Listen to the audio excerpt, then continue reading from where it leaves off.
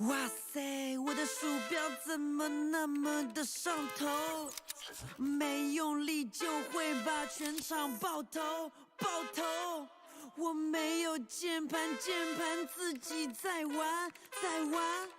我人的手雷穿过建模，无人生还。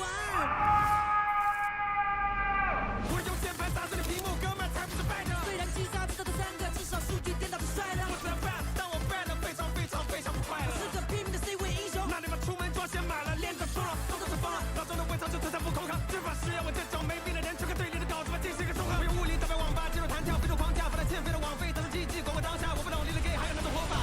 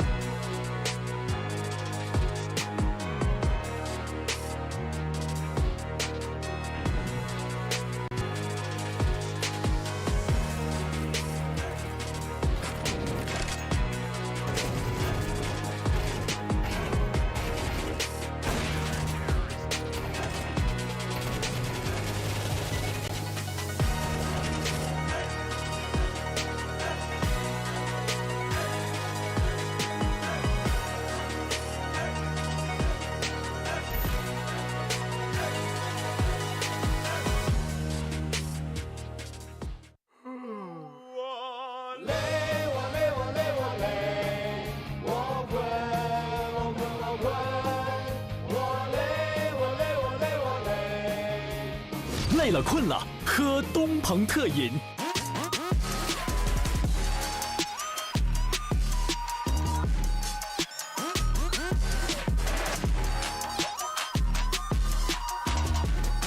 极限操作就用野蛮部落。The Asia Champions League, a momentous occasion, a momentous tournament. Some great clutches, some great step-up performances, a fantastic series.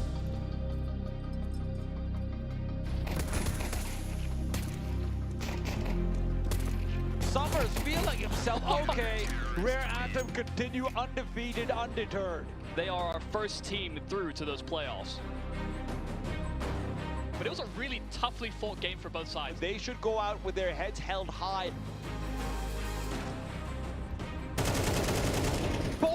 Gets both! Our second team to move through to the playoffs out of the close qualifiers. It will be GJ Howe. But that's all that you will remember, how close you kept getting, only for it to be yanked back away from you. Miami spots him out, the feet are enough, and Miami with 2. Kongao as well found out Miami. Ninja, they move through to the playoffs. It also just hurts a little more when it's on land, international. On in, he gets them both. Nomads will be the last participant in the playoffs. We've seen incredible talent coming up already in this tournament. But these are all guys who are trying to gain experience, and they're not only gaining it, they're doing it in spades and doing it effectively.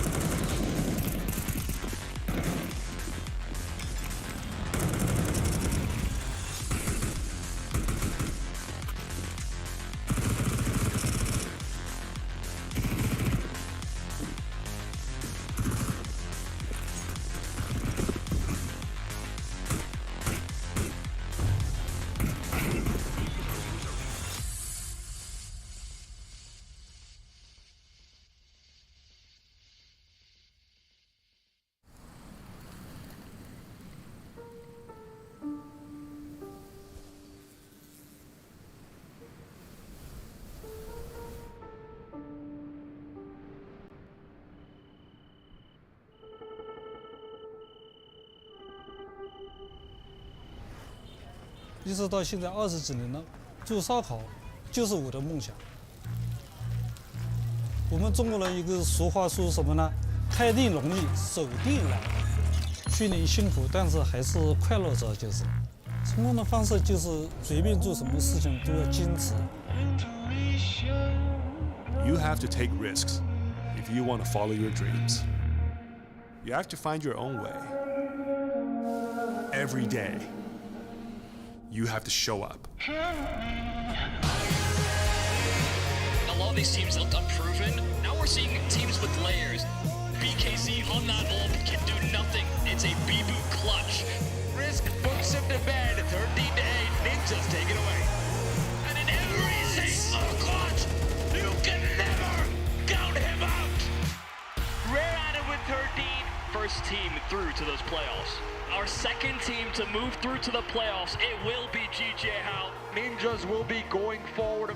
Hooligan, this guy is a true general. Nomad will be the last participant in the playoffs. The next stage will be quite difficult for us. 这次大家都有机会吧？随便做什么事情嘛，你都要有一个执着的追求，你不能做得半途而废。Урташ яг ихний зорилго гэх юм бол ер нь бол нэгдүгээр бол championship л. Бүх талд ер нь бол би амар итгэдэг.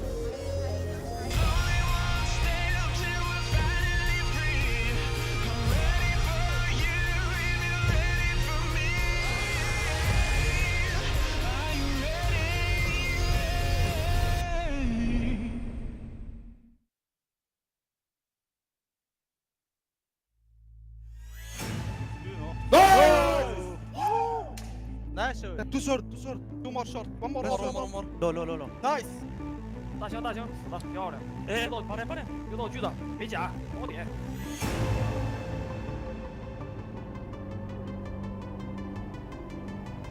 Saying right now that something is get out of my goddamn face. He looks for more fights. He finds them. Here's the ult of Issa, funnily enough. They've decided to double ult, but maybe that's why. Nine as well. He's fighting for the ace. The veterans of Real Adam will do.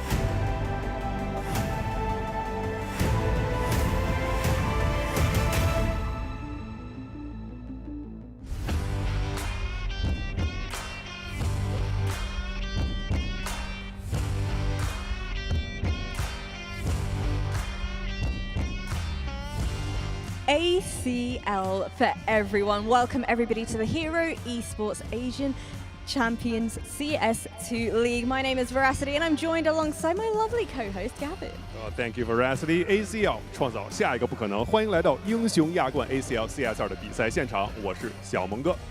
Well, after 11 days of our Chinese Open qualifiers, with the rookie stage and the Asian closed qualifiers now done and dusted, complete, 4 teams have finally made it through to this very stage for our lovely playoffs, Gavin. And they will be joining the 4 invited teams that will be taking part throughout this entire event, with the top 6 teams ranked in Asia. 经过中国公开预选赛与亚洲封闭预选赛长达11天的磨砺，最终4支队伍过关斩将晋级季后赛。他们将与亚洲排名前6的其中4支直邀队伍同台竞技。But the real tricky part amongst all of this is that only the top 2 teams will be able to join us on the 16th of May live from Shanghai for our lovely grand finals, and of course gain the incredibly valuable qualification spot to the Esports World Cup. 最终只有2支队伍能够于5月16日在上海冲击英雄亚冠 ACL CS2 赛事的冠军头衔，以及直通电竞世界杯的宝贵资格。Well, with our tournament nearing the end, with things getting more and more intense, plenty of internationally renowned teams taking part throughout. Gavin, you were here from the very beginning, so give me a TLDR. What did I miss? Yeah, you missed a lot of exciting Counter-Strike, Jasmine. We had some young Chinese teams that showed a lot of potential, a lot of firepower, but I think that in the end, the 4 traditionally stronger teams are able to qualify, so there were no upsets.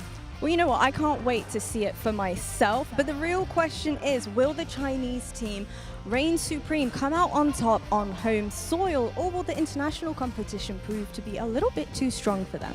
随着多支国际知名战队的加入，英雄亚冠 Acl CS2 赛事的战况更加紧张激烈。中国战队能否主场称雄？海外强队又将如何破局？ Well, it's finally time for us to find out who will be advancing through the rest of the tournament and potentially making it through to our grand finals. We're nearing ever so closer to Shanghai, and I'm super excited for it. So let's look forward to this glorious matchup of the very best of CS2 teams. 究竟谁能脱颖而出晋级总决赛？让我们共同期待这场属于亚洲 CS2 顶尖战队的荣耀之战。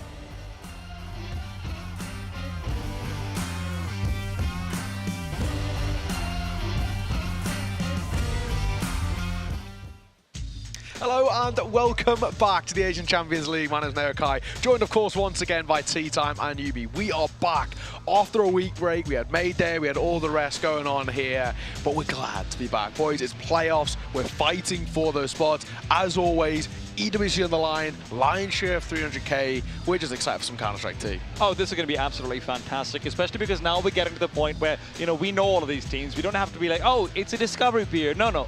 We can call names, exactly. We can look at people, we can say, hey, these teams, they're known quantities, but can they actually measure up? I mean, sure. Yeah, we have more known quantities here, but I was quite invested. I think we all been a little bit in the Chinese Open qualifier teams. You know. Like, it still had its merit to a certain degree, and we even had moments where we thought some of them actually kind of deserved to maybe even get to this stage, but inexperience shines through, and then now we have these teams that are a bit more understood and have far more rapport. We're expecting higher quality games now moving forward. Yeah, exactly that. So we've got 8 teams, of course, split across 2 groups here as well. Fellas, off the rip, is there any that really jump out to you in terms of groups? I mean, I look towards that bottom group, Group B. We got Tyloo Rariat and FlyQuest Nomads. First of all, poor Nomads. That's a real, it's a real rough draw of things. I don't count my goat hooligan out. True. Over towards Group A, of course, is the Huns, GG Hao, Linvision, and Ninja. And I think it's probably pretty safe to say that Linvision got to be the favourites there. They're on a 21-match win streak. Vitality, watch out. Linvision are coming, apparently.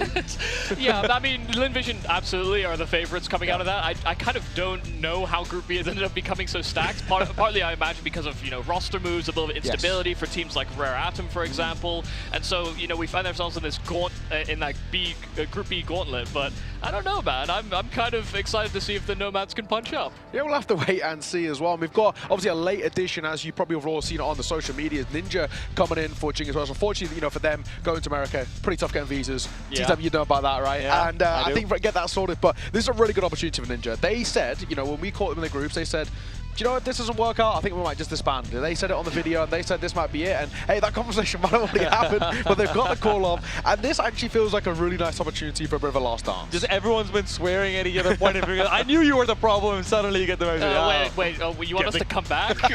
All right, guys, time to get the team back together. One last fight. Yeah, this is the last dance here in Counter-Strike, and then of course they'll be starting against Linvision, so a tough run for them to kickstart things. But of course, as you all know, double elim. What we're playing for is heading towards the arena, the SPD arena in Shanghai.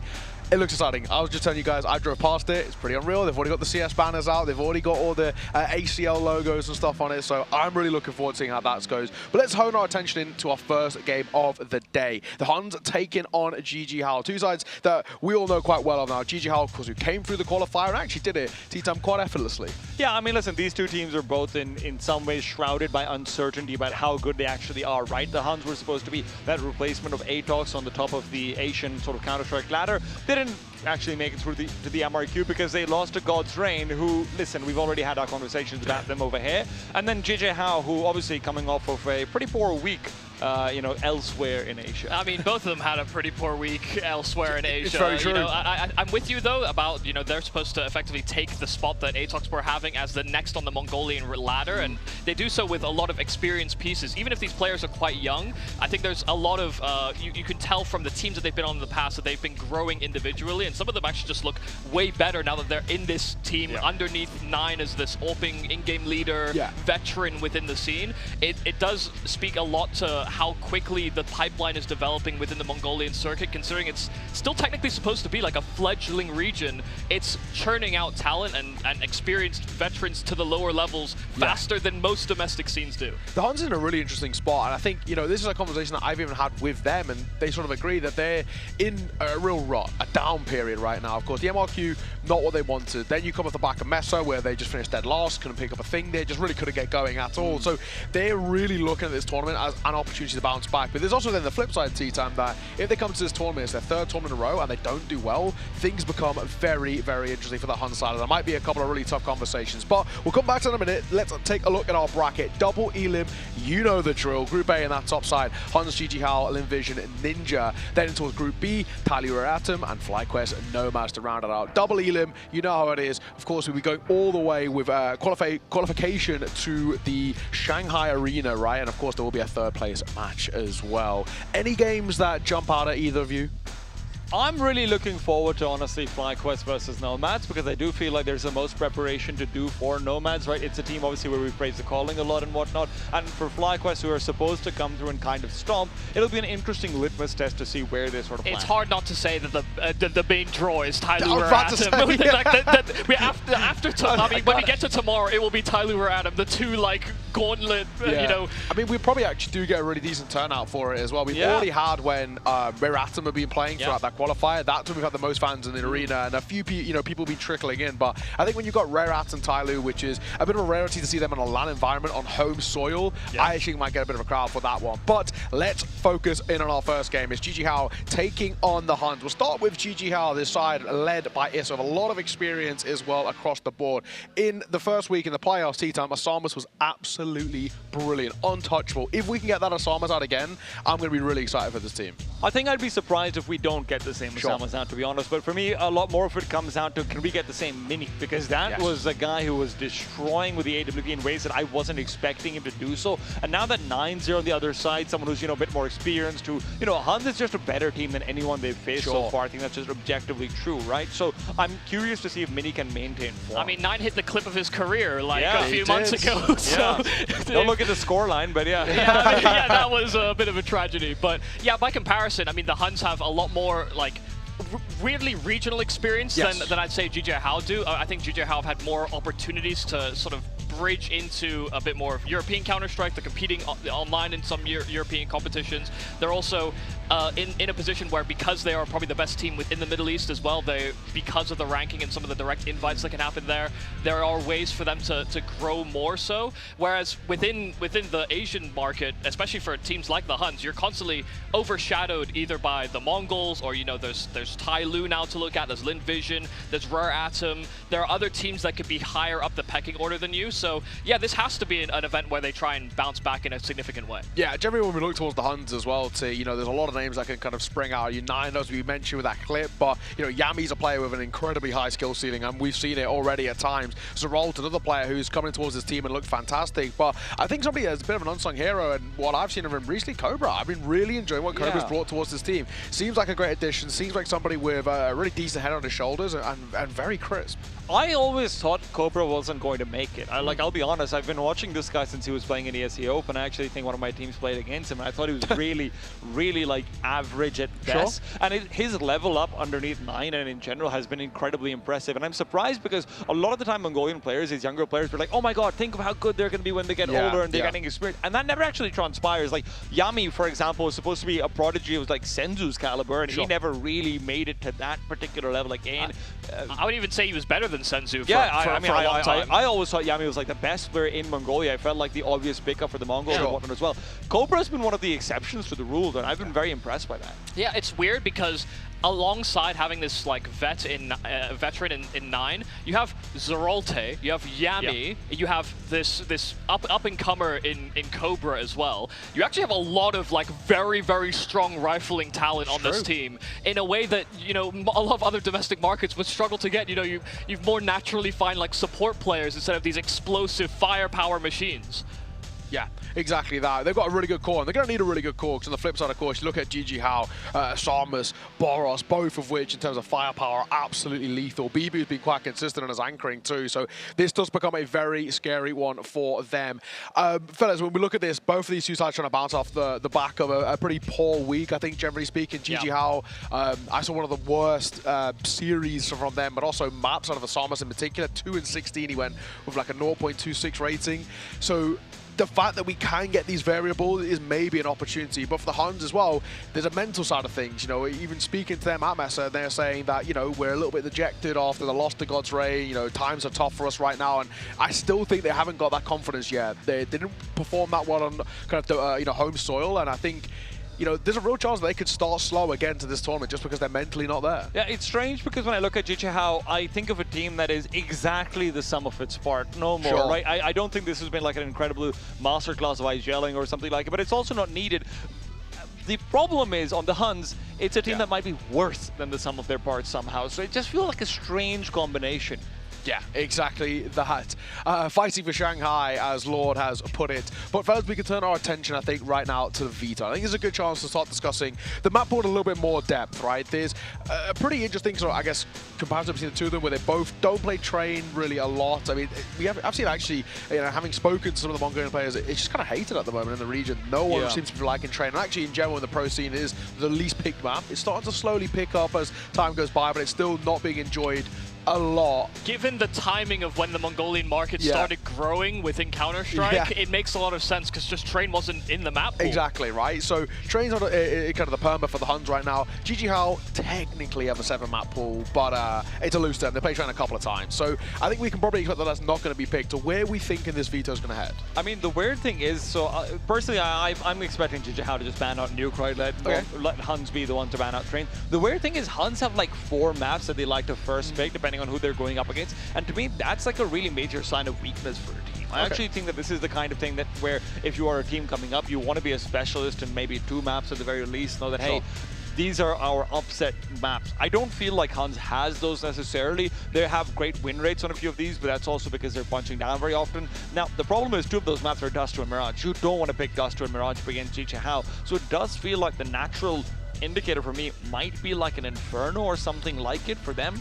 But then, you know, GG Hao can just turn around and pick Duster. To counteract you, I think GG Hao also banned very specifically to avoid the strengths of their opponent, which is also a sign of weakness usually.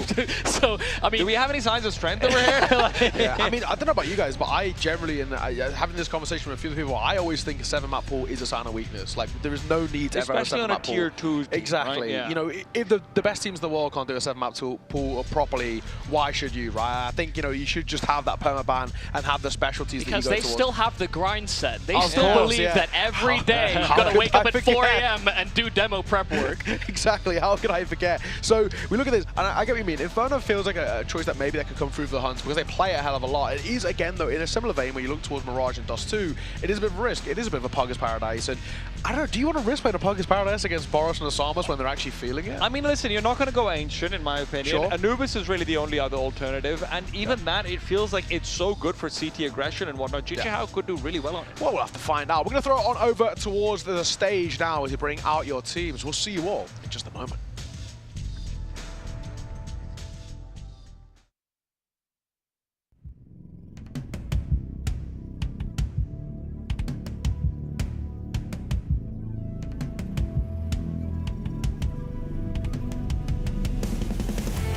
And now, let us welcome on stage from the Middle East, GG Hao!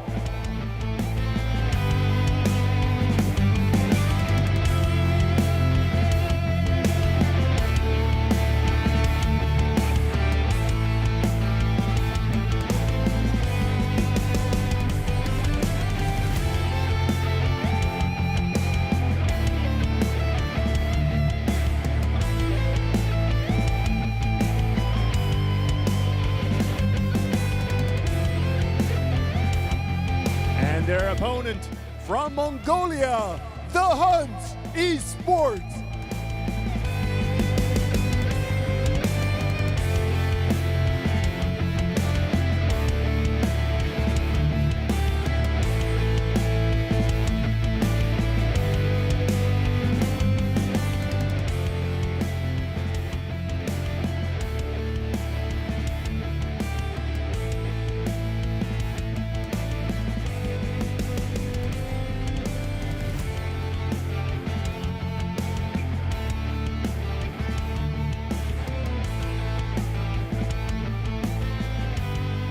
JJ Hao versus the Huns Esports. Good luck, have fun.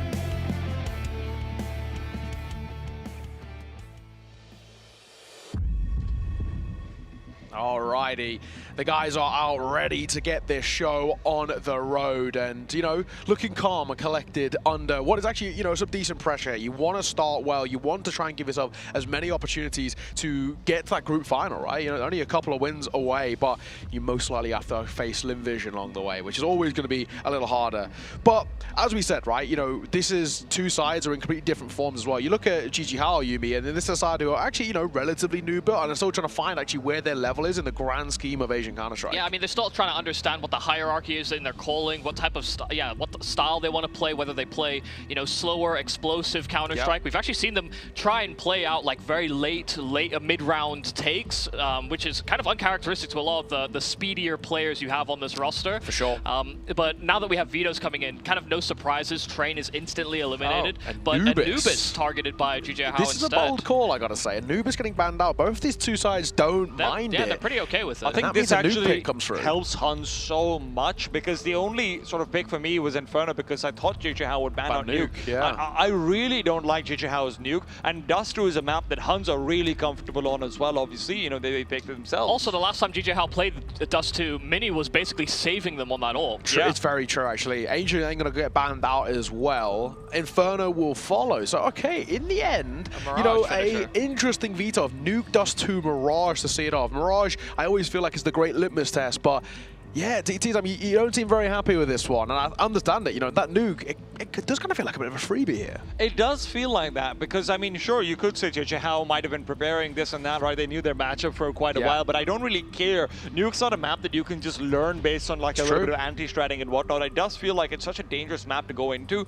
And on the other side, Dust 2, I mean, where Michael's saying Mini was saving them, it's going to be so much harder to do that when there's a team like Huns who are much better at saving utility for that late round, so you have flashes to cover off. I mean, Mini's opening was incredible, don't get me wrong, but how many times did we see that he couldn't be mollied off, he couldn't be flashed off, there wasn't that extra, like, you know, $300 available because they'd used it in the early game because they were worried about, like, Osama's pushing or something. The thing is, like, even when we've seen Mini heavily pressured by util, he's actually been very good at holding some util himself, like either a smoke or a flash, something that, like, it helps him out. But there's a lot of times where it did feel like he was very isolated on Dust 2 in particular. So, yeah, I'm very, I guess, apprehensive about GG Hao coming into this particular, these three maps particularly, because I feel almost as though they've maybe valued the extra scrims that they've had maybe going to Mesa as opposed to what actually seemed to work with them here at this event. You know, and you know, maybe I'm happy that Ancient doesn't get played because that has been our running joke so far this tournament through the closed qualifiers and the Chinese qualifiers, that it was just Ancient Simulator almost all of the time. But now that we're in best of threes, it'll be a lot more difficult for these teams to show whether or not the practice they've been putting in on the other maps of the pool will actually be of value or not. Yeah, exactly. I do really have a lot of interest at map number 2, that Dust 2, right? This is where I think could be a big kind of decider. I mean, honestly, there's a real world if the Huns go back to playing the level that we know they can be, of where, you know, at one point they were considered the second best team from the region, right? And I think maybe at the moment there's a big debate there with Chingus Warriors, but, you know, this is a side who have a lot to prove in themselves, and Dust 2 is a map which you can actually start to find your form again on. So I'm really looking forward to this. I feel like GG Hao, they have made life a little hard for themselves there too. I think it becomes even more difficult considering that if Huns, like, get a very good side and performance on Nuke, that confidence factor that we are really, like, taking into play so much, right? This is a team that, you know, mentally feels down. It's going to be a lot easier to get past out on Dust 2 then. Yeah, and also as well, you know, we keep bringing up this God's Ray loss for them. They won Dust 2 against God's Ray at the very least, so that was at least, you know, a little silver lining what was a bad moment for this side. But this is a big opportunity. Yumi, off the bat, before we get on the way into the game, give me your predictions. What are you feeling? I weirdly think that there will be heroics on Dust 2, so I think it will be a 2-1, but I'm leaning the way of the Huns at the moment. T? I don't think this gets to Mirage, personally. I think we're actually just going to finish it out on Dust 2 right now, because for me, you know, 9 is a player who has always been very good at punching down when he feels that way. And I can guarantee you, Huns are coming into this thinking they're better than JJ Hao. They'll be concerned, obviously. They'll be respecting the firepower. But I don't think a lot of teams at this stage actually have respect for the way JJ Hao play, especially when you're looking at the stylistic, the calling. And when you don't have that, you try and abuse things a lot more. Okay, I like it. So I guess I can speak from personal experience. When I went to Mesa, I took the bus down with GG Hao to the airport, and on the way back, I took the bus up with the Huns. I'm going to go 2-1 GG Hao. That's where I'm leaning this. I think that currently the Huns are in one of the worst ruts they've been in for a while, and I don't know if they're going to be in a position to mentally kind of prep for this. We also arrived back to the hotel a little late last night. They were pretty tired, a long travel day and all the rest. I don't know if they've even had time to really do a proper practice here. Well, GG Hao have been back a few days now, so I'm going to lean GG Hao for this one. I do think it goes towards Mirage, even though Mirage has been okay for the Huns. I just think the individuals, Boros, Osama, so they played to the level that they did in the groups, they can really light up. Fist bumps are coming around, so that is only a good sign. It means that we should be getting underway in just a mere moment. This is the first game of Group A here as well. Winner of this takes on the winner of Lin Vision versus Ninja, which will follow. We're going to be kickstarting things over towards Nuke, the pick of the Huns, and I'm going to leave you guys in the very, very capable hands of Yuumi and T-Time. He talked about our hands, not our voices. I feel concerned, Michael. What about those? Be quiet, man. Otherwise, you're going to catch these hands.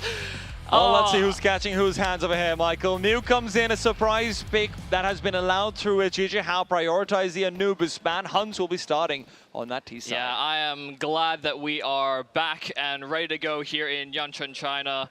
It is nice to see that these two teams that were able to globetrot a little bit just to experience Mongolia were able to make it in time for this immediate head-to-head. They'll be a little bit more familiar with each other, either just from like random player interactions inside the hotel. It did seem like that Mesa event was a bit of a bonding experience for many who were involved. Promo bonding is great, isn't it? Yeah, I mean, it just seemed like they had a lot of time to talk. So it will be nice to see if there's even more than what we're just letting on about whether or not the Huns can come in a little bit more tactically, or whether GG Hao have the right form. There could even be some extra little tidbits that are thrown in. Whether or not these teams got to scrim each other as well while they're in Mongolia is another facet that can be explored, especially when it's a best of 3. Like, you know, when we're doing best of 1s, double elimination, you don't guarantee what map you're going to play if you ever encounter one another, right? So there are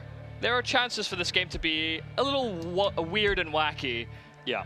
Especially because I don't, you know, even though Neo is saying the Huns are in a bit of a rut, I don't necessarily think GG Hao have demonstrated the best level themselves, just on an individual level. I just think GG Hao is one of those teams where I like their floor individually in a lot of ways, right? And I like the fact that they always have a bunch of shots. I actually think there's teams across this tournament, even at this stage, who they could take out, right? I could see them maybe beating like a Rare Adam or even a Huns over here or a FlyQuest, for example.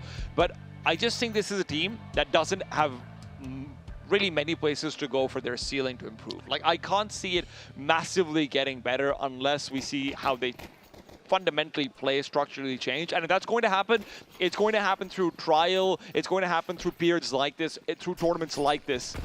And as we look to start things off for their CT side, it's going to be an A side, which Bibu is protecting, and he's exploring. He pushes forward, finds Bartek, and recedes immediately. Yeah, I mean, really nice way to start. It already throws a bit of disruption into the hit, and even though Bibu falls, Issa is there to try and pick up the slack out from heaven. They are pushed behind in lobby as well, so there is a chance for GG Hao to come in on this retake and get this immediately going their way. Osama is a solid kill. Zerolte fighting from that deep CT vent and finding both kills on the flank. Even Issa dealt with in heaven, and Osama's kill, it was nice, but he will be hounded down by Zerolte. 3 kills from one of the young guns of the Huns to take the pistol. I mean, what an exciting player this guy is as well, right? You saw him coming up on that original Chinggis Warriors with Zulkenberg and the like, and he'd been performing fantastically before that too. Always felt like he was on the cusp of greatness, but overshadowed by, you know, your Yamis of the world, your Senzus of the world. Glad to see he's getting his shine now too. It would be crazy as well to consider the idea, you know, we kind of talked about everybody on the Huns roster outside of Bartak, but it would be cool if the Huns became the second best team in Mongolia, and both Bartak and Mizinho are basically the two best, are on 2 of the best teams, given that, I mean, Mizinho took his spot, and then, you know, they're related. Hey man, the family business goes hard. Like, what do you guys do? We farm stickers. Just want to see everyone succeed, you know? Well, right now, JJ Howe with their Force Spy are looking for some success of their own. Osamas takes territory back in towards Secret. And while there is a 3-man setup that is destined for downstairs, you have to be careful not to use your life as Yami.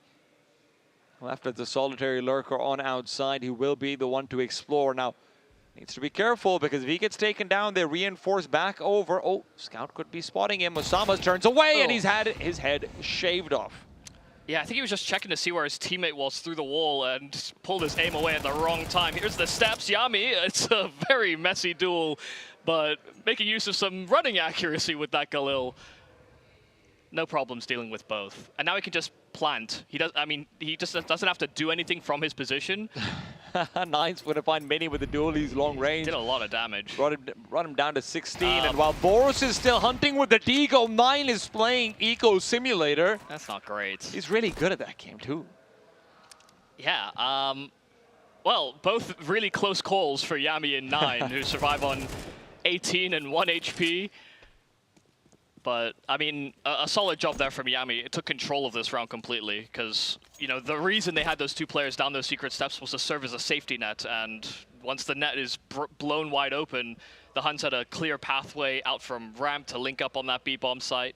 I mean, Yami literally didn't have to do anything for the remainder of the round, but he was willing to be the sacrificial lamb so his team could pull it all together. And so there'll be no casualties here for the Huns against the Force Spy.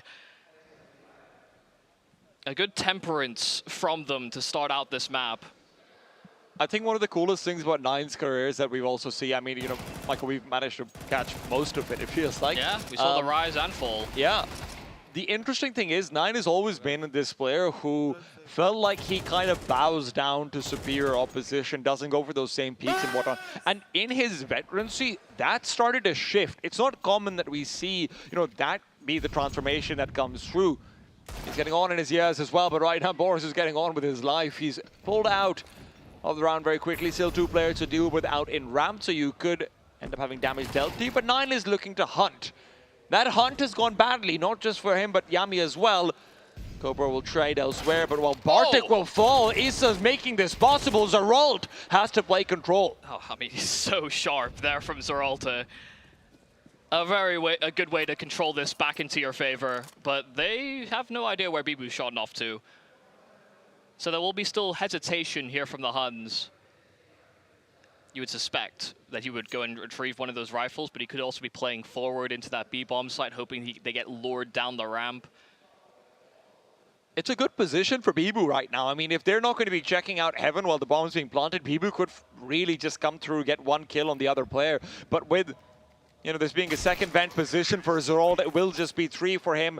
Cobra and Zeralt, between them, have 0 deaths going into round number 4. They're feeling good about this start. Yeah, and it's exactly the type of players you want heating up at the start. Whether it's these 2 or Yami that joins alongside them, they're all very good at, you know, playing out these mid-late rounds. I'd say Yami more of an explosive type of player, yeah. But especially when they know they're against, or when they have advantages in these mid rounds, they will be able to exploit them. Still, first gun round now coming out for JJ Howe. The AWP in Mini's possession as well.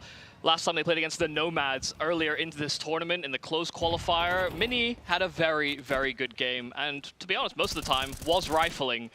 But that's also because JJ Howe were dominating pretty much from the get-go.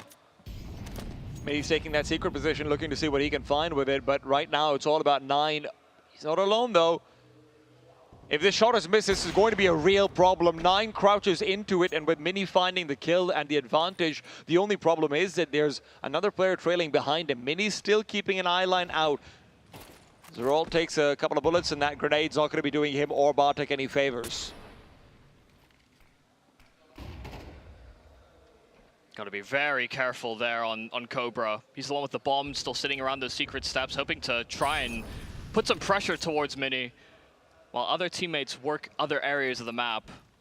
See Yami trying to hunt down a kill somewhere on this A-bomb site, but Zeralta's got his kill through door. Oh my god, that's big. Boros finds Bartek with a full swing out. It's a good wide swing. Yami's in great position, though. He could find these two players back in towards lobby. They've been spotted, but the flash from Asa makes it possible. Zerult around the corner, not able to get both. And that leaves Cobra to see if he can protect that unbroken streak of life, but he turns away at the wrong time. Boros pushes through, finds the kill on the round for JJ Hao. Yeah, just knew he could suffocate Cobra in that position. Had a teammate right behind him coming up the ladder as well. So really nice heads-up play from JJ Hao. Even just the fact that they were conscious of the fact they could be flanked out from heaven. Got that flash out, it suddenly turns the tide dramatically, but some really important kills coming out from Boros in this round. You know, some early pressure was mounted in his position. You could see a lot of ramp players either seed that spot or play a little bit further back, play within the B-bomb site and just give up ramp. But by him continuing to pressure, the Huns felt very suffocated. They wanted to buy time, and Boros didn't give it to them.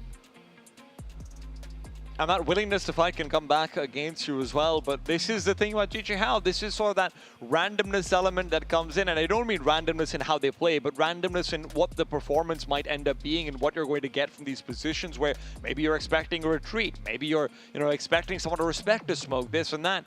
Sometimes it'll go really badly for them. It'll be very important though that Boros has started off this confident. The fact that he's willing to take those timings, because if you remember that Nomads game from the close qualifier, Boros was kind of getting abused. Yes. He did not feel confident when he did stay in fight. fight. Like 8 rounds to get his first kill. I think it was 0 and 8 to start things off. He was very much struggling to find a fight that favored him, and then when he did try to play a little bit more passive, he would still lose his kill even when players weren't looking his direction. You know, it was actually pretty tragic to watch, just because ramp is typically seen as like a star level position. You're often left in late round clutches. You basically are the most important piece to stopping them getting free access to that B-bomb site, especially if you want to play more greedy towards the A side and maybe counteract outside control with hut pushes. You're typically losing your rotationary player out through hell.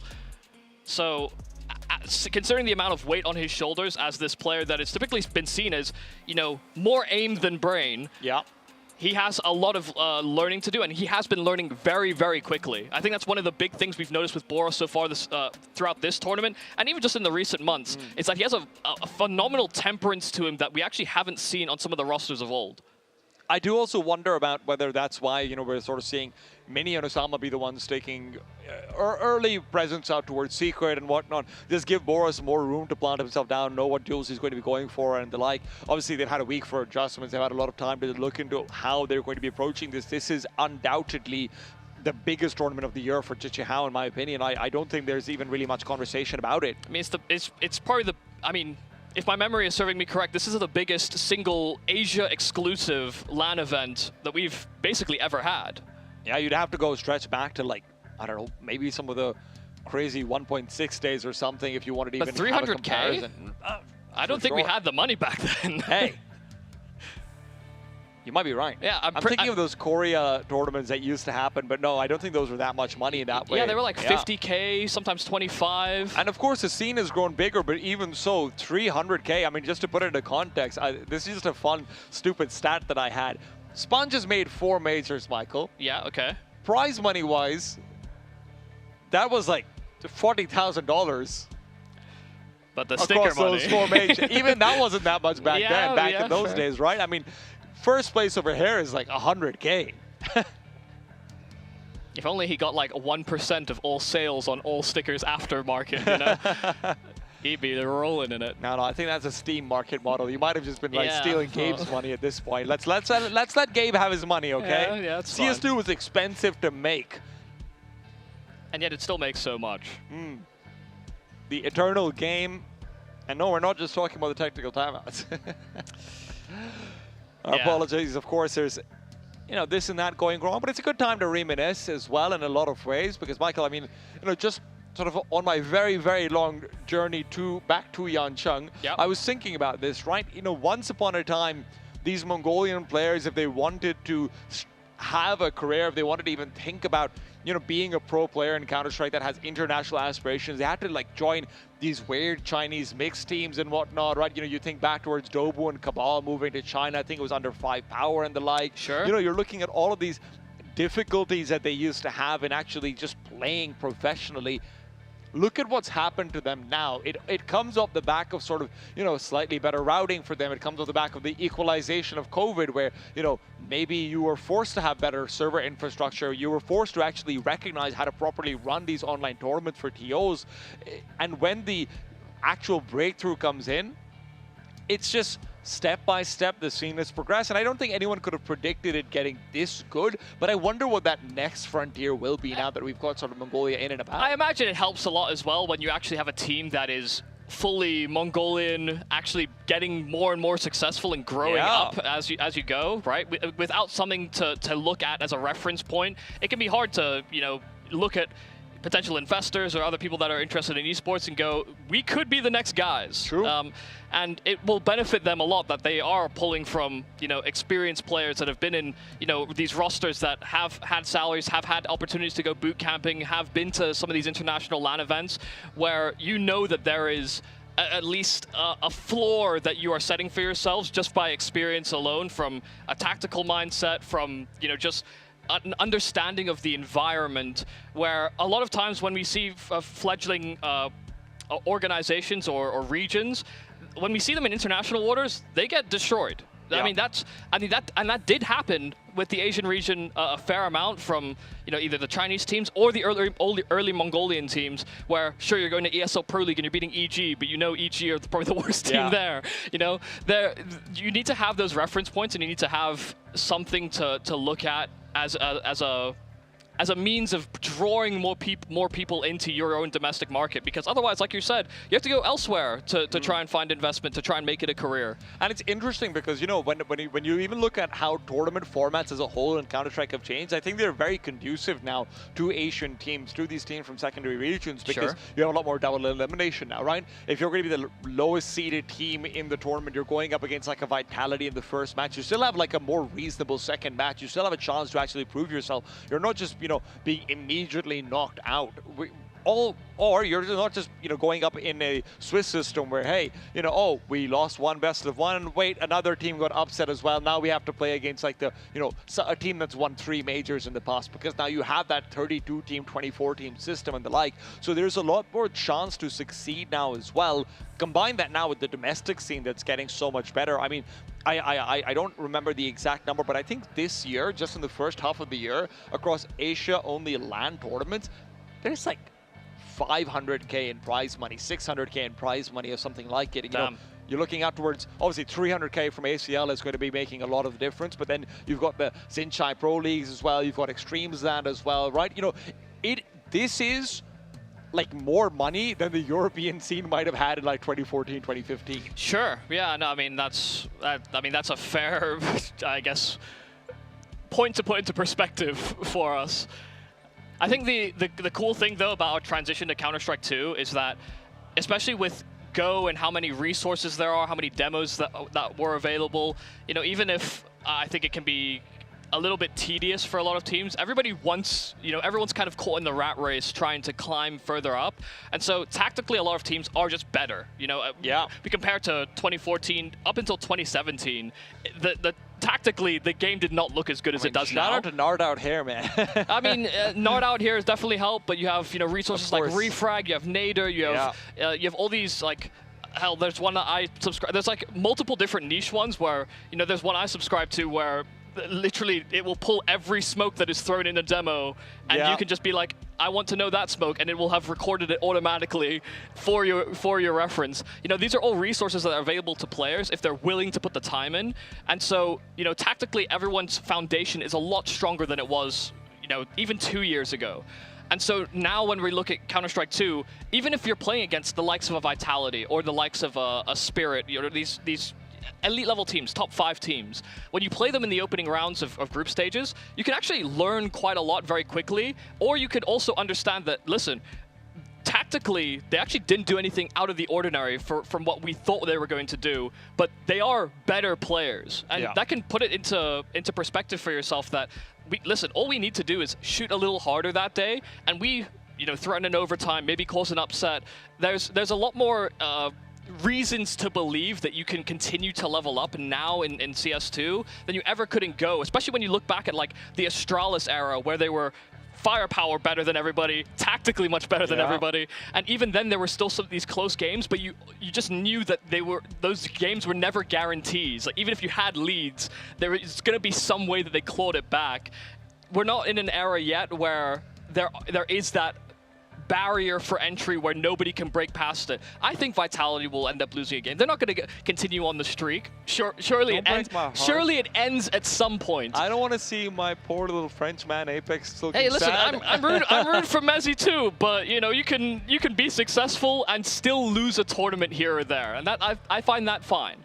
Listen, the other thing to also just sort of, you know, pull into perspective is how much more inter-regional play that we end up having now as well, right? Because of these things. So you're not just always going to be going up against like, hey, you know, European team number 10. You might end up going, because the way the VRS works, right? You know, you might end up going up against like a Pain or an MIBR who they themselves have had to overcome, you know, stylistic issues and firepower issues when they're going into these international waters. So then you get these really interesting clashes of style where you feel like you can actually get an upset much more easily than, you know, maybe like the ranked 9th European team, which is still always playing and grinding and playing in every single CCT and every single, you know, one of these ESL Challenger lands when they used to happen. And like their firepower for, you know, the 8th best European team is seemingly always felt like it's better, like that, you know, maybe one of the better regional teams elsewhere who have to bridge that gap with tactics. So then you get into stylistic differences. And whenever Asian teams get into stylistic clashes, I feel like they tend to do really well because they're used to having to do like crazy homework every time they're going for an event abroad because they're only getting like one of them, you know, every 3 months or so. So yeah, it's it becomes their Super Bowl. Exactly. You know, that's the biggest event that they're probably going to play in the calendar year or the season. And I mean, look at it's experiences like that which I think were defining for even teams like the Mongols. You look back to IEM Rio, right? You know, the first major to have a crowd at every single stage. You look back to the fact that they are playing like Cold Zera in front of a crowd of 5,000 Brazilian players and the like, you know, having such a difficult super overtime. I think it went like 40 rounds or something on overpass. They're getting wins like that. Those are defining points. Those are cannon points in careers of players, and we're getting to have so many of them now across these Asian teams. You're not just getting like a random win in a studio somewhere. You're coming to a stage like this where, hey, you know, maybe you can make it to the SBD arena where there's going to be potentially hundreds and thousands of people watching. Maybe it's just like a domestic quote-unquote matchup. Maybe you're just going up against like, I don't know, like a FlyQuest or something. But if you get that win in a place like that, it's huge commercially, it's huge mentally, it's huge to just sit down and say, holy shit, am I the guy? Yeah. And it's so important because, you know, the more you do any job, the more you're thrust into these uncomfortable situations, the more you become numb to it, which is actually great for a game like Counter-Strike, where you understand that, okay, first time I'm in a crowd in a 1 versus 2, and your heart is racing. You could feel your own skin probably. You know, you're perceiving everything, and you know, you may not win it, you may feel uncomfortable, but the next time you're in that situation, yeah, you'll be a little bit more. You'll be more aware that might happen to you, and so your body will shut it out. You know, that's one of the great things about being human is that we adapt to these uncomfortable situations. You don't want to say, you know, the negative terminology is being jaded, but in a way you almost want to be if you're going to, you know, perform on the biggest stages. You want to be able to shut your emotions out for those critical moments, and then when you win, then you can let it go. I mean, it's one of those things which, you know, I don't go to the gym. If anyone looks at me, they can tell that. But I've got friends who do, and they talk about it a lot. You're living vicariously through them. Building mind muscle. Calisthenics is a very interesting, you know, sort of way of exercise. Obviously, to anyone who doesn't know, it's just you're using your own body weights predominantly and whatnot to make it work out. And the way it works is when you're doing a difficult calisthenics exercise in the very beginning, your entire body quivers and shakes because your brain literally doesn't know which muscles to engage. So it says, just use them all. You know, one of them's gonna work in the end. And eventually with reps, you sort of figure out, okay, this is what I need in this sort of situation. That happens so much in Counter-Strike. And I think when you look at other esports, when you're looking at, you know, games like League of Legends, games like Dota, which don't have as many stadium events, you see the difference in nerves so much more so, especially for these young teams from underrepresented regions. CS, these guys go out to like a, you know, even a small crowd of 500,000 people, they're going to be chilling. They're like, yeah, we've seen this before. You know, we've been there. So right now, we don't have to focus on the 1,000 people in front of us who are, cheering us on. We need to look at the 5 people across us and think about how we're going to get these headshots. It's why, the great showmen we have in Counter-Strike, whether that's, players like Karrigan, for example, love to engage the crowd. Cadian as well, another great sort of showman. There's a lot of different ways that you can deal with those emotions. Well, we've got to go to a break. 没到，不好意思，老忘记。对的 ，I， 肯定是 I 啊 ，I， 其实也是 I。他老是在队伍里面搞鬼，应该不至于打到这种水平，因为他会说天津话。你也特别对。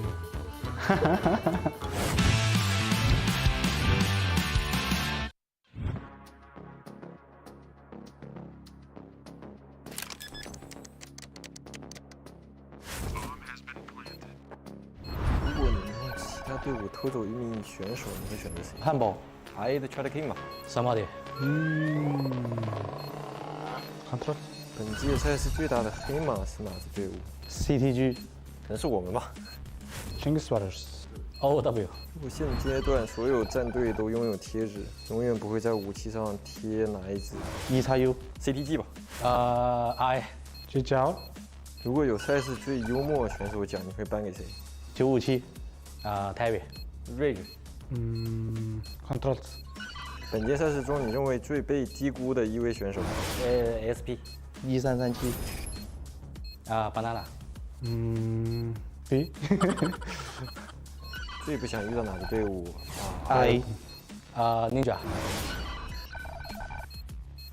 Just Swing。之前在 I 待过吧，想复仇他们。Czechoslovakia， 想跟他们会一会。聚焦。Just Swing。I。I。聚焦。Control。什么的？因为他是我最好的兄弟。Control。73。我选的是我们战队，因为我们战队这次打的成绩还是非常不错，也算一支强力的黑马。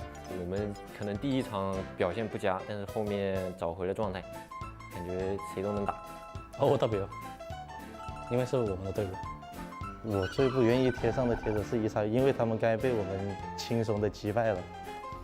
RA， 因为没赢过。聚焦。돌고 바사이 해주지 못하라. Rage， 因为他会说天津话。Terry， 因为他老是在队伍里面搞鬼。그거 다도가 나를 줄 때도 있지. 컨트롤 잘하는데 다도가 나를 줄.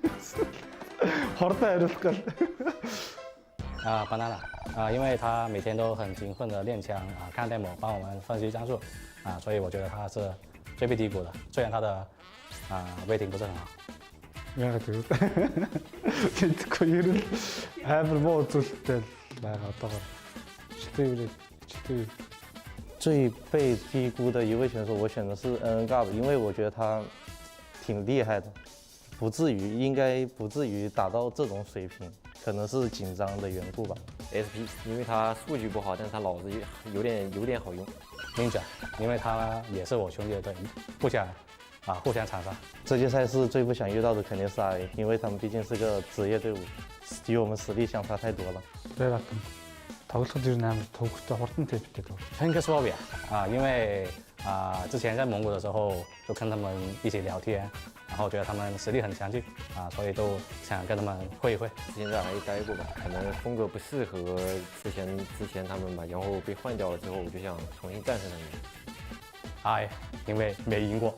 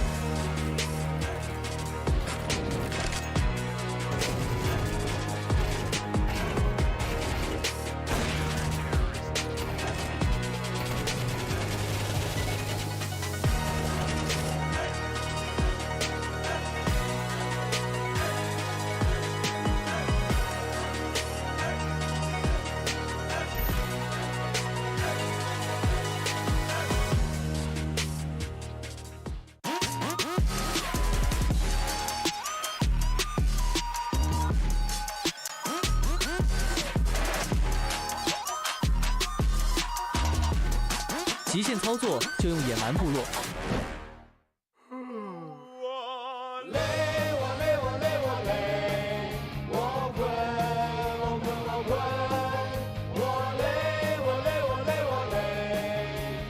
累了困了，喝东鹏特饮。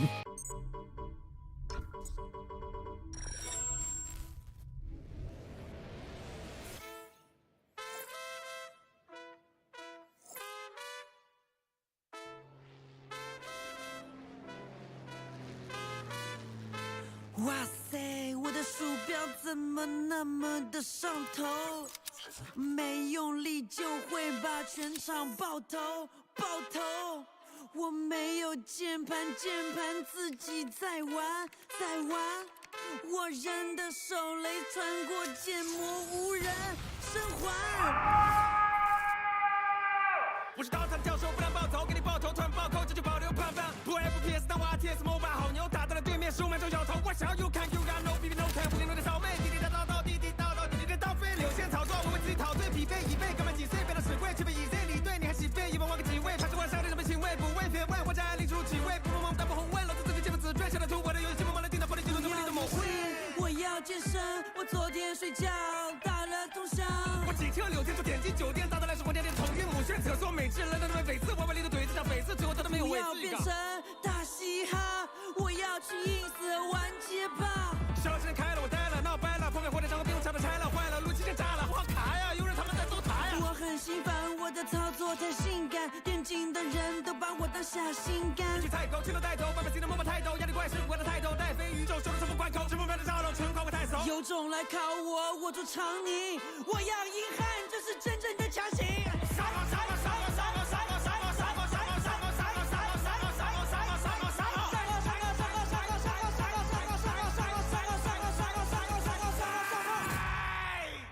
我是最强的，青铜的，从来看不上白银的，而且水平是最平的，不想赢的。我是想赢的，排位一直输下去吧，永远不会停。他心脏会停的呀，我好想撕破脸才能。我不会难为情的，我要刷钱，要赢，要上分。但我是那个漏洞。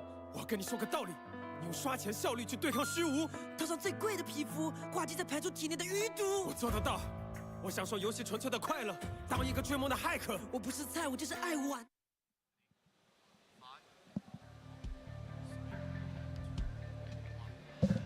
Our brief apologies, but listen, this is where we sit down and look back at what the history of H1CS has been like so far. We had a good time, Michael. Let's have a good time on the server.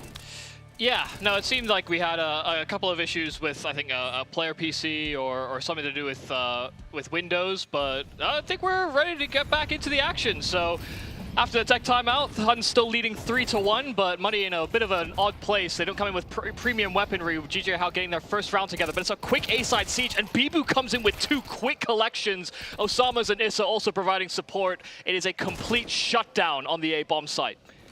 Well, that didn't work out for them very well, Mike. No, not at all. It was a very staggered looking hit as well. Yeah. I mean, when we're looking at the util coming out, it took a while before the Huns actually made contact in the site itself.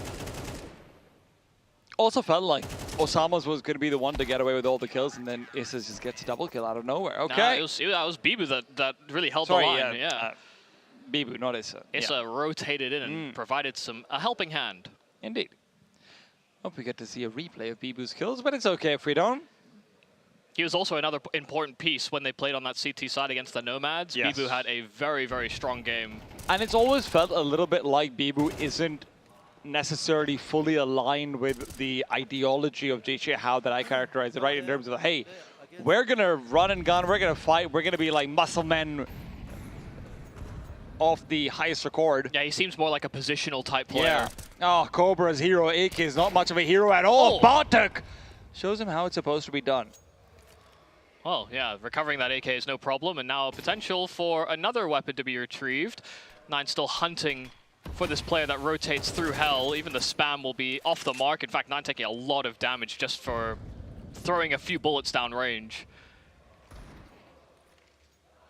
But they've double retaken that ramp, so the A side, outside, these are both vulnerable positions. It's just the fact that Huns don't have optimal weaponry nor a lot of resources, that there's a hesitation in their step. At the same time, Jichihao, I mean, if you want to take these duels versus the Deagles, could be pretty troublesome, so they can't really feel comfortable going out and seeking information themselves either. 9 uses to cover the smoke to open the door, but he can't find the duel versus Bibu, so Jichihao can feel a bit more comfortable in their positions. Yami takes damage as well. On top of it all, so Huns have not really found much success beyond Bartek's 1 kill. Still, they are charging into this lower bomb site, and there's no quick response. Mini will be the closest responding player, and he'll be late rotating in through ramp. They have access to the site. They get to the Astralis plant position. They can actually start to punch in those digits, actually in back sight instead. I mean, Yami knows where Mini's coming in from over here as well, so as long as he's got Zeralta's cover fire with the AK, this could be really problematic. Mini doesn't find him on the cross, but the re-peek will give him not just 1, but 2. Yami put down. Bartek left alone. Obviously, plant position isn't great for him over here either. He hears lots of sound, but right now it's all about just looking for 1 kill, and 1 kill he will not find. So, nice bomb plant, good for the money, but Jichihao have managed to really reaffirm that economy over the past 2 rounds. Yeah, really solid job there from Mini as well. I mean, even though he was, you know, late to respond, got to ramp a little after the plant comes in, he just made sure to keep pressure applied. Pin players in position at the back of the bomb site. Knew he had teammates coming in from behind him as well to reinforce through ramp, so it's not like even if there was a close Tech 9 or someone that had pushed it up close to ramp, that the entire position would be seeded. Really good initiative driving from him to get that round back into the hands of Jichihao. So, yeah, we're tied up. After the long tech, at least the strength of Jichihao on that CT side is showing its face now that they're on weapons. It's going to be a big cross right now for the T's. Without any HEs being used or M4s available to spam out this smoke, all 4 players are just going to go down. And Osama has delaying utility, credit to him, but that's not an incendiary. If they want to try and overrun him, there's going to be that opportunity. He's even tagged up on the cross, and out of the smoke they go. Osama's had to fight, but it's Yami who actually ends up fighting for him. Cobra put down to his own man, and while Boros is caught between angles, it's still going to be the 1 kill that he gets. Mini's been put into pressure once again, and with the missed shot, it becomes so difficult to re-peek. Astralis plant comes through. But they're all going to be coming in from ramp. They pushed through lobby. They were looking out for a lurk. So once again, it's Mini that has to basically continuously apply this pressure. Now he has a link up with his 2 teammates that do look to reinforce the same position. Incendiary used, but 9 is still holding them down from exiting out from ramp. Getting his 1 is fine. But now the reveal there from Bartek and Zeralte, and they will be able to get both kills. No problems for the Huns once they break into B. This time, they have more than enough guns to keep Jichihao out. I mean, it's great recognition from Huns as well, just realizing that Osamas is going to be fully alone in a position like that. There's not going to be like a crossfire when they're going in through the smoke. They full commit through, and sure, there's some, you know, small mistakes, whatever. It really doesn't matter in the grand scheme of things. Great hold from 9 in that lower bomb site as well, though. You have to give him credit. He was being pressured from both Issa and Mini on both sides. He's, you know, having incendiaries flung at him, flashbangs as well, but continues to delay, continues to even just get 1 kill in the end. Great round in that post plant. Yeah, his teammates tried their best to take distraction from double as well, but yeah, it just seemed like everyone was on the same page in holding that post plant. Same outside smokes here for the Huns. Could be another venture towards those secret steps. We see the reaction already happening here for Jichihao. This time it's Mini on his AWP that will try and keep them away from B. Flash actually does connect. Osama's still able to get his kill, but the trade is immediate.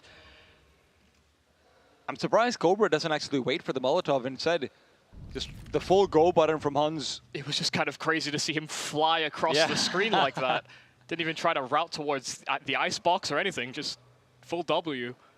Bartek finds Bibu elsewhere. I do wonder what Boros is going to be able to find with the Famas. It's a much buffed weapon, but not really the best at range. Mini will be left to actually deal with the lower bomb site, and they do have a Molotov, but if they don't use it, Mini will get at least 2 shots at this. He's repositioning. This is good for Mini. Good for 1, an opportunity that's not really taken. Mini backs off, he wants to play for safety. Understandably so, but with time running low, Huns need to make a move. Good flashbang. Zeralte is caught out in the open. Yeah, they wanted to reroute. Issa just locking them down. It means that they can't go up those vents so safely. 20 seconds, 9. Not looking likely for this, especially with that bomb being dropped on upper. This is a safe call from the captain. So important, once again. I mean, Mini's playing great positional Counter-Strike when we're seeing him on that AWP. It's one of the biggest growing points for him. I mean, he for people that don't follow this team, he is not an AWPer, hasn't been for most of his career, and has had to basically do it because no one else on this team AWPs that well. I mean, they've all tried it a bit. They're all Nico AWPers. Yeah, you know, it's kind of just a vibe check. Yeah. But Mini is actually growing to play some, I mean, fantastic, like, textbook AWPing. And I know that in the pregame, I sort of intimated that, hey, I don't think GJ Hao's ceiling is going to move too much higher. This is one of the factors that can actually get that out, right? Mini's AWPing, the more it individually develops, it's actually an individual angle that can easily grow. I think for a lot of these other guys, mechanically, they're so skilled already, you really struggle to see how it's going to progress on just an individual level. Mini obviously has lots of space. Yeah, and then, you know, you wonder whether Issa will be able to show the same level that he was once able to. You know, in some ways, you know, Boris and Issa have a little bit of the same reputation of being more about, you know, head first, headstrong, aggression, you know, throwing that player into bomb sites and just hoping he gets a couple of kills, or sometimes just dominates rounds. So for him as an in-game leader, you know, trying to find a level for himself, and it started this game rather well. Currently 8-4 leading for the GJ Hao squad. Boris has to be careful of it. He's had a great start to things. Despite his scoreline, he's been very influential in a few of these rounds. Osama's gets tagged, it's down to 4. Yeah. 9 was hunting with that AWP Boris outside. is still fighting as well out into the Tech 9s. He's not expecting them to take this, but with 3 players on the other side, Huns will outnumber and overrun once again. Great timing on the Molotov smoke too, so Mini's kept away. Bibu put under a lot of pressure, but as the swings come through, this time they don't come with numbers. It has to be a 1-for-1 trade. With the upgrade to the M4, they're happy with it. Yeah, and this should probably be a safe call here for GJ Hao. I mean, man disadvantage, you know there are weapons recovered. You don't even know that you've guaranteed a lot of damage on these players, and you're trying to retake with the potential of an AWP. It just wouldn't happen. So yeah, you see they're calling it quits. They know that the Huns have pulled the wool right over their eyes just with a pretty cobbled together buy. I really appreciate the fact that Huns so far, and you know, credit to Nine's calling for this. Huns in the past 2 rounds that they've won have really understood like just the very fundamental of CS, which is, hey, more Ts than CTs. Yeah, I mean, that could definitely happen. I mean, they found a phenomenal timing on ramp. You know, Boris got caught throwing util, but then also trying to fight behind a smoke that's blooming. And, you know, against pistols, it can be very difficult because, you know, when you have battles through smokes against rifles, you know that the bullets are coming from a direction and they can only move so fast. If they want their bullets to go straight, they can't have moved too far from where the bullets are coming from. Whereas with pistols, they just keep running. They're all over the place.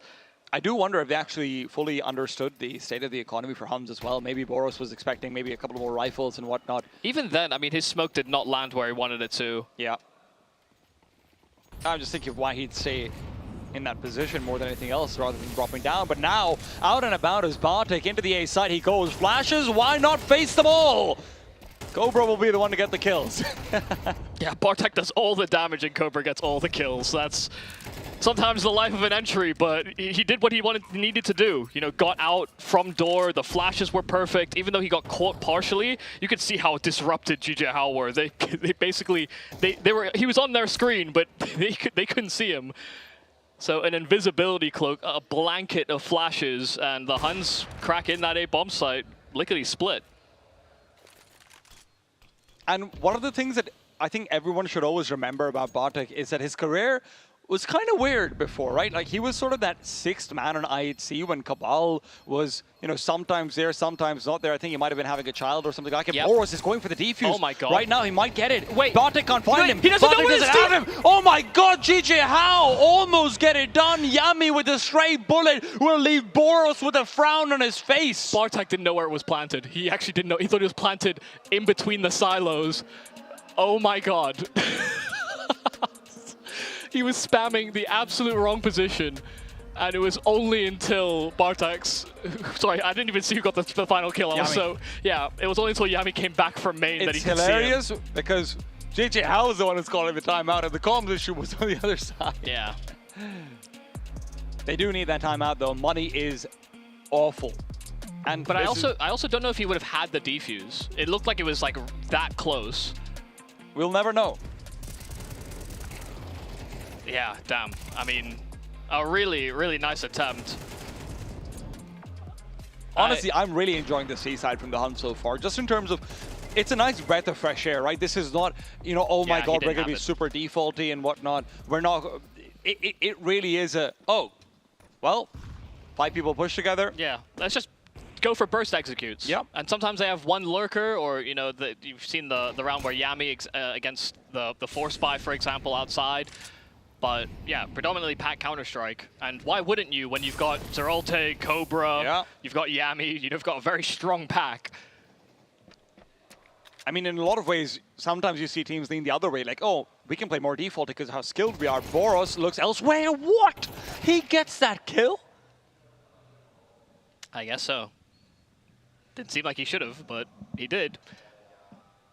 But yes, in that last round when he went for the Ninja, he actually didn't have time. Okay. It did time out, and then Yami got the kill, but...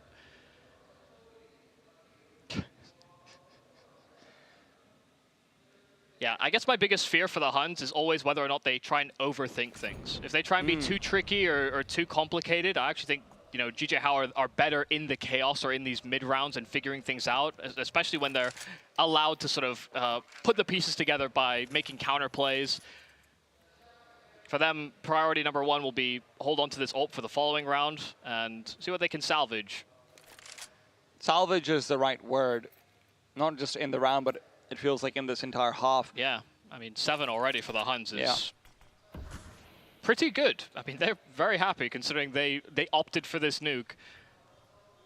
And I thought that was a real strong angle. You know, we talked a bit about the veto beforehand, but that was a real strong angle to ban nuke if you're a GJ Howe who opted for an Anubis ban instead. I was so surprised. Yeah, no, I was too. Because, I mean, it's not like GJ Howe don't play Anubis. It's not like they're like, stylistically as well, when you think about a team like GJ Howe where everyone is kind of aggressive, Anubis needs that. Yeah, it's the type of map for it, for sure. And even just tactically, like Anubis feels like it's one of the easiest maps to like mid-round on and still have impact. A player like Issa who can be a fragging IGL and whatnot, right? And then you move to like a nuke, which is so much harder to scale up and scale on. But let's see if they can at least find 5 here. They're not consigned to doom and gloom just yet, but at least getting 5 rounds would be very helpful moving into that second half. Huns would like to prevent that.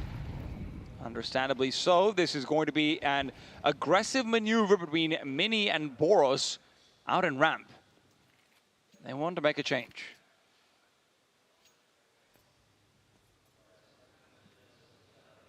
Very defensive position from Osama's outside. But they're not actually hunting that aggressively elsewhere. Osama's actually springing to action for his kill, didn't sit still inside of back garage, and has now caused a bit of disruption in terms of these 2 packs of the Huns. How do you link up with both lobby and secret? The question is, do GJ Howe still want to get aggressive with the man advantage? And do they even know that the lower bomb site could actually just be planted upon? Bartek has so much information, but Zeralta's gone down. This is a 5 versus 3. Bartek needs to do something about it. They're starting to move away, and as Bartek will now be making noise inside HUD, Boros is going to be spotting out Cobra. Cobra looked away. And for Huns, despite all that territory they got, this is a 2 versus 5 that they need to make work. The only good thing is Bartek could lock out 3 players as rotations, but he needs to win these duels. Good for 1, and that's all. 9 has got a Molotov that'll allow him to get the bomb plot in, but will he do so in a way that Mini can't peek him? Yes, he will. Here's the running out from Decon. Actually finds his exit 9, but Mini doesn't miss twice. A 7-5 half here for the Huns on that T side, but GJ Howe had some really strong holds when they could hold.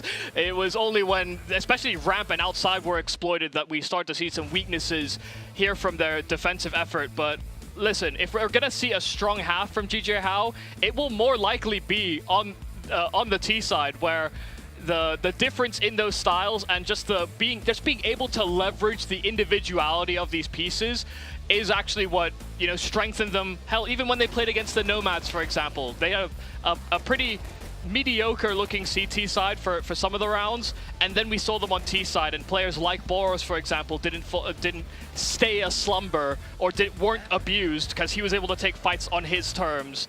But it's a good cushion for the Huns moving into that second half. And where I was praising Huns, hey, I like this 5-man CS, I like this super committed to one idea CS, you can't play that on CT side.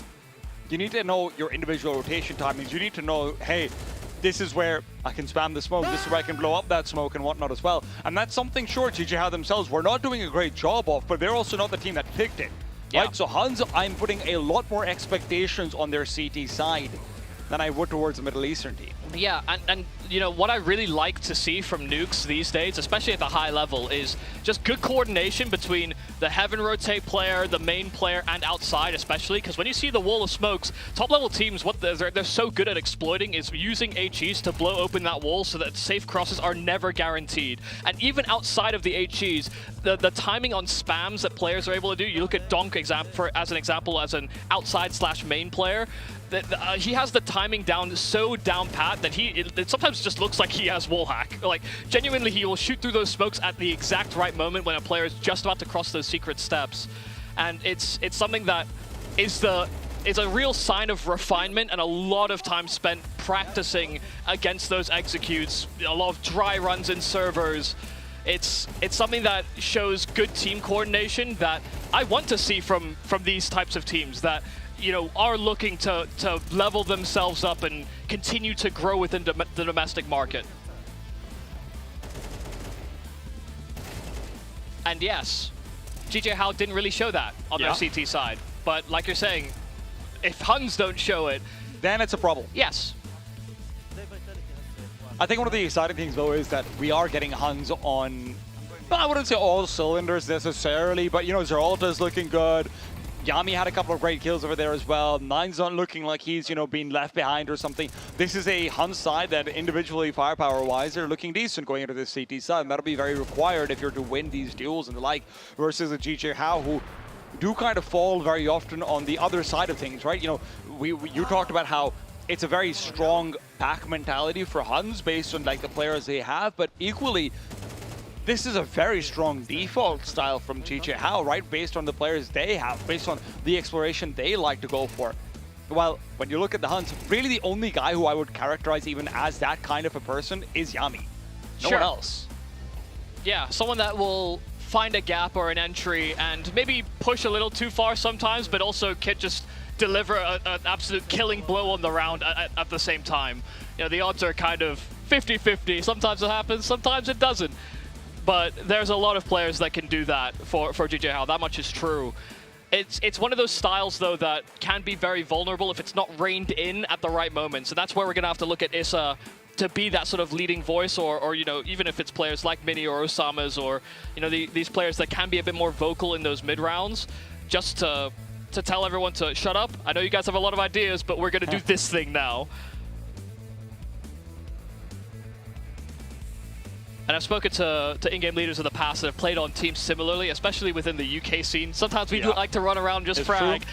When you have a lot of ideas, people, you have to just tell people. You guys also really like to run around and die at the server as well. In what way? I mean, in UKC as being bad way. You're one to talk. Yay. Where's your Pakistani Pokemon team? beat the Huns, okay? Yeah, one dude. Yeah, okay, my bad. Shoot. Who's on Vitality again? Yeah, well, I don't see Vitality beating the Huns, huh? They don't need to. They really don't. Let's leave the Huns out of that. Let's see if the Huns can come through versus GJHow over here. Now CT side comes in. A lot of questions, and for GJHow, a lot of opportunities. And will be spurred on by Ace's flashbang. Flash doesn't connect. Zeralta, good for one for free. Can he get two? Yes, he can. Success in the pistol round, not just limited to the first half. It's not over yet, though. Mini's fighting back, and he's found two of his own while 9 fades away. It's a bomb that he sees. He has to fight, but now he's been domed. Oh my god, they actually want to hunt down this kill as well because of the fact that 9 is down to low HP, but Yami will take that time to swoop in from behind, do some decent damage, but will not collect on a kill. Right now, GG How aren't sure where the real vulnerability lies, whether to fully exploit 9 or whether or not, 9 is stuck around in that position. It's still unclear here for the attack. Bartek's also just maintaining that full rotate position if he needs to. 9 can just duck away. At this point, if 9 gets even one kill, that's more than enough. But he's taking the peaks, and now he has to fall back, but he can't do so. Crouch down, so difficult to get out of dodge. Bartek will not really find a duel unless Issa gives it to him. And with Issa staying back, that'll certainly be the case, but he gives it to him in a different way, Michael. And look at just the unconventional routing. You can see how GG How are trying to be unpredictable in this moment, especially after they lost the 2 opening kills in this round. Throw some bullets down lower, and then finish on the upper bomb site with time to spare. It feels like Yami just can't get out of here. Oh, he does! He gets a fight! He might not get the kill, though! Yami's lost his opportunity. Surely he's lost his chance. And with the triple swing lined up on different angles, different verticalities, yes, he has. Yeah, I mean, a phenomenal round there from Mini, who clawed back that early advantage Zeralte found out from main. And, I think, to be honest, Zeralte played the position near perfectly. Triggered us to play on that first, just allowed the first to cross. And you can see that they had an A-side split planned. But if not for these bailout kills from Mini, there's basically no way back into the round. I am a little bit surprised as Zeralte peeks forward in that space, but hey, regardless, great round from Mini, absolutely. And he's been the savior in a few of these pistol rounds in general for GG How. Yeah. It feels like he's been stepping up to give them that extra, 5 rounds that the pistol round can represent sometimes. I've seen some big clutches from him individually. Often with those dualies. Oh, I know it's anti-USBs, but I love me some good shots.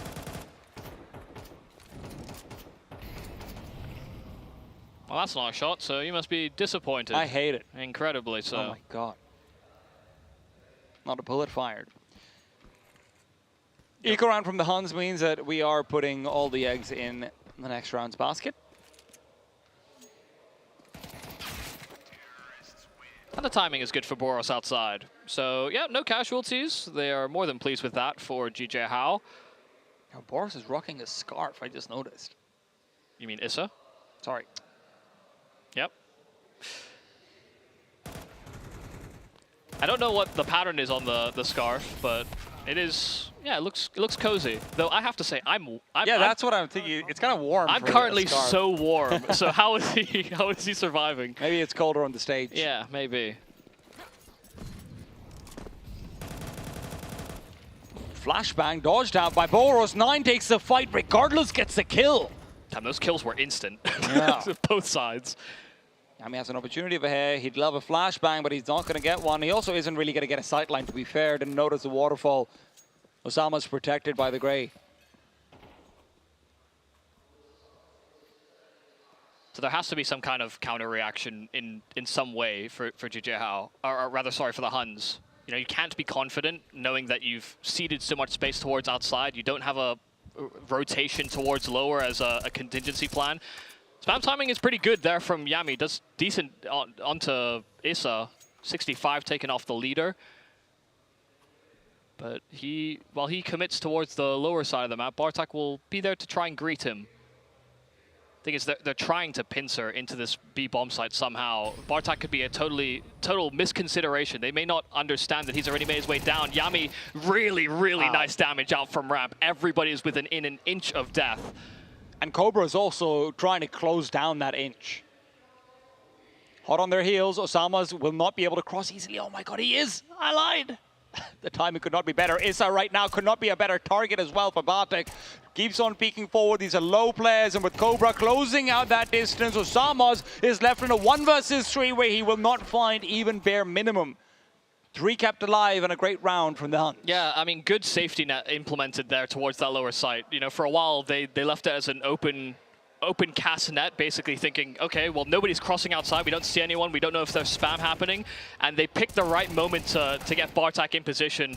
But really, the hero of the round is just Yami, with how much unconfirmed damage he did, but then also the extra damage he did in from ramp. A fantastic positioning from him to be always in that right place to address GG How's next front line.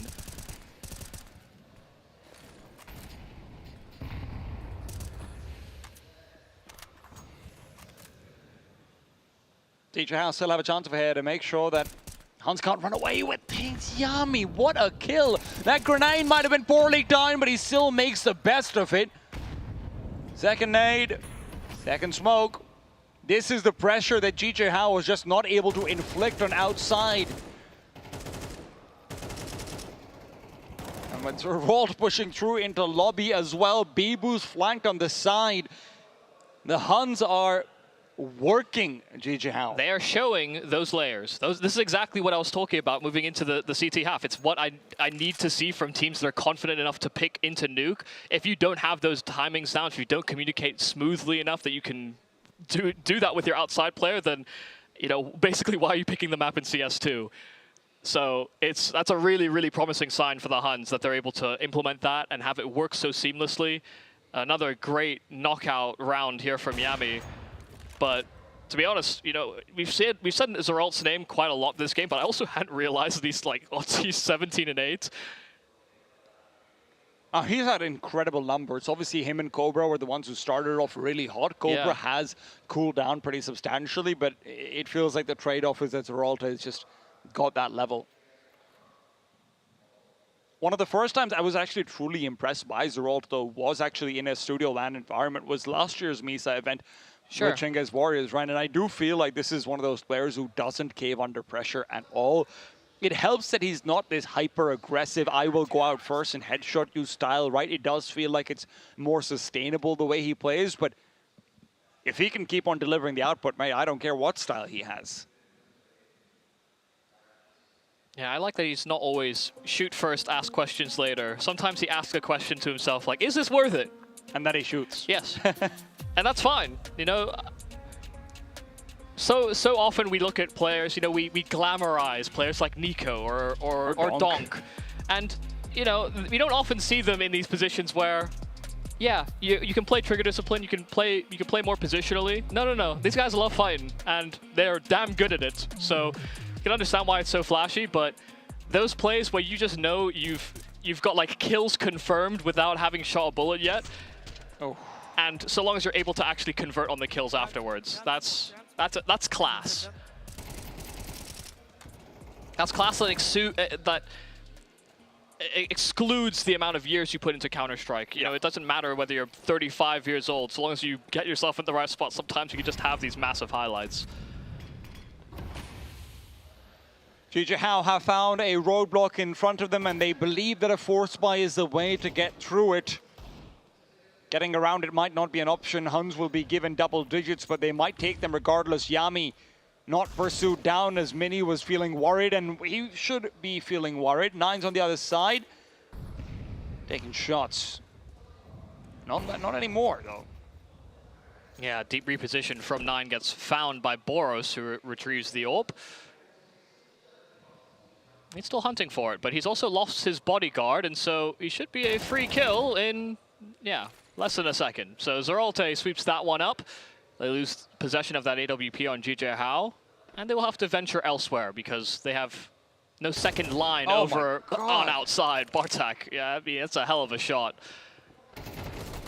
He stays for a while, and maybe that gives a chance to GJ Howe, but Osamos takes a lot of damage for it as well. AK recovered, and they will be able to get access to the bomb site if they take down Yami. It's a difficult man to eliminate. Did he close the door behind him? Hey, does it matter? Oh, yes, it does. Well, he did, but they were very, very conscious of that possibility. 2-on-2, where Issa is 6 HP. Osama's committed to the bomb site itself, and Issa will try and hold on to ramp, so they are on a collision course. This is a good angle for both of these 1 versus 1. Osama's might have the advantage. Zeralt does find the kill, but with Cobra now making noise, Osama should be able to get the flank out. Both players' positions are known. This is the perfect spot for a 1v2. He's found number 1, and with Cobra around the corner, snaking away back to the bomb, Osama's is worried. He's closed the distance, and now he's closed the round as well. A big victory. GJ Howe did not feel like they deserved it at all. That is absurd. I mean, Zeralt got his kill. He's coming out from ramp. It's not like Cobra couldn't have linked up with him in the site itself. He understood that keeping the bomb site contained in some capacity was important, but when Zeralt got his kill, he suddenly just gave away sound cues, fully gave up the position, and he allows Osamas to slide in behind them. It's complete discombobulation, and it did seem as though Cobra just lost the plot for that one moment, committed to a decision, and didn't linger in the indecision, but it cost them the round. And I mean, in that 2 versus 2, right, you're also looking at what happens before. Bartek, great first kill, stays on maybe a little bit too long, does get taken. It's okay. Yami tries to take the duel over there as well. Again, none of these are like mistakes, but there are these small places where you're thinking, hey, maybe you've got time, maybe you've got this, maybe you've got that. Do you need to make this decision? And that's how the pressure builds. Yeah. That's how the money gets broken. Mistake is often, you know, maybe overused, but yeah, sometimes you just make the suboptimal choice. Bartek doesn't want to cool down. He wants to keep this aggression going with a quick crunch down. Incendiary is enough to force these T's away, but Mini's position still unknown, but maybe not unaccounted for. They're worried. They're worried! Oh, what? No! How? Oh dear. Zeralt can do no wrong. And yet Mini shot first. First, second, third, fourth, fifth. Yeah, more than that as well. We just stopped counting there. Sound cue given up there from Osamas. He drops out from heaven, and so, yeah, a bit of a timing swing. And there will be a player emerging out from those vents as well, so a path to recovery has been found. Osamas is still very low. Boris has to do a lot of the forward fighting. Flash is perfect. And Cobra, he may have started off this round with aggression, but he needs to fight forward, and they will be able to bring it back once again. This time a 2-on-4. GG How just keep on collecting. That's back-to-back 2 versus 4s that they just won out. If Huns loses this series, these are the 2 rounds they're going to go back to and just think, oh my god, is this what we've come to? They should be killing blows, especially because this is a low buy. They hit some unreasonable shots. The fact that Mini doesn't get the kill should have just been the end of the round over there. But Osama's able to scale up into the bomb site, give Boris a pathway out. Boris doesn't play distraction. He has full faith in his teammate that, hey, you can take that 1 versus 1. I'm going to come out after when they're looking out towards you. We will not make this a more difficult duel than it needs to be. Effectively, they set themselves up to topple that first card of the House of Cards, and if that domino somehow didn't connect, then Boris was going to be in a worse position. The round was probably not winnable. But they went for one of the, I'm sure, 15 different possibilities in the multiverse. It's not quite Doctor Strange, but it is Doctor kind of weird. Yeah, they've got surgeon level hands sometimes. Not necessarily Huns, surgical grenades, but well, Huns are on the operating table. Let's see what this biopsy is going to show us. I didn't even see him. Okay. I love Deagle's shots. It's a great shot from Cobra, I guess. Zeralt can't find the vent, so that's a little awkward. Middle Eastern Deagles versus Mongolian Deagles. This is just what I want to see. And let's not forget the Mongolian mag. He's not really in a position where he will be given too much, though. Issa worried. Rightfully so, perhaps, as Bartek continues to face up with the USB, also looking for a little bit more space to be bought, maybe. No, he's not. Just doesn't need to take that fight as well, but once again, Cobra, a lovely Deagle. And Yami's on the flank, they have no idea, but it's a USP. Oh my god. Now it's a mag. Oh, now it's a mag. He's missing his timing. Who's coming, no! brother? Wait, no, it's still on. It might be. The bomb's being planted. Flash is not going to connect. No, it's a smoke. Issa in through the smoke. He's trying to shoot. He doesn't have bullets. He doesn't have ammo. Cobra! God damn it. This is madness. What are these rounds? Yami is just regretting that mag purchase like nothing else. It's just not clean. No, nothing looks clean. The second half has devolved into a little bit of chaos. I think even if he used the USB, he would have gotten at least one there. To be fair. He did kind of get one. It's just in a roundabout manner. Yeah, it's just one of those things where... That's all Yami. You have to give him credit for that. Yeah. It's just... It's crazy to think how close that they are on these sorts of rounds, but it's another, you know, sort of low buy round that Huns have brought so close, and it makes the economy for GJ Hao pretty terrible. What? Oh, how did that not hit? Oh my. Yami, you've been given like 2 extra leases on life. There really wasn't a... Like, there isn't enough real estate to go around over here, okay? I was saying earlier about spams through smokes and the rifles. He knew where the bullets were going to land. And he just kept going back. Please, sir, I'd like some more. And this is the kind of game where Huns could very quickly have this stolen away from them, and they might be having that happen right now. GJ Hao, flash out will actually blind Osama's not really the best of routing, and as Zeralt is waiting for them to push in, he gives them a duel that GJ Hao are more than happy to take. Leaves Cobra alone. He's been good, he's been great in a few of these rounds, but he's not going to be given that challenge. Yeah, slow crawl towards those secret steps. It is 4 that make the journey. And still with Bibu hovering around that T roof, just hoping that the main brunt of the pack can crack into this B bomb site. Bartak, some solid damage, but doesn't collect on a kill. The HE does land right on top of Osama's head. So a kill at least confirmed. And they're still putting a lot of pressure on. Bibu has to activate at some point or another to try and alleviate that strain, unless Mini strikes with the orb. Have to save. Surely you have to save. Cobra wants to go for it. The door is closed. He opens it, but he doesn't have a door to the round. There's 2 players staring him down, and Bibu on his side, ready to crown GJ Hao with 11.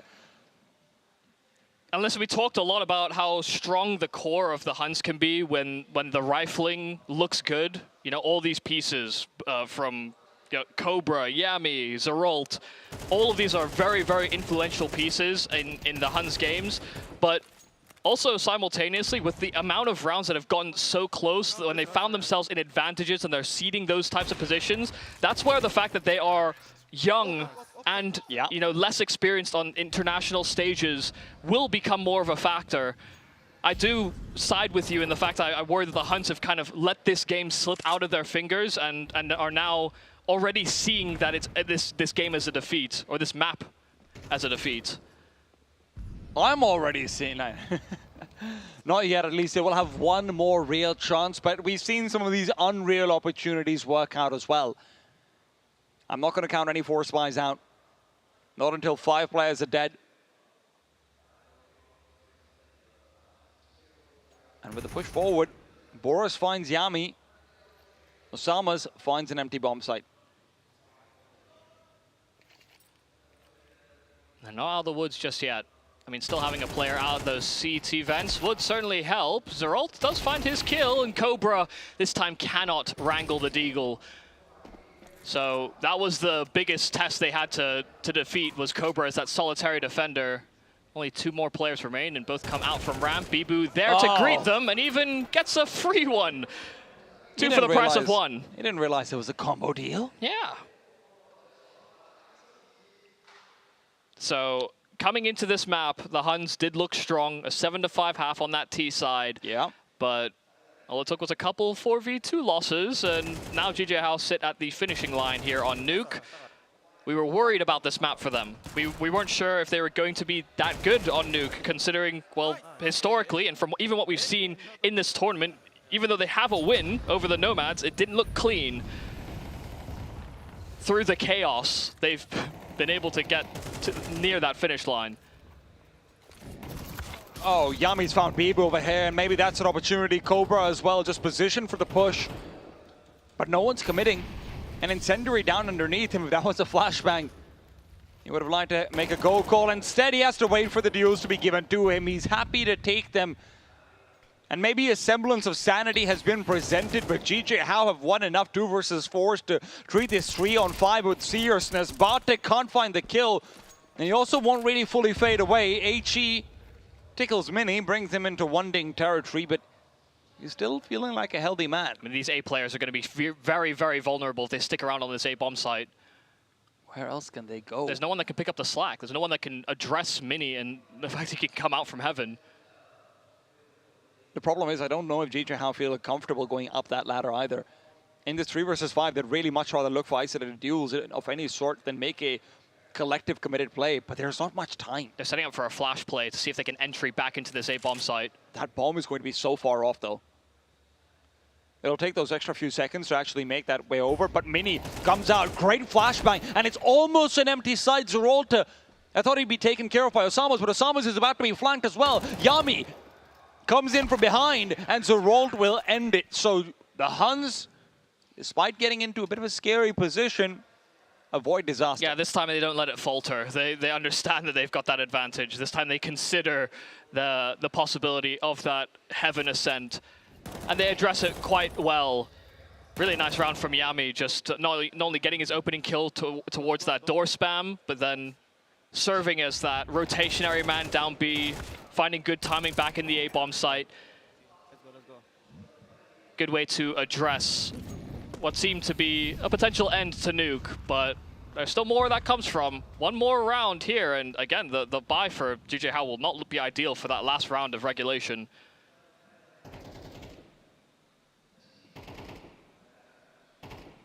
This is GJ How's best chance to close.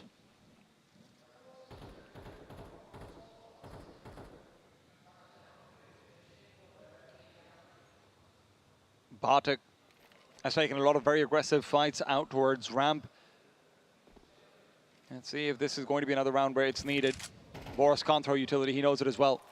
Yami's nearby, he's going to start making the move. Boris's reveal position, continues to do so, not making any secrets about his presence. And Yami's concerned, now he's wondering, do I need to take the fight? Yes, I do, but will I win it? No, I won't. Bartek forced away from ramp as well, gives up a lot more control back to heaven. This is looking like a difficult map to hold for the CTs. But it's bled a lot of time off the clock. I mean, 45 seconds, GJ How is still very hesitant to pursue down lower, and Bartek gets his kill to equalize, not even pulling it to an advantage now. GJ How need to move. Bartek's position is fantastic. There aren't any Molotovs to flush him out. They can't feel comfortable pulling flashes either, and with Cobra's rotation, he's found one. Bartek continues to fight, needs to reload as well, but he instead tries to play distraction. Will finish off Issa, switches to the USP, and Mini, who drops down to Dark, will not have a chance. What a performance from Bartek, pressured in ramp, but delivers underneath it. That was absolutely beautiful to watch. I mean, from the positional play that he goes for the distraction, the bouncing between his player on the rotate, it felt like everything fell his way.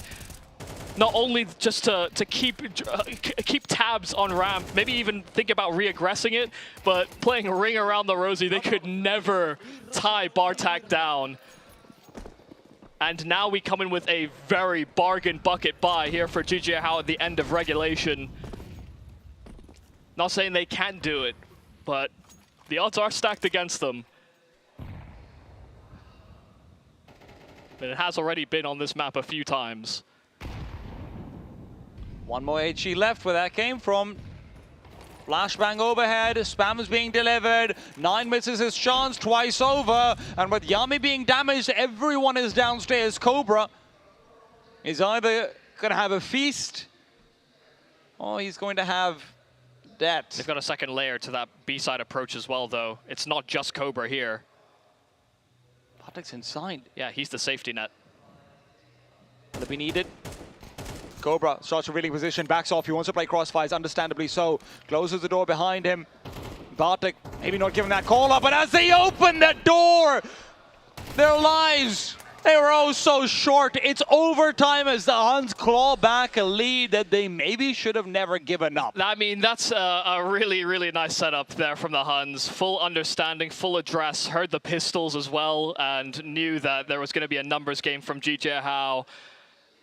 I was worried, as I think you were as well, that there could have been a bit of a checkout from the Huns, considering some of the rounds they lost, but some very convincing shutdowns towards the end of regulation pushes us into this OT. I just realized Huns lost 2 2v4s and a 5v3. Yes, yeah, they also lost the 5v3 on pistol. Well, now it's overtime, now there's money, now there's GG How looking to take charge and do it fast. Boris already at secret, they've not had time to blow open those smokes and maybe They're not going to know. Yeah, they may have no idea. I mean, it's the fastest timing we've seen GJ How try and hit towards those secret steps. Salmas is trying to close the distance. He knows where Yami likes to play. A beautiful shot. An incredible position on the map right now for the GJ How side. The thing is, they almost want somebody to rotate to B in some capacity. Oh god, that's not pretty there from Bibu. Had a chance at a free kill, maybe even two. Zeralt tried to push forward to recover the AK. He's lost his gun. He can't find a weapon. Now he does. It was shot forward. Zeralt is forced to take a fight, and Boros has come out of vents in the meanwhile. 9, can you defend? Bomb's been dropped. Another chance given over. Shot's been missed. USB comes into play. Now close range. 9 is back in it. 37 seconds for Boros to find death. And he does it in just 2. Oh my god. An incredible hold there from 9. The last line of defense. And it's the veteran, the captain, the AWPer, the Flash.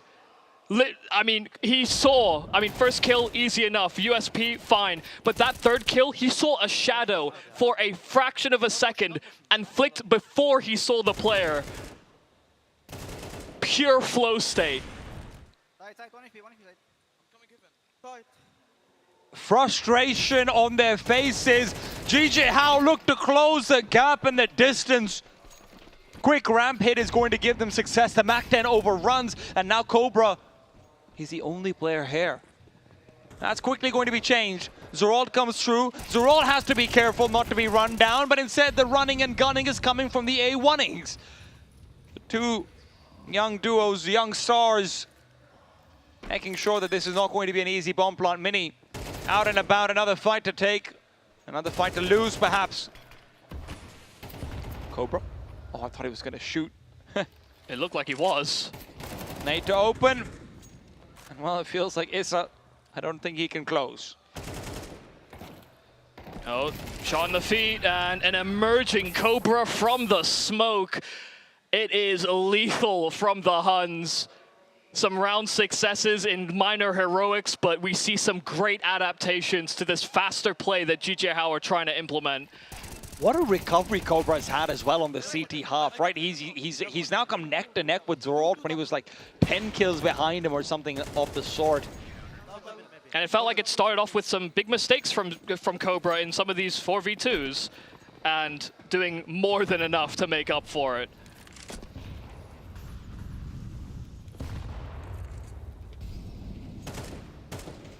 GJ How have really changed the pace. They have just fully gone headstrong in these past couple of rounds.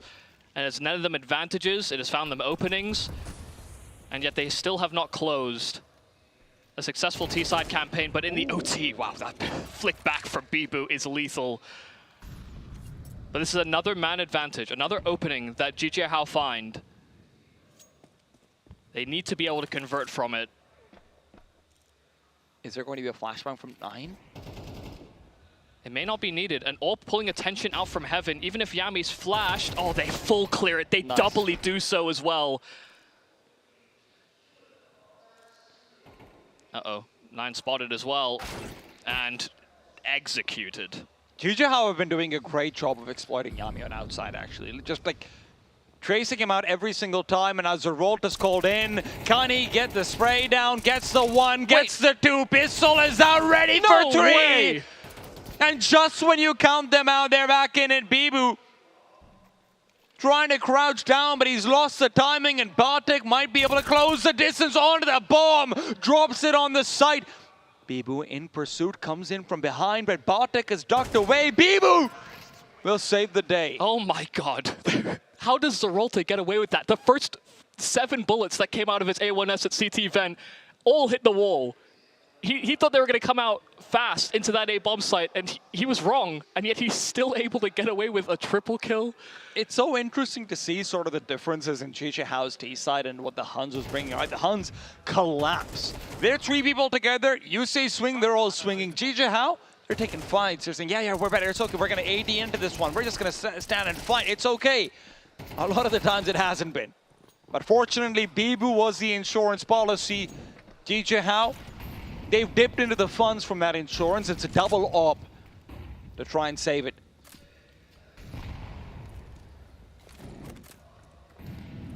A little bit of an adjustment.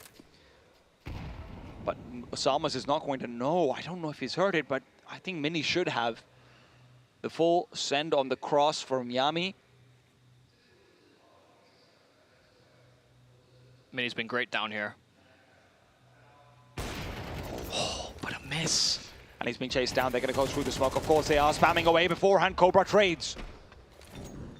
They don't know there's a second op available, though. Boros is the one wielding it also in that lower bomb site. 9 might not be ready for this. And as he swings out, the information is gained at great price.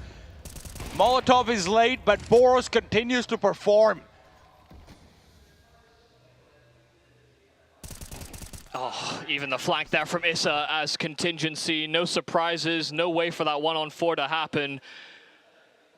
Some good shutdowns, even just great positional play in for Mini and Boros as well. You know, being able to basically slide together to collect that and activate on that surprise factor on having that AWP. That kill from Mini was amazing, actually.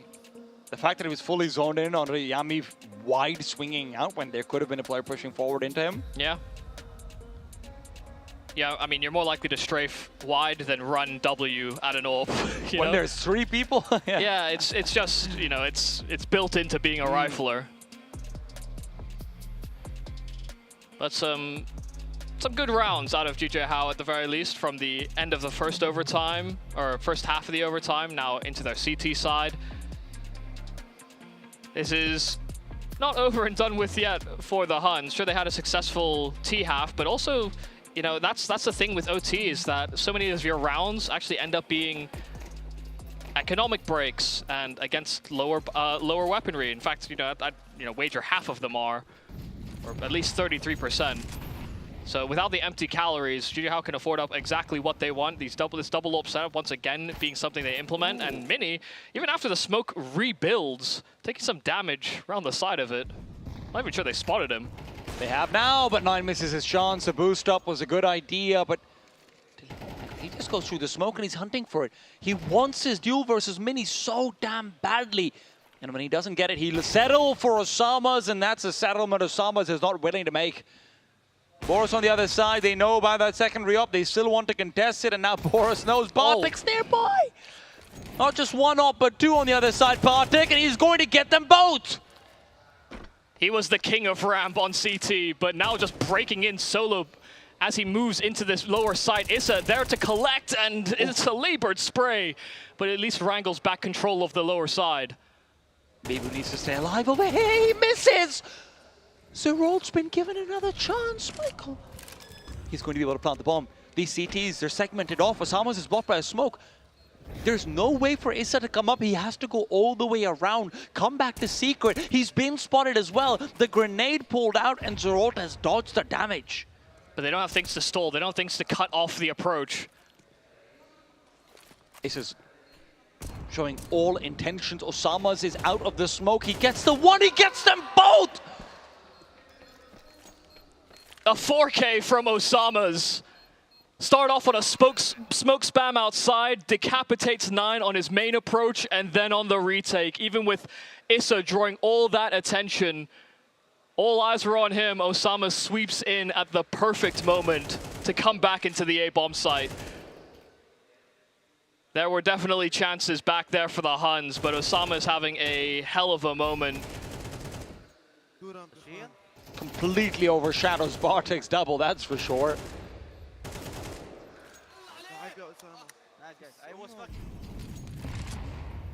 Bartek needs to do so much more, as the CTs are now maybe even targeting him. This won't be the first time, though, that GJ How have been that close to finishing off this map and have been unable to close. The money on the Huns is maybe the difference maker. Osamas isn't going to know. It's a full outside cross, and there's no rotate. Huns have found success with this before. The numbers are generally what have helped them. And when they start to go, they do not stop. Yeah. There's no reason to. They won't hear this until it's far too late. They hear these Molotovs blooming towards the vents, and they realize they're out of position. That off's coming over. Mini's not going to have a fair fight at all. The bomb could be planted before he's even going to be brought in. In regulation, teams would potentially call a save from this position. There's still smokes and Molotovs available. Sama's in through the smoke, almost gets a kill for free. Those util pieces need to be deployed now.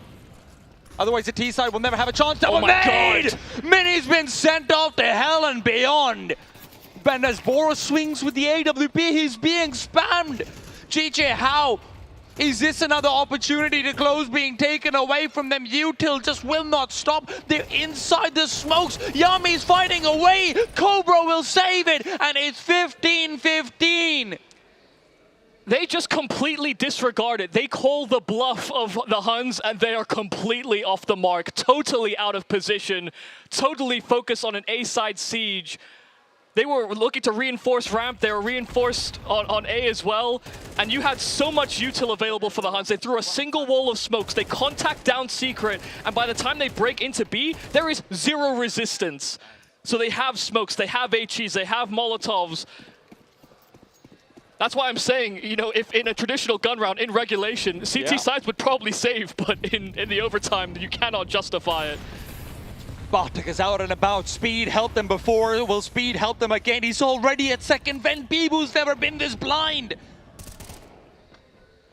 Molotov, HE, everything available to force away this Heaven player, and it's all being sent to him. It's the bullet that does the job. How has this again been another round where they break into the bomb site basically uncontested? Huns are just out calling JJ How right now. And they're all in decisions. All of these Molotovs, all of these positions. 9 is going to have a chance to adjust. Will he do it twice? No, it's Mini to miss the shot.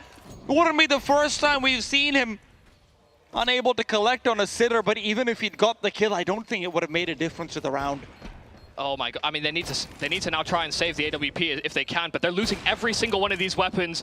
Boros trying his best to hold on to the ult, but he's being completely surrounded. He is being fed to the wolves. The bomb may just finish off the job entirely. Sure, Boros gets kills, but there will be no survivors. The Huns swarming. Is this even the same game? We've had slow decisions. We've seen these fast calls, but it has very infrequently worked for either side that has called it. The Huns have gone for 2 death-defying, fast 4 or 5-man hits, and they have been demolishing the defense. I love it from 9 of air. He's recognizing, hey, they're going to be worried about that outside presence. They're going to be maybe focusing more over there. They move in, and maybe it's going to happen again. Issa gets ahead of it, but it's still a 1-for-1 trade. Bibu's now out and alone. Last time he was here, there were flashes galore. This time, it's just insecurity. Can I be here? Can I stay? But there's going to be hesitation now from GJ How. They've done a lot of investigations. They've tried to call forwards to make decisive plays. The op moves away. Will Mini be called back in? He has, but the Molotov onto Boros pushes him back. Mini can no longer fight either. The flashbang is peeked into it. Heads are taken off, but it's Boros delivering. There's still a breach, though. Reinforcements on this lower side means that Hell is now vulnerable, and Zeralt is looking to investigate it. Cobra's still hoping to run some kind of level of interference, but Zeralt's the one with the package. Osama is keeping an eye out. Cobra with the HE. Continues to try and keep these players here. Zeralt out and about. Bibu doesn't know how close he is. Zeralt could get timing, though. Yeah. Oh. Great clear from Bibu, staying alive as long as that, and then even finding the kill. That should be the death blow. Wait. They surely would have heard Cobra running that way. Bibu just a little confused from the call, so they lose control of that package immediately. Still, very limited time available here for Cobra, and an immediate decapitation delivered by Osama's. I got scared. There was a moment, and that did feel like a fair fight. Great round from Boros over there. The fact that he gets forced away by the Molotov, he repositions back to this to Unbreakable and then fights from there. That's really important. Mini wasn't going to find anything over there. Their flashes from Huns were fantastic. I'm surprised Boros managed to dodge them, to be honest. Yeah, it really did feel as though Boros understood or came to the conclusion a little, maybe a little delayed, understanding that Mini was right behind him. But that's why you run double man setups sometimes in those mid rounds. Subvert your opponent's expectations. So once again, we find ourselves at even keel, and the pace is slowed. Some of the Huns are not going for those fast, quick, decisive calls.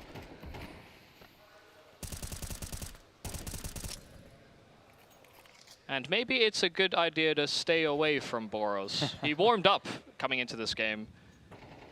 Had some very good choices on ramp. We're seeing a lot of development from him individually in this position.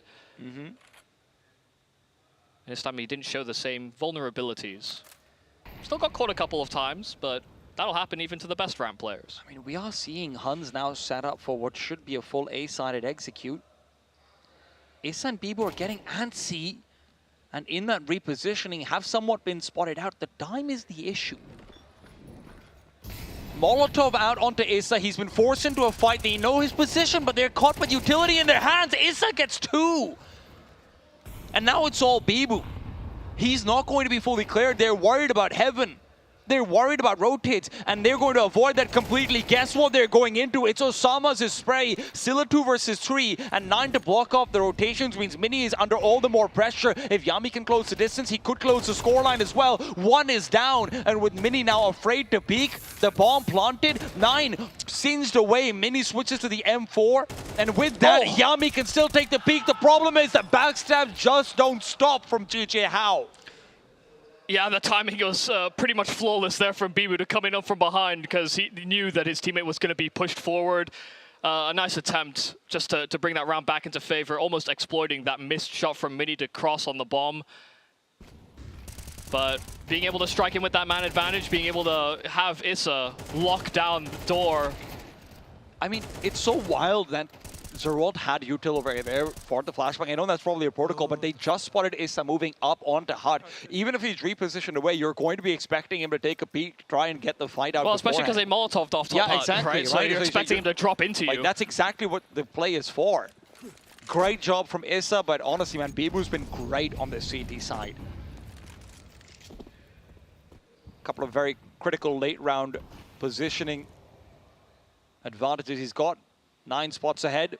Besides, he doesn't want to chase it. Salmos needs to play safety.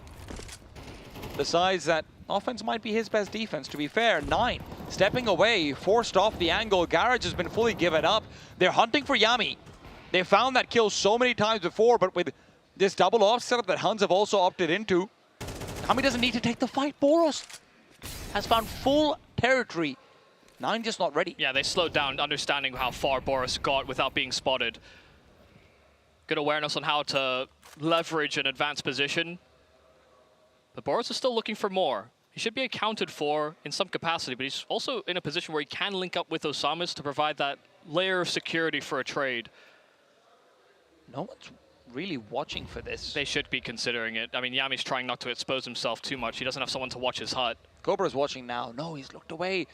Yami and Cobra not really fully covering each other off. Yami turns away from the flashbang, and it ends up being a self-flash, but Boros was the one who it was set up for. He's able to capitalize. Bartek's the difference maker. If he can find this orb, a bomb would have been dropped. He's looking elsewhere. 15 seconds. An incendiary could have been enough to block the bomb from being planted, but it's not quite positioned correctly, and with Zerold trying to still fight back in, Cobra wishes he had it now. HE will finish him off, and Osamas will get GG How to yet another set of match points. Yeah, I mean, it does feel as though these rounds are constantly hanging in the balance, whether or not these deep positions are going to find the impact that you want, or whether it'll be something that's considered. Will there be counter actions? It feels as though the game state is constantly in flux, and it's exactly what you want to see from teams of this caliber as we move into these playoffs. We weren't sure sometimes, especially with both these teams coming back from a pretty disappointing adventure in Mongolia. They are both fighting absolute tooth and nail, no matter how dire the circumstance. And this time, it's a fast play, an immediate collapse on the A bomb site. This did not work in regulation, but they find the entries, and yet still Yami answers back with one. Still into a 2-on-2. Bartak coming in on that flank, but it will be accounted for ever so slightly. Bomb's still not down, but Bartak just goes head first right into the line of fire. It's now Yami to try and clutch. On the reload, Issa is going to be able to get the full cross out. Look at how much utility they have as well. 2 full Molotovs available. Bibu doesn't feel fully comfortable deploying his, but it's Yami to even be given a fair fight. It will not matter. GJ How get the big upset. They will steal Nuke away from the Huns. Yeah, I mean, did a really solid job of bringing back these disadvantages throughout. I mean, it's hard to say that GJ How weren't playing with a ferocity. They were tenacious throughout this map. And I think when we looked at the veto, we were very much counting GJ How out, considering how poorly it seemed like they had played. Even in their successes on this map, it also always felt like they were thriving in the chaos. But that ended up becoming their biggest strength in this game against the Huns. Absolutely. I mean, you're looking at, what, 3 major swing points, starting from the pistol, going into, you know, the I think might have even been the second gun round, and then immediately after the half-by as well. GJ How win a 3 versus 5 and 2 2v versus 4s, and I'm not even bringing in all the clutches and whatnot where, you know, they're able to get the better of it. It felt like the better late round team ends up taking the map, and you know what? I've got a late game man, Neokai, who always comes in, helps me out. Neo, what's going on? Where was that going? I don't know, man. What was going on? I mean, honestly, what a game, right? What a way to just start off the playoffs. An absolute barn burner, boys. That was brilliant.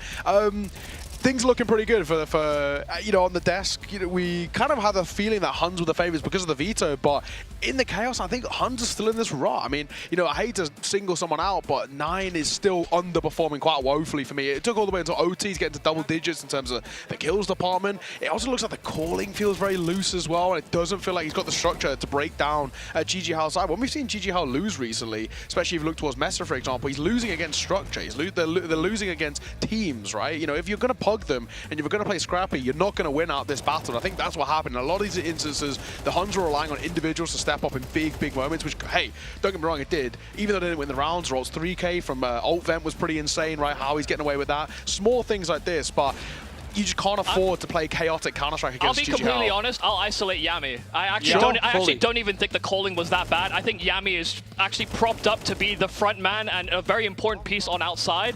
He was struggling individually. He's making a lot of poor mistakes that actually weren't linked up with any sort of team play, like flash timings or HE time. Very infrequently was he active in that spot in a way that is kind of unpredictable. Like you're expecting Yami to do good in this position. And you could tell that GG How knew that was going on as well, because every single round on their T side, it's like, okay, we might not know what to do. Let's just find Yami over here, and then we'll figure it out after that. They were getting that for free again and again and again. I just think we didn't see the Yami we needed. And also, when you look at the other side as well, of GG How, one thing for me that felt like a really big positive is actually heading into overtime, there was 2 kills between the top and the bottom of the scoreboard. That is a team-wide performance. That's as good as it gets. That's exactly what you want to see. If you're, you know, Lord the coach or even like Issa the caller, right, you're looking at your team and everybody's stepping on big ways. Everybody's having their moments. And of course, we did get those kind of star-shining moments of Samus again, right? Right back to the way that we want to expect out of him, right? Right back to the game. Not the 2-16 we saw at Mesa. Right back to being one of the best players in the server at any given time. That's what we want to see. But yeah, I mean, Huns, that is a gut punch. Yumi, I mean, this is the map that we came into and spoke about. This is going to prop them up in the veto. This is the punish. This is the map that we were surprised was even let through, right? And now, you know, you're heading in towards map number 2, and it's a map in which, for GG How, they've actually got to be sitting pretty saying, hey, we're actually just better. I mean, they may have been better towards the end of this game, but I kind of doubt that they are looking at this game and just going, oh, we were clearly better than them. Like, it was constant. There were so many different rounds where the odds were against them. Like, it was not in their favor. And sure, those are confidence builders in a way, but you also shouldn't be in those positions as frequently as they were if you consider yourself the better team. So, I mean, moving into a Dust 2, I mean, if at least is a promising sign that individually they all seem to be on the same page. They're very infrequently missing on these like key kill opportunities. It is nice to see that collectively they've come in with their engine roaring. Yeah, absolutely. With Dust 2 coming up next, right, you know, it is a map, of course, that these guys are going to love a lot. And of course, now that we're getting, you know, Samus back into this level, I think Mini was hitting some quite nice shots as well at times. So I think, you know, he's winning out the AWP head-to-head. I think the rifling core seemed pretty good too. I think Mini looked good, but Mini had a lot of big misses as well. True, and, you but know, then 9 out of 10 times more, though. That's the issue, I fully agree right? with you, but I'm expecting on Dust 2 for 9 to take maybe a bit more of a defensive standpoint, not just take that many fights at all. And Nuke, it felt like like he had to compensate for Yami just being completely absent a lot of the times. I think this is still a pretty interesting Dust 2 coming up over here. All right, I don't know. I just think the Huns are still in this rot for me. It looks like, honestly, it feels like a lack of confidence. I mean, even when, you know, the game was going on, just taking a look at kind of how not only they were looking in terms of just the cameras, but the vibes. I kind of had a, you know, went over to their side of things, and, you know, it's quiet, and comms are really lacking. Even post-round as well, it just seems so dejected, and that's the worst possible thing. Huns, and actually just kind of Asian Counter-Strike as a whole, you want to get loud, you want to get proud. And that's something that GG had great, right? Even on their recovery, things didn't start great for them, but when they recovered coming through, they were getting so loud. You could hear them beckoning around the arena. Huns, it was so quiet, even when they were winning. Respectfully, the Mongols are the exact same type of team.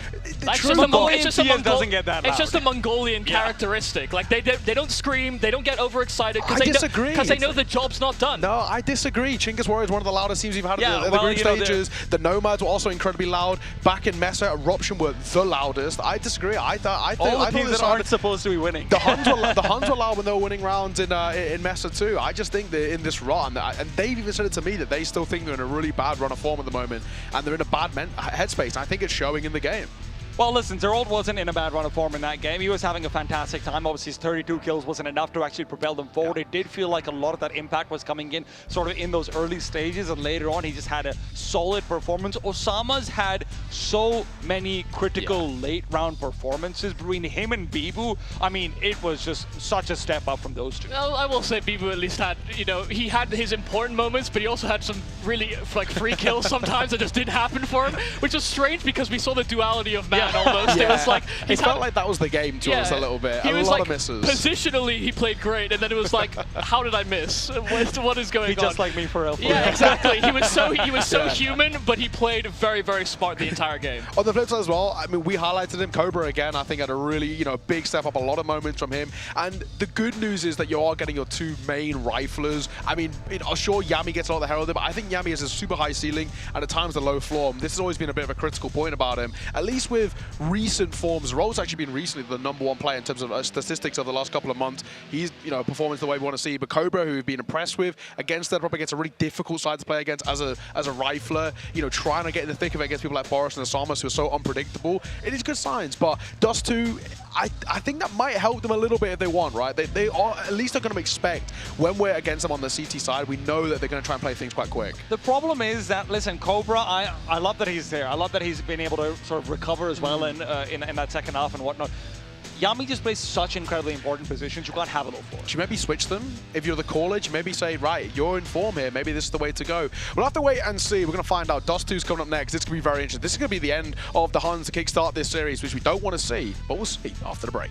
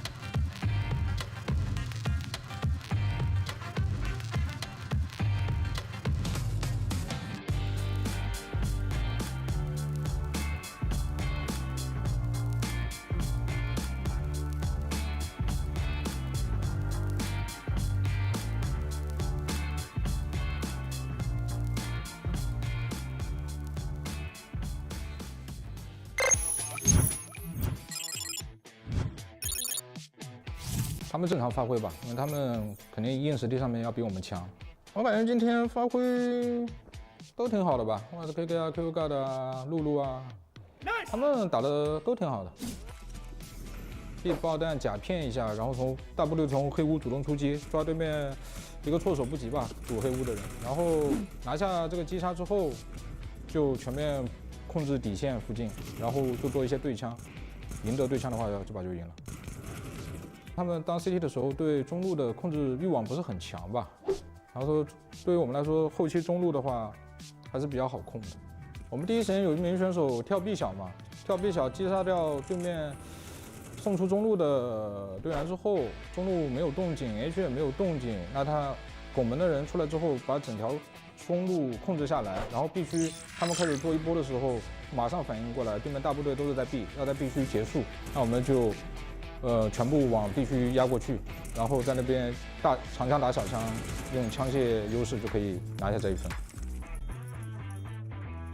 当时就是他在黑屋里嘛，然后我们这时候1打3，我们把黑屋淹上了，然后这个时候是一个必须柱子后面的包，我们一个有血的队员去拆包了，然后这时候我选择了去混烟，尝试就是抓他这个穿这个拆包 CT 的 timing 去击杀他，他正好是穿完一梭子切了一把 Take 9，然后小心了我这个点，把我冲进去找他的人给换掉了。然后他把子弹换好，我们第二个队友也没有冲进去补他，然后被他把拆包的 CT 混死，那这局就没了。主要还是我们自己这个交流失误上太多了。他们就是年纪轻啊，然后说句实话，经验方面肯定是欠缺的，然后个人能力的话也没达到自己最好的状态吧，现在还有很大的成长空间吧。所以对他们来说，我希望就是他们要多听我的。多听我们的，然后给的意见要快速吸收，然后进步速度要更快，自己也要努力吧。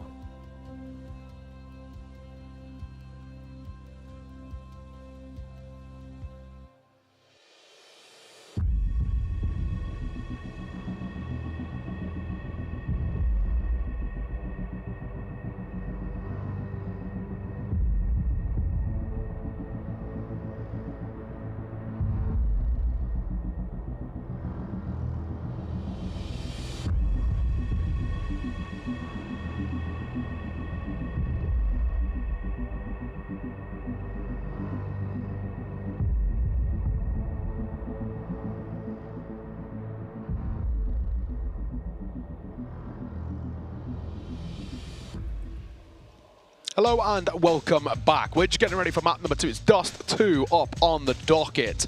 And with a barn burner of map number 1, GG Hell take it. The Huns have got to bite back if they want to stay alive here in the upper bracket side of things. Yumi, how are we feeling heading towards Dust 2? Do you think it's a chance really for the Huns? Because we expected to take Nuke. Yeah, I think Nuke was a must-win, effectively. Yeah. But I also think that Dust is not an unwinnable map for them. Sure. You know, for me, when I've seen the GG How on this map, too many times it's like great isolation plays where players are way overperforming, and usually it has been Mini so far for this side. So when I look at them structurally, I do think there are vulnerabilities if they don't show up with their A game. The problem is on that Nuke, I think we did actually get some very good demonstrations of individual ability from the whole squad. Absolutely. And then T-Time, when we look at what is one of the most important conversations about Dust 2, Orpers, right? Head-to-head battle. And sure, Mini, while he wasn't lights out, I think he had a lot more moments. And Nine is actually, his recent form has been pretty rough. I mean, I think I saw it as coming into this event, within his last 10 games, it was like 8 of which had single digits, like math. I mean, it's not what you want to be seeing, right? I've never considered Nine to be a high-performing operator, regardless, right?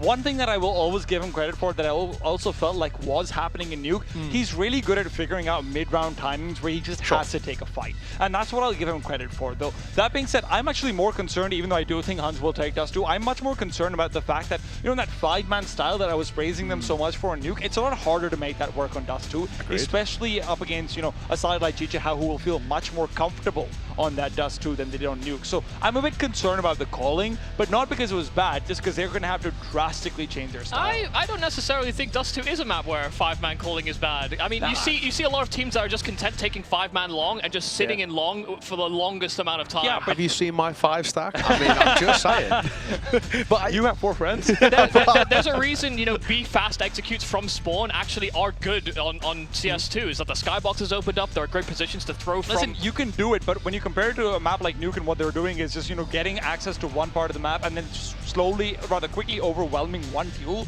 you're not going to get that immediate duel overwhelm as easily other than out on long. I just don't think you're going to be able to, quickly get a 3 versus 1 where the other guy's not getting a chance to re-peek, not getting support flashes, not getting any support utility. I think it's a lot harder. I think when the decision tree is linear, this is the thing. Like GJ How are a team that are very proactive and reactionary. That they actually don't go for fast reactions when they understand numbers. They want to establish flanks. They want to try and contain as much as possible. I think against teams that are a little bit more, a little bit more by the book or a little bit more linear in their own decision making, especially on CT sides, Nuke is a map actually where 5-man operations can work, but against those teams that are a bit more a standard in their decision tree, it's actually less effective, I think. So I think maybe it's just stylistically, that's why the Huns looked impressive on those brute force aggressions. It can still work on Dust 2, but it again depends on whether or not we still see that version of GJ How moving into a map where you can be a bit more individualistic.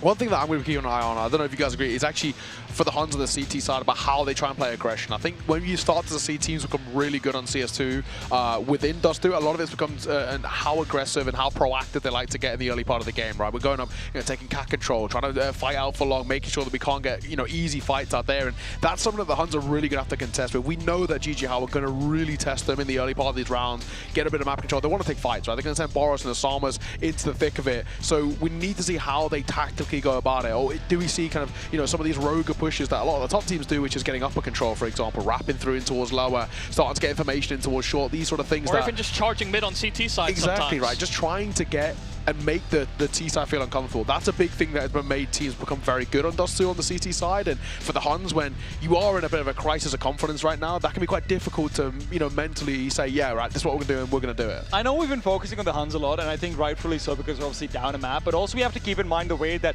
GJ How in those earlier stages was even winning on Dust 2, right? It was literally, hey, stand in place for someone, maybe get an entry, right?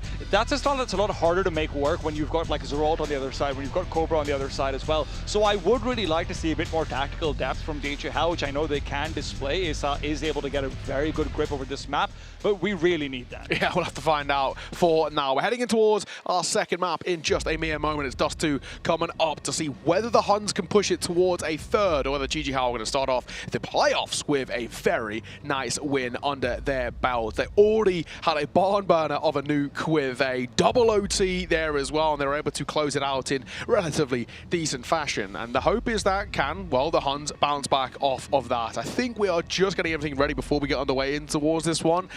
It's always not the sign when the headphones aren't on, right? That's probably the pretty easy indication that we're kind of not ready to go just yet. I think we were getting ready on the timer, and then suddenly it's like, oh, sorry, someone has a minor issue to fix.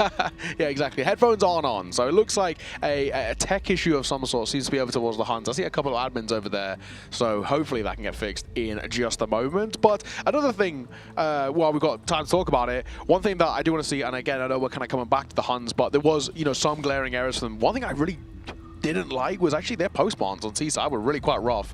It felt at times either over-fighting or actually in a way like under-fighting, a little bit too passive, giving too much control back over towards GG How. I want to see them have just a little bit more of an understanding of how we isolate fights in our post-spawns and how we use them to our favor. It cost them quite a lot on their T-side. Yeah, some of that was due to a lack of resources, some of it was lower weaponry, or sometimes actually being down a man, because they were often losing some, like an opening entry when they actually cracked into bomb sites. So I don't necessarily think it had anything to do with their post plants per se, but there was a lot of conditions that were being created by GJ How to make the Huns' post plants suboptimal already before it started.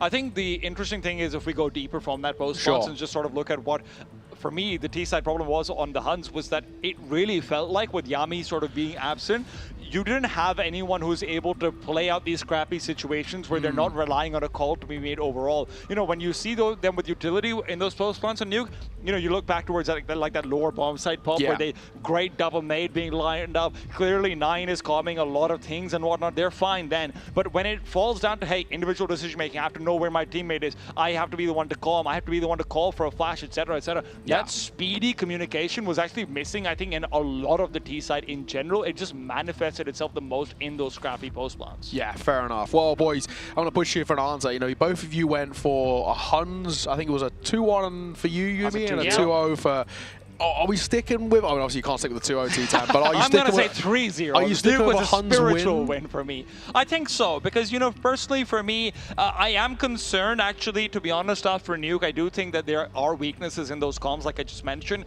But for Mirage, I don't rate JJ House Mirage, and I do think we're going to get to a Mirage. I cannot see Yami being that absent on Dust 2. I cannot see him being targeted to that extent.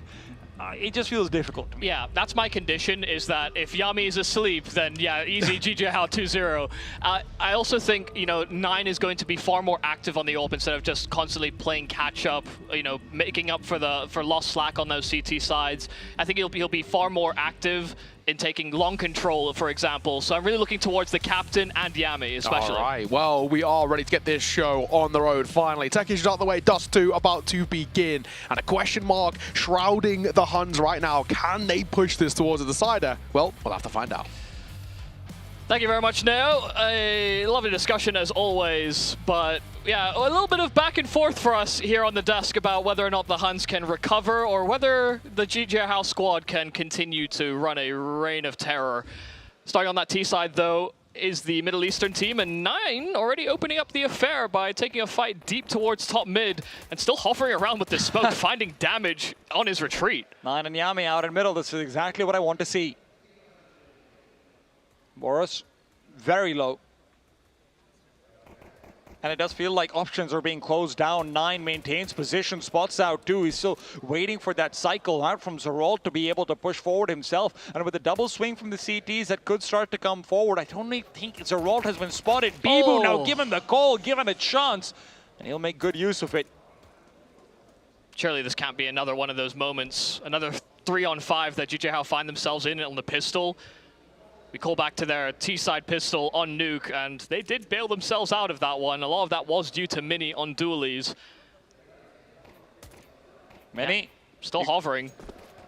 Cobra needs to be able to find this kill as well, and fast, and he does. He ducks out behind the car, goes in for 2 more. My God, Cobra. He's here to play. Yeah, it took a little bit to get the kill out long, but as soon as they start running up through short, Cobra just clotheslines them. Yami got the info, so they knew that they were being run down from that position, but the shots from Cobra were right on the money. I don't have more history lessons, Michael. Yeah, Yami seems to be encountering some issues, but my bullets weren't connecting. I thought I had some clean kills. I'm telling you guys, it's a tech issue. Listen, one of the interesting things also, just, you know, sort of looking out towards Dust 2 and the modern meta, one of the only sort of weird comparisons I can draw with Nuke is the layering of HE grenades, right? You know, you look out towards CT spawn and catwalk, and ever since, you know, HEs have been dropped, ever since HE's importance has been rising a lot more so, it's really interesting to see how these teams are going to be sort of prioritizing that heavy damage nades. Yeah, it's interesting because I mean, we actually got we were graced with one of the first games where we saw a very clear meta-defining, potentially meta-defining moment in OG versus Sprout. Yeah, versus Sprout, where the HE dropping was brand new, and I think Alexi finished with like 950. Yeah, it was crazy. Just kept throwing them towards short and just destroying the HPs of T-sides. But it's actually not become like a widespread adoption of that type of calling, because, I mean, even if you're a CT player on B, for example, you actually kind of want an HE to blow open smokes at certain times. Sometimes T-sides are boosting over the tunnel smoke. Sometimes they're trying to be tricky and take timings themselves. They throw lurk smokes. HEs are very valuable at getting that information, for example. So in general, that early foray into utility dropping was kind of a very early extreme of how lopsided it could be in one position, but ended up becoming more widespread because it's just a good information gathering tool. I think it is cool to see now, though. We do actually see a lot more people like dropping 2 HEs from the A side, especially into CT spawn, because you can prevent that crossover on long. You can actually maybe break open a smoke or even just throw a triple nade into short when there's 45 seconds left in a place where they're likely going to be lining up for an execute, right? That kind of extra pressure is still really hard to maneuver because it also involves revealing position from what is normally a very key player, right? Anyone playing out towards short, anyone playing out towards CT, you're looking at, you know, in this case, Yami and 9, showing where they are, if they don't get a kill, it also gives out so much info in the late round into how to play around them. It becomes an interesting risk that, you know, isn't necessarily always talked about either. It's actually also funny because, you know, when the quick boost from spawn on CT side was added where you could do it yourself, yeah, a lot of people were very hesitant about that. Like, oh, you're lowering the skill ceiling. You know, there's less teamwork involved now, so people can just boost themselves up. Cat, that seems ridiculous. But it's actually been I think it's been a very quality addition to Dust 2. And it gives you options in clutches. It gives you another great angle on CT side to hold down that A bomb site as well. A weird headshot angle that, for the first few months especially, people were not prepared to pre-aim. Retakes are much better as well. You've got so many more chances. I think the addition to that boost in Dust 2 is, you know, a very direct parallel would be the bench in Mirage in terms of it has kind of changed how that part of the map is played completely in the way which has added so much more depth. And sure, you know, people will whine whenever there is change, let's be frank about it, but I think that's been one of the best changes to the map. And it's a map that, you know, Michael, we've both kind of been fighting to say it's more tactical than people give it credit for. I think now more than ever, with the addition of smokes being blown open, with the addition of that, you know, self-boost up, this has become, in my opinion, almost neck to neck with Ancient in terms of sort of what I'd expect in tactics and mid-round calling. Yeah, I think the reason Dust 2 feels different to Ancient is that, again, T-side staging is so similar. It's so boring in a lot of ways because it's often mid-control, Xbox smoke, into short control, a little bit of pressure to long, a couple of flashes, and then usually mid-B fakes into either short hit or B-side split.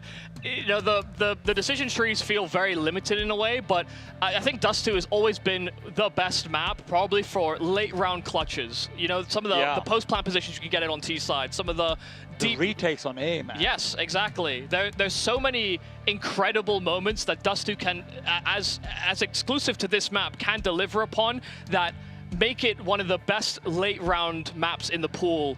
Even if the early mid round can feel very dry, the finishes always just feel so good. So it's a strange one. It's why I think a lot of commentators, a lot of our colleagues, when they see Dust 2, sometimes, you know, maybe it's been overshadowed by Vertigo hate or Inferno hate, for example, but they've never been too enthused. There's always this undercurrent of disgust, sort of. Yeah. They're not exactly enthused when they get a Dust 2, but especially for us, and I know this is why we've had a back and forth about this map being more tactical than people realize, is we saw the era of like Big on this map. Yeah, they were both phenomenal on Dust 2, and were doing things tactically that other teams just weren't exploring. Like, even just the idea of having a left side mid to B smoke to run up to the B ramp with was something that other teams just didn't think about for a long time. I mean, it's so funny because I remember there was a game where Nico accidentally threw that smoke to left side instead of throwing a flashbang, and Spun just kind of went like, whoa, this is crazy. Insane. And he started theory crafting and, you know, making up all of these things, and people kind of laughed about it, but then a year later it became meta. Yeah. That's the weird thing, right? So a lot of creativity as well, you know, with the removal of skyboxes and everything like it. I mean, before that, though, there were some pretty trippy smokes. Like, you think of the Big Clan smoke that bounced off the skybox behind mid to smoke off doors from mid side. The B door smoke. Yeah, okay. Yeah, you know, there were these weird things that did come through, which I do kind of miss about skyboxes. We got some trippy lineups, but all in all, it has just really made this map so different to what it looked like, you know, maybe 4 years ago in CSGO, you know, in the 2018, 2019 era. We've actually seen this map evolve drastically so. Yeah, as soon as they removed the skyboxes, we had the giga nerdy spawn smokes where people were literally increasing their sensitivity to like 400 something plus, getting one input from a certain spawn and just having a lineup or something. It was but enough about Robs, eh? Exactly. It was actually insane to watch some of the creative ways that people were coming up with spawn lineups. Or even, like, you know, the Zaiwu one from Pit, for example, for, I think it was a waterfall, or actually might have been a mid-B smoke from Pit. Strange things have happened on this map, and things we didn't think were kind of even possible, which is part of why having a pro circuit is actually so enjoyable, because they are paid to be big nerds about those small little details. It's like rocket science without the rockets. Yeah, I don't know if I'd extend it that far. Also, my opinion on rocket scientists has gone down considerably. Just because you have a brother who became a rocket scientist, Michael. Propulsions engineer. And I think one of the cool things about Dust 2 is that despite all of the changes, it still has actually not broken its essence, right? It's still a map where Oppers can kind of go ham. It feels like, in fact, maybe more so than before because of the ability to blow open smokes, because of the ability to, you know, fight for these mid rounds in different ways. It's still a map where you can get a rifler even going absolutely berserk, and it feels like Boros is the one who wants to do that in this round as we get back into things, but he's the only one able to get a kill. Okay, well, this is starting off rather well for Zeralt. Just 3 kills towards that lower side, and a lineup delivered for Bartak. So between the two of them, complete shutdown on the half buy. Actually, force buy, I think. Force buy, I think. Yeah, because second round, so should have been a force buy. It should have been. And it's GG How, let's be honest, it was a force buy. Still. Yeah, kind of missed the start of the action, but no problem. Swinging right in, no drama. You guys want Counter-Strike or not? 2 MP9s to replace those that were lost. He says unable to find a kill with the Deagle. A little bit of purchase up over here. Zeralt goes for it again. MP9, this time against unarmored opponents. And, well, Boros makes sure he doesn't come away with more than just the one. 9 has to be careful. They realize there are Deagles on the other side. It is very easy to be overrun, and maybe that's why he should have been more careful. Yeah, he did not get the memo. Package is still all the way back in T-spot, and suddenly GG How are realizing we can do this. Yami's been forced to rotate back to CT. That leaves us a very isolated Bartek on this A-bomb side. The smoke will not matter. Ace has already spotted him. He knows he can push forward. Yami's found Bibu elsewhere, but this 2-on-1 is going to be critical. Boros picks up his 3rd kill of the round with the MP9, no less. The problem is the bomb, and Yami's realized that as well. Can they find Yami? Yes, they can. Oh, that was the key kill. That was a way right back into the round. If Yami gets the bomb there, suddenly it'll be full panic stations there for GG How. So an important kill there from Mini. They've just been decoded down. Yeah. That was only a couple of players with armor and Deagles on toe. But some lovely shooting. And once they got their hands on this SMG, just able to do so much with it. I'm kind of critical with how GG How likes to peak when they're, you know, collective players, but that's more with rifles. With Deagles, they are such a threat, and you see it right here. Zeralt and Cobra are hoping to be a bit of a threat themselves, but Bartek's M4 has been dropped, and Zeralt, sure, he picks up the 1. The A site is still largely empty. The bomb is contending. Bibu. I cannot believe he goes for that peek. I cannot believe Cobra gets a double. They were turned around. Oh my god. And it might still not matter. I mean, they know where Cobra is, but he keeps challenging. He wants this fight, and Issa is actually giving it to him, continues to take these peeks, and finally gets tagged to now start backing himself away. There are weapons to be recovered, but there's no ammo in any of them. Issa full on the reload. Cobra now committing to the wide swing, but Issa contains. And he was that first line of defense. Issa stops Cobra from having a massive highlight. That was still dangerous, but you can see there's been a lot of emphasis in these rounds from the Huns towards that lower side of the map. Those are really hard shots. Easier when they're not looking at you, but you know the actual aim and accuracy between those shots was not fully reset. So a little fortune, but some great shooting.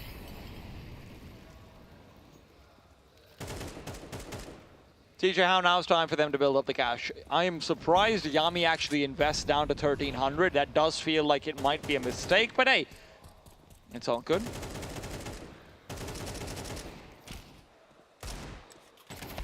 Yeah, no real opportunities to cause damage to the economy of GG How.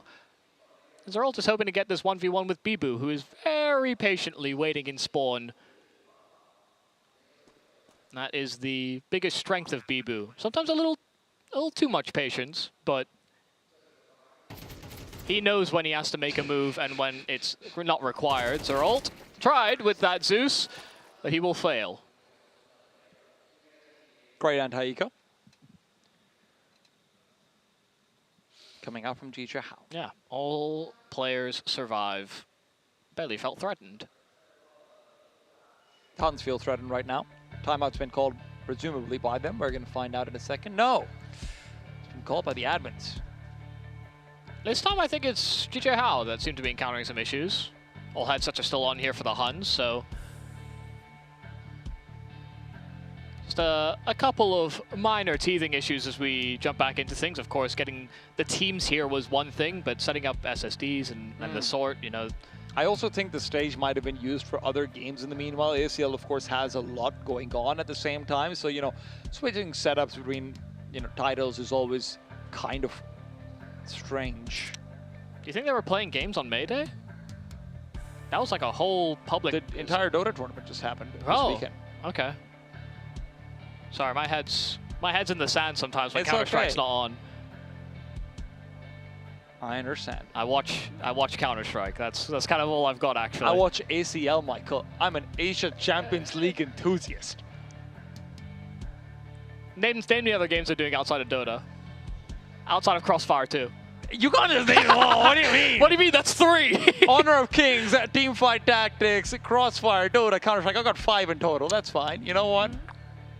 Fair enough. I follow them on Instagram, baby. Oh. Yeah, I was just chain posting on Instagram. Little photos, little videos. Yeah, so what we've been doing is Michael's the best with the camera from all of us, so we just all steal Michael's reels to send to our family. Like, look at how pretty Yan Chung is. I literally have made one reel. Who is this UM3 guy who you keep sending? Yeah, I've only been working with you for what, 5 years Your now? face isn't in the reels, yeah, to be that's fair, true. You know? That's That's true. the issue. Neither is your voice, which might be more recognizable. Yeah, maybe I should start doing narrations. But my phone is so slow, man. It's not a good... I try to do narrations for you. You just don't keep them in. Yeah, but they're not real. I'm pretty sure you just made literally random noises during one, so... Hey, it's called ambient environmentalism. Yeah, people will be like, what animal is that in the background? Like, this is the animal. Of course, we do apologize for the technical timeouts, guys. We will be back into the game very shortly. The banner has been removed. The replays are on.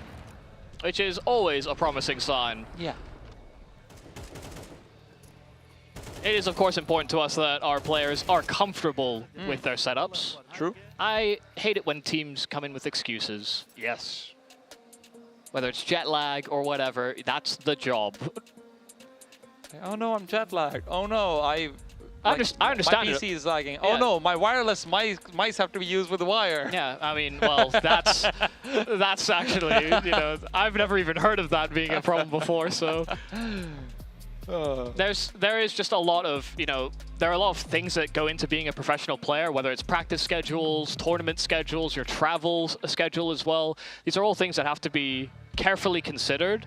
And, you know, there are some teams, and, you know, I think these are the 2 teams that feel the most justified in being like, we literally came off a plane. I think the Huns came in like quite late yesterday. Yeah. Arrived around, you know, 11 something. So, yeah. That was 11, I think, just whatever. yeah, maybe quarter 2. And so, you know, for them coming off a flight, coming in early enough today, set up everything.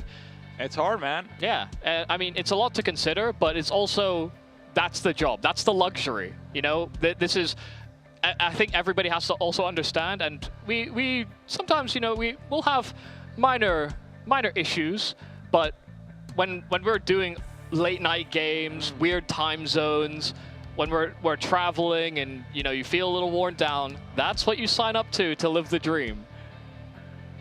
Now, I will remind everyone that Michael is an incredibly ruthless man with no emotions whatsoever about this. I am a little bit more teary-eyed, a little bit more warm-hearted to the players, but yeah, guys, don't be complaining, man. It's tough. Nobody ever said any performance sport was ever going to be easy. It's true. You know, you're not physically exerting yourself. It's the mental strain of games like Counter-Strike. Listen, man, I traveled 21 hours to get back to Yancheng. I was physically exerting. Of course, it is a dream. But the dream, you know, it comes with a few harsh realities. Yeah, and some teams, I mean, listen, I remember having conversations with you about this. You know, there are some teams that fight so long in online games, they climb up the rankings, they get opportunities, and sometimes they're flooded with LAN invites as a result of that. Aurora was a good example. Mongols right now. Yeah, yeah. But Aurora was the example I remember using because they were a younger squad, less experienced on LAN, and then suddenly they had like 6 LANs back to back to back to back in like the opening season of 23 or 24. Russian Aurora, in case yes, Russian Aurora. Yeah.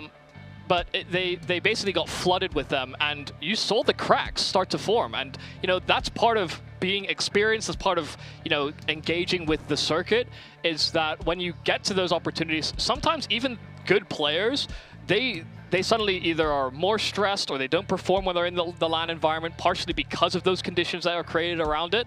And it's why, being someone that can perform on LAN and can perform during the hectic calendar is such a rarity and a very, very, fleeting commodity. It's why when you look at players like Nico, for example, who've been in the top 4, God, 11 years. Yeah, exactly. So many years now, over a decade, and is still able to put up those numbers even with the travel schedule, the practice and everything. That's where we really see the definition of being elite, not only in the game but also mentally and dealing with that. And listen, when you're a tier 1 player, everything, you're getting all these quote-unquote ideal environments, it's still really hard, right? Like, it's still being away from home, different food, your stomach's probably always grumbling because like, oh my God, there's new bacteria over here. Sure, it's perfectly hygienic and safe and everything, but... It's why some Olympians just eat at McDonald's. Yeah, just because they know it's consistent, it's kind of across the world. Usain Bolt just has chicken nuggets basically before his races because he's like, you know what, this gives me protein and I know I'm not going to get sick. And they burn hella calories, so they just eat whatever they want. It's true. You ever see retired athletes and how quickly they put on weight sometimes? Oh, it's not pretty. Food can, remind you of home, or it can just be a simple comfort. So it's one of the cool things that I remember, I think Torin talked about, I know I mentioned this to you, that in the StarCraft 1 era and the early StarCraft 2 era, when Korean players started going to the West for more tournaments for these DreamHacks and whatnot, so many of them would just show up with massive suitcases, and half of those suitcases would just be instant ramen. It would just all be ramen. Why? Because well, I don't know what you guys are eating. What is Swedish meatballs from IKEA? Ugh. Yeah. I don't want any of that. It's like, I'm fine to explore foods if I'm on holiday, but when I need to perform, I'm going with what I know. I wonder if the Mongolians are coming in with horse milk or not. It is horse milk season over there pretty soon. In like 2 months. Yeah. I feel like that... We got told there's like so apparently horses in Mongolia, you can only really harvest their milk for like 2 months a year. Huh. Because that's like when they go into heat and whatnot. So yeah, it's interesting. That is interesting. But let's see if they can milk out more rounds in this tournament though, Michael. Huns need it. Let's quit horsing around. Mini starts offline, regains vision, it's a miracle. They've got to be careful about this slippery serpent. Cobra's had some really nice rounds. It's maybe a little slow, some mistakes early in that nuke, but has since those moments kind of not looked back. This will be one of the few rounds where the Huns are not putting in that pressure towards lower. They've been punished for doing so in some of the rounds prior, and now that they're back in at full investment, they want to try and make the most of it. This is going to be a really fast rotation from Zeralta, but it's all down to BB to stop that from actually happening.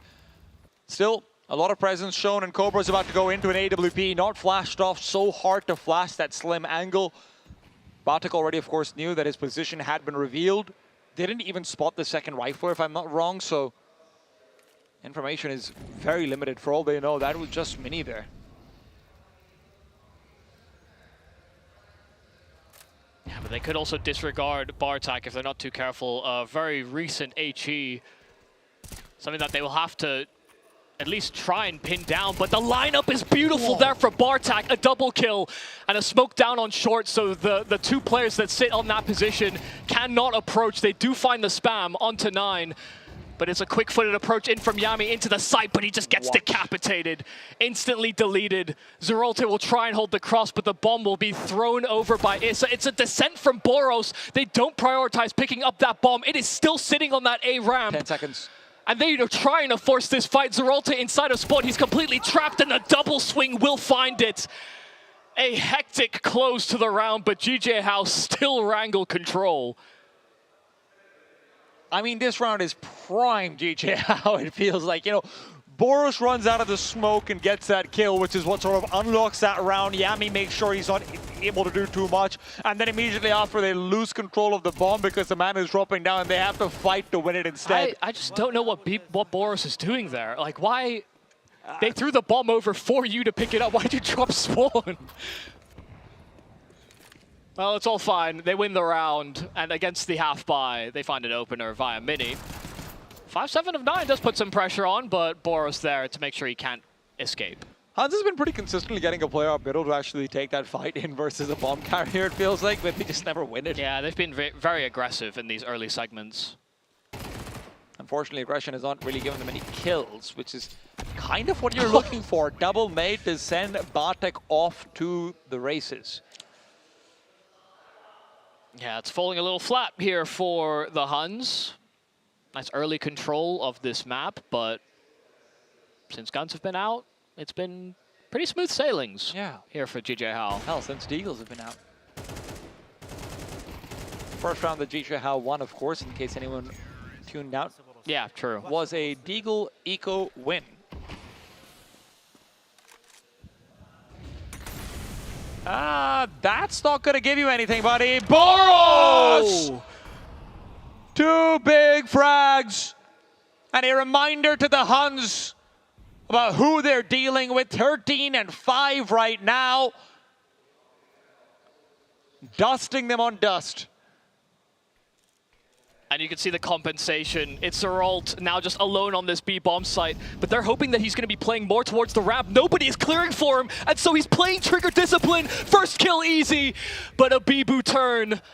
And so it will just be 1 for 1. There was a chance, a real fighter's chance to come back into this moment. But now the Huns have to save. Cobra still hovering around, hoping he goes as disregarded. Never have I seen a man curse his A1 purchase this hard. I don't know, even with an A4, I wasn't sure. Cobra's dead, man. Yeah, good permeation of the smoke there from Bibu. And so 9 will try and hold on to his AWP. This is a bit of an anomalous round. Not often you get Boros starting with the AWP towards long and a collateral to start. But GJ Howe don't rest on their laurels. They get that double entry, and they collapse on B. Huns don't have any laurels right now. And they don't have any rest either. Down 2-6 on their CT side after winning the pistol round and the anti-force mine. And sure, this was a chance. Yes, this was an oversight. You might be thinking back to this later on if you're Zeralt and like, oh my god, I could have done more. But the problem is not Zeralt over there. The problem is Huns cannot get an advantage to save their life. And that's what they're fighting for. Their life in this series. A loss on Dust 2 that I don't think anyone, rather a loss on Nuke that I don't think anyone was expecting from them. But GJ Howe looking very convincing here in map number 2. Yeah, they've got a really fired up Boros coming into this map as well. Another entry that you'll find out towards long.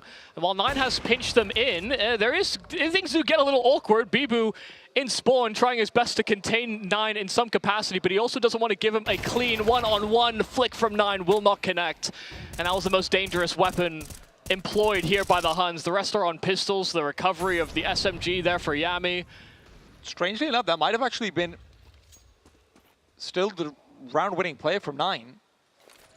It's given Huns more than enough time to recollect. The problem is Boros already has a jump over on this Deagle, so Bartek's going to be a freebie, and with Yami not getting his round, rather, Yami not getting his single kill, yeah, round could have gotten dangerous, ends up being A-okay. Yeah, Boros gets his opener at long, and then runs back top mid, takes short, and finds himself 2 more.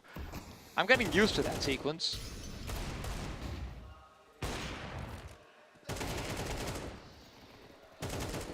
Two to 7.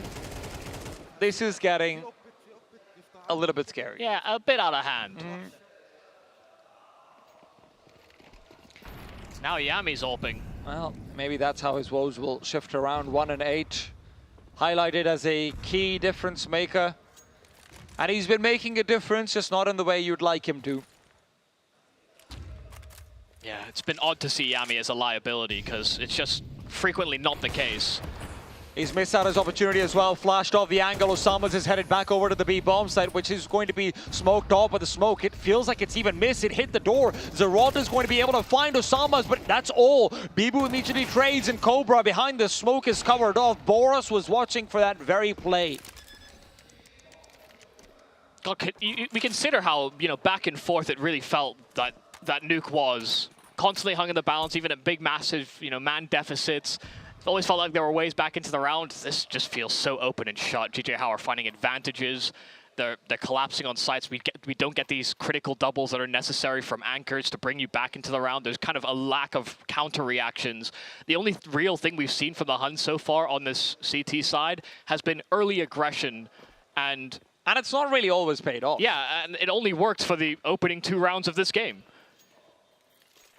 Boros is also on 17 kills in 10 rounds. It's quite good. Yeah. Pretty sizable. I've heard that, yeah.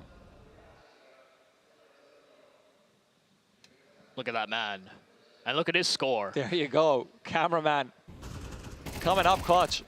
Unlike Zeralt and Cobra, who unfortunately could not get the multi-kills to defend the bomb site, I do wonder if that smoke was accidental or on purpose as well. Like, from Zeralt, if he meant to actually block it off, because normally what you see in that mid to B is just to focus onto one angle, right? You either try and fight into tunnels, or you try and maybe isolate the window out or something like it. That smoke ends up just giving them multiple 1v1s, which sure they could have won, don't get me wrong, but it's very hard to. Yeah, no, I do think that smoke was a mistake. I mean, you could see as well, he threw an HE behind it, hoping that they would run right at him, but there was a little step of hesitation. So, I mean, the whole util sound from the B players just felt, it felt very scared. It didn't feel like they expected to hold it very well and tried to go for something tricky instead, and it just didn't work. All to try and rectify a minor mistake, but especially when you're trailing and very little is working, you can't afford those minor mistakes.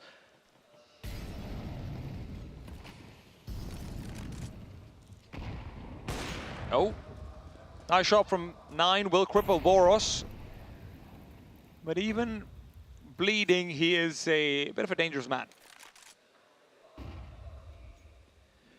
This 3-man setup from the CTs out towards A is still not really particularly collected. It's not going to be able to quickly swing back in and contest from middle should GJ How go for that same mid to B split. Boros with the AWP will be allowed to explore forward. In the meanwhile, this looks like GJ How will be committing to the fortified bomb site. Mid to B smokes thrown out on either side. Boros continues to keep them a little bit concerned about what's going on with A. And as the T's are getting ready to maybe even drop down through the waterfall, it's Yami to take point. 9 will get the first kill. Yami cannot find the frags, and 9 misses his flick. Yami had to compensate, but he just can't get the bullets. Mini was so low. But despite being on 10 HP, he gets the kill. They'll get the bomb plant.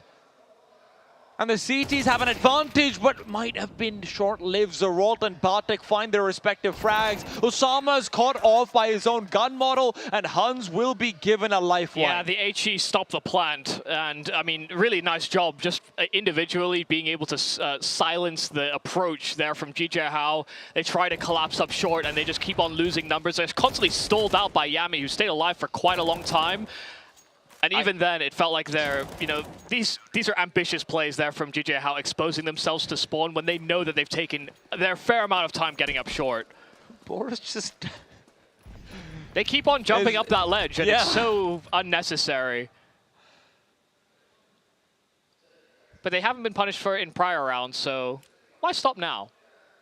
Could be a way back in, at least for a 4th round here at the end of the half. The ult of Mini is waiting for some kind of aggressive move. It's Cobra that's isolated here on B. Has an incendiary in possession that he's hoping to deploy and get away with. It's going to be a B split. 9 flashed off the angle. Double smoke out towards mid. That mid prong is going to be coming late. Cobra is under so much pressure. This time, HE deployed as well quite early on. No one was actually going through the incendiary. Re-smoke will buy him more time, but they might want to go through it. Rather, they're shooting through it. Cobra not too badly off, but does call over backup. Yami comes through, and GJ Hao are happy with all of that utility forced out of the Huns. No, this is a very good cancel here from GJ Hao. They get completely stuffed. It's a perfect reaction there from the Huns, and so they try and explore elsewhere instead. There's another layer of smokes that they can throw towards that tunnel, and it'll actually be a deep incendiary thrown by the CTs. It's all on Bartak to try and stop this A-side approach, and it's a slow crawl up from Issa. Even gets confirmation on 2 more, so they'll realize they're maybe out of position to reinforce A. What a flashbang onto 9. He thought he was safe, but Midi's been given that easy duel. Are there smokes available? No, there aren't. Zeralt needs to be able to pick these up. Yami misses everything. And with that, Zeralt is left with 3 men to deal with. But really, there's only just the one you have to worry about. 20 kills for Boros. Cobra fighting a losing battle. Boros spots out his feet, forces him away. Osama's will finish him off. 9 at the end of the half for GJ Hao. Yeah, domination here from GJ Hao. Even in this round, so well done. Incredibly decisive decision making. I mean, they stalled, they waited to see if there was going to be counter plays out from the Huns, who were in a desperate spot. I mean, only 3 rounds on that CT side. They knew that the Huns would want more, they would want something. And even with them playing a very passive defensive set, they did the perfect counter reaction to the, just Lurk Smoke's initial belt of utility thrown by GJ Hao on B. And they cancel, they reset, and they leverage some of that late round firepower, that decision making that makes this team such a threat to even teams that sit at the top of the Asian Counter-Strike ladder. I honestly have no idea how Boros got that kill on the Bartek, because he just fully swings into an angle. Bartek, kind of reposition over there as well. He's ready for it. And I know swinging is obviously, a lot more potent in CS2. Everyone's always talking about it and whatnot, but still, Boros was just on an absolute heater in that first half.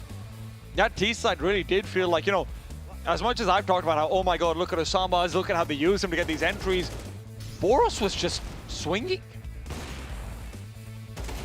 Yeah, I mean, they just didn't feel like they were threatened that much across the map. You saw very brave choices being made from GJ Hao, but very infrequently were they punished. It only really happened in 1 gun round. I mean, the rounds that the Huns collect came from the pistol, the anti-force buy, and then 1 gun round at the end of the half.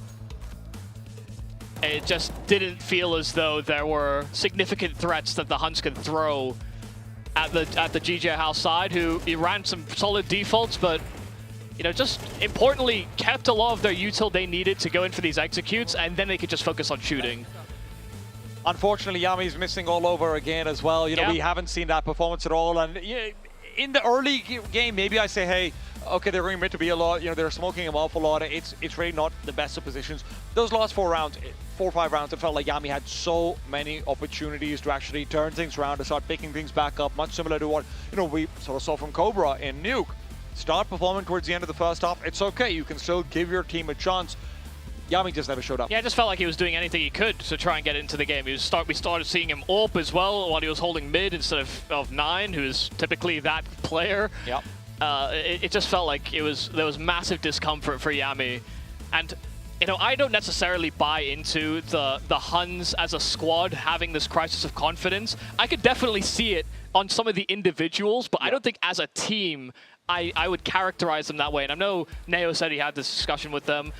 They'll say that it's a holistic problem, but I'm sure it does feel like there are a couple pressure points here on the Huns that are struggling to refine form and refine confidence in their own game. Because again, I don't think the calls necessarily look terrible. I don't think sometimes the team play looks that bad. But yeah, individually, we're sometimes just seeing these massive whiffs from players that have been known to be lightning sharp. Yeah, 1 in 10. Yeah. On Yami. Oof. The stopping power. Osama's will be traded. Yami Starts that T-side campaign off for the kill in the first round. Clear this. And Yami will not be checking out, but the flashbang might not have helped Issa at all. Will they turn? They will not! Issa with 3! What a collection!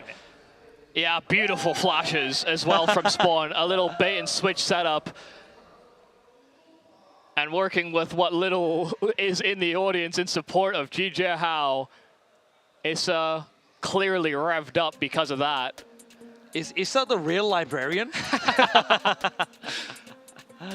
The worst part is you just knew that Huns weren't going to clear that. They got the simple kill on an Osama's fallback. They get the cross smoke, and because the game has been going so poorly for them, it was just one of those situations where, you know, they have just not been accounting for every possibility. They've not been accounting for every scenario. Players not playing anti-flash. Everyone ate the single flash coming out from Spawn. So yeah, you give Issa a chance like that, he will absolutely feast on your remains. Indeed, Al Issa. The leader of the team in many different ways. Experience. He's got it all. I was going to say, he's not fragging high, but... That's why I stopped that phrase. Yeah, just experience. Experience, he's got it all. Leadership. Oh, Bartek's out. What a surprise, Boros is still killing. This does feel a little bit like a foregone conclusion. Huns, I don't believe they can hold a pen to rewrite this chapter of their ACL campaign. Yeah, absolutely suffocated on the force buy. It's a little tragic. Eagle Eco? Eagle Eco win? I mean, it happened for GJ How. That's a spirit.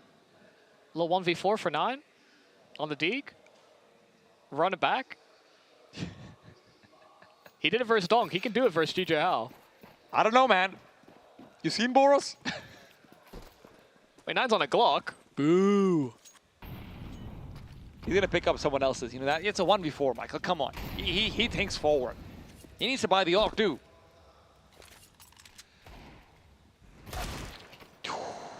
That's a great start to the 1v4.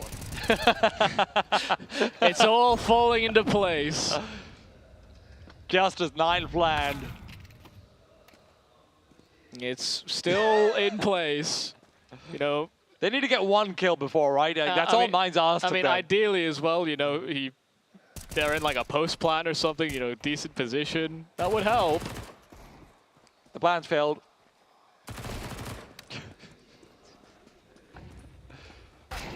Oh, Cobra. Cobra 1v5, maybe? Cobra's got 2. Cobra doesn't have more. Never mind. Not quite. Okay. Listen, it's all fun and games, but I don't think it is for the Huns. GJ How right now feeling good. They've forgotten that nuke was, you know, what, double overtime?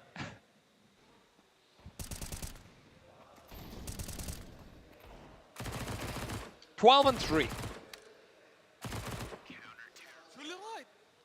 Deflated is one way. Oh my god, they're calling the timeout as well. GJ How? How dare you?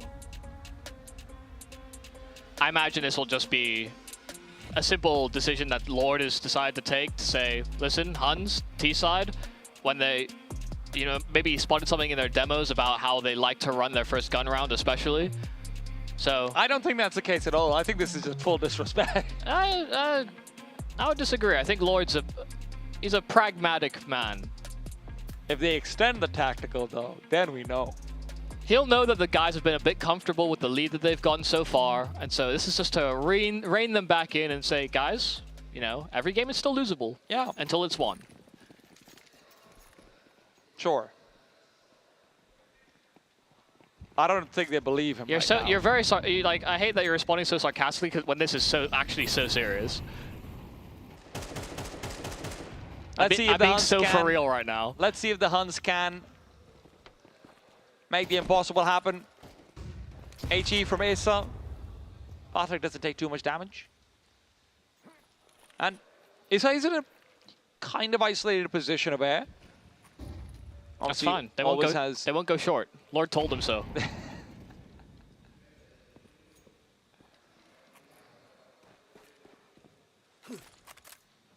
Okay, that's a bit of a cheeky smoke thrown by Osama's. Yeah, that's fun. The one over towards long, where it does feign some extra pressure towards that A bomb site. A good clearance Molotov thrown by the Huns, but that also doesn't reek of short control into A side attack. Very slow progression, but a kill on Issa, that could open the gates right up. Osama's has been left completely alone. Does he have to? Their NOA stacked. Oh, Boris finds the kill around the smoke as well. That's perfectly played, and the spam is significant onto 9. Bomb hasn't made its way over yet, but Zerolt just comes down, drops in, and he finds himself 2 kills. It's a good exploitation of the smoke. If they still go over towards this A bomb site, though, Osama's is going to know where they're coming in from. I don't know if they fully clear this out. They've got knives out. They've got utility out. Back to a 2 versus 2 without the bomb, and Mini covering off the lower area of it. Osama's just keeps on finding potential, but Yami now has to go in. Full one-on-one. Mini's already up short. Yami will have the read, it feels like, but he is just playing in from behind the smoke and inside the site. No util declared. Mini has to just go out, do it with the gun. Waits. Yami will deliver. Yeah, perfect timing there from Yami, but Zerolt's the real hero in this round, dropping spawn and finding 2 players caught completely unaware of that as a possibility. Osama's couldn't cover both the edge of the smoke as well as the potential drop down, especially after they lose Issa initially. Just completely caught with their pants down, and even with Osama's trying his hardest, Yami is able to collect and bring it back. So they at least get 1 round here on this T-side effort, but it is largely due to the individuals, well, Zerolte and Yami. Cobra's still on a deagle. He's good on that, though. That is true.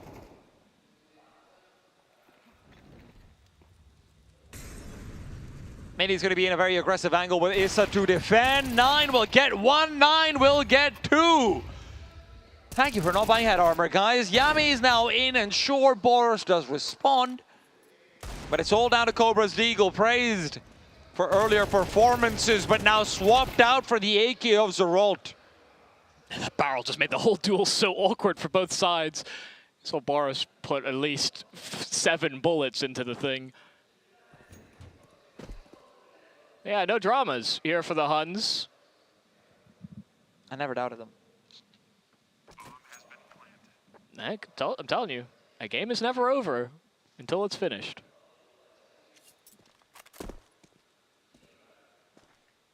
Are they out of tacticals on the Huns? No, they, I think they have 1 more. Okay, because if they're out of tacticals and Lord just gave them a free tack and that's what turns the game around,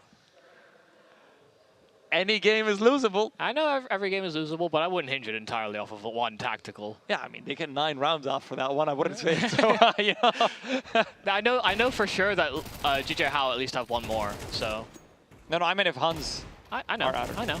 I'm just saying that I know for a fact GJ Howe have 1 more. But the Huns, I'm not too sure.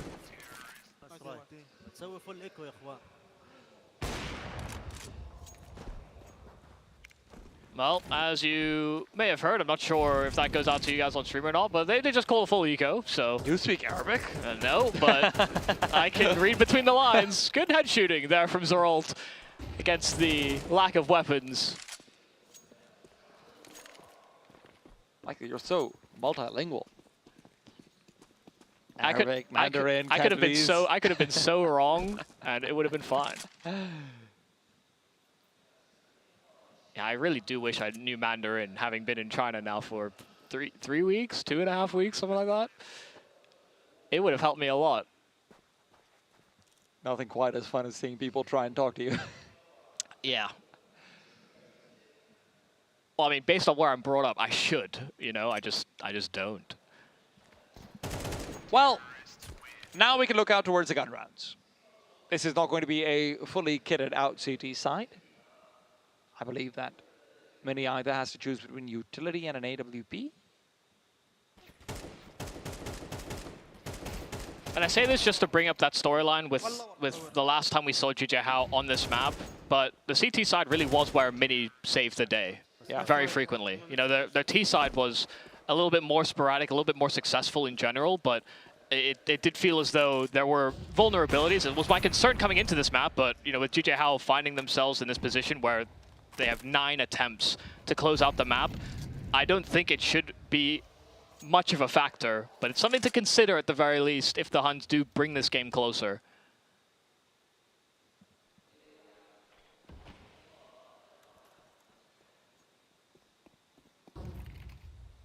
I'm also wondering about what stage does GJ Hao start to sort of push forward for information when they only have, you know, these M4s without any flashes left and the like. Do they try and go for a huddle down? Zerolta is watching out for Boris's peak potentially. With the mid-B smoke coming in and more pressure delivered from Yami, he's just trying to keep them at bay. He flashes out and over, but the CTs will choose to fight in. Cobra! It's Zerolta actually. I thought it was Cobra's adjustment to get the frag, and quickly CTs are forced to save. Huns will find 7. Yeah, quick mid-B split and a lovely pack play there from the Huns. Some nice snappy shooting. If it's not from Cobra, then, you know, Zerolta is likely going to pick up the slack. You know, Yami, unfortunately, has not really been that guy, but, you know, Bartak is at least compensating and maybe shooting a little bit further than his expectations are, you know, especially with this, with him being one of these players that was initially with that old, you know, IHC core, checkmate, IHC, yeah, both, in that transition period. You expect him to be more of a supportive player. Zerol was hoping everyone was out on long. Yeah. He's wrong, but it's fine. Don't blame him too much for it. They can afford to lose no rounds, so even if they lose a couple of weapons, that's fine so long as they're keeping 3 afloat. They're still building, still got a lot of cash in reserve as well. They don't want to encounter money issues, even if they are still winning rounds.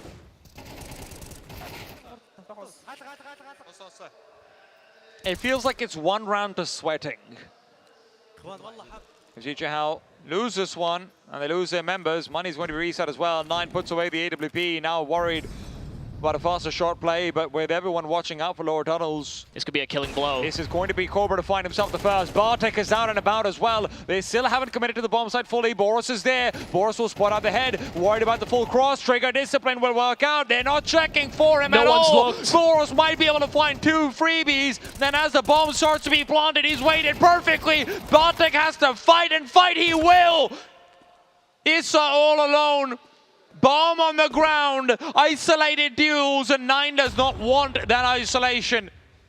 He will wait, he will pause, and as breathing room is given, Issa will be the one to take it. Zerolta will have to win it. Gets down to the one-on-one.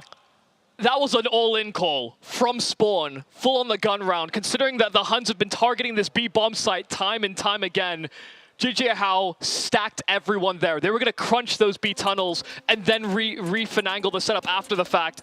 It could have been a total knockout punch, but then they break into B, and Boros has a complete feast in front of him. But he went for the kills to save his teammate on the rotate. That's where he decides to pull the trigger, and it almost pans out, but it is simply not enough. Once again, it's Bartak that's able to make up for some lost time. And the worst part about, you know, sort of having all 5 players come through and crunch like that is you do lose all your guns, right? You are going to be going into what is effectively now an eco round or something of the sort. This should be Huns finding 9 rounds as well. And the frustration is starting to show. Oh, they buy. And it's a strange one, right? It's not a full buy. But it could just be weird enough to work out. HE doesn't blow the smoke entirely inside of those tunnels. Could be a problem with, I mean, this map, but also was a problem typically with overpass as an example. Smoke blooming deep enough in those tunnels that 1 HE sometimes does not cut it. But yeah, do Huns know this is a committed buy? No, they could be caught off by it for sure. Yeah. Difficult angle to hold for Bibu. Reveals the farmers. Now they should be expecting if there's anything to delay a force, rather reveal a force buy, it would be a farmers. Even then, it would be difficult to have heard that with the HEs, the noise canceling headsets, everything. One bullet sometimes doesn't tell the whole story, and now they definitely know. That bomb's out in the open. Boros has found another kill as well. Mini performing. That CT side savior might be back in and assisted by the T side monster that Boros was. It's 9 left alone. 1 versus 5. Player top mid. Tag spotted. Osama has to try and back off. Wait for her teammates to come through. Nice quick headshot as well. And 9's a goner. Yeah. A total crunch and a devastating knockout here for the GGHow squad to deliver. It was a pretty worrying second half there on that Dust 2, but that first half was just full of confidence, fully in control. And while it was tooth and nail on Nuke, GGHow breezed past when we end up in the map of sand. And I mean, listen, Boros, what a monstrous performance in that first half. Was absolutely unstoppable. The Huns, so many times we saw them get top mid control on the CT aggression. So many times we're seeing them fight into lower tunnels, this, that, and the other. Nothing was working for them. And look, credit out to GGHow, right? They managed to actually pause long enough for the aggression to not work, but after that, the mid-round fights that Boros was taking, he never lost them. Yeah, and listen, on the CT side, he didn't feel like he was as impactful, but also it wasn't really on him to perform. It wasn't his bomb side that was typically being tested. So, yeah, I mean, really solid stuff through and through there from GGHow. They leveraged the firepower advantage, but also they were just kind of out-positioning the Huns on this map. So, a very astute pick coming into this series, and even more astute to have closed out on the map. We thought they would not win coming into the series. The nuke was definitely, I mean, that was the only way it felt like the Huns were going to potentially close out a series against this firepower-heavy squad. Listen, Michael, I said this would be a 2-0 for the Huns. I was wrong. You said it would be a 2-1 for the Huns. You were wrong. There's only one man on the desk who was right, and he's not been doing too much talking now. What do you think? Yeah, what a performance, right? I just think the Huns, sure, there's a bit of a cosmetic comeback. I'll give them that. I thought it was going to be closed a lot earlier. I came and sat down here about 10 minutes ago thinking it was going to be done. There was a bit of a recovery, but it was all for naught in the end. Really, really solid from GGHow. I think they've given themselves a really decent chance to showcase just how good they can be, the level that they can play at. But on the flip side as well for the Huns, still in this spot where, I mean, the start they had that first half was next to woeful, right? And you can't give yourself those sort of awful starts and expect to be able to take this towards a decider. So in the end, GGHow, really, really good work from them. You already touched it. Boros lights out that first half. He was untouchable at one point. So he was sick, which is awesome to see.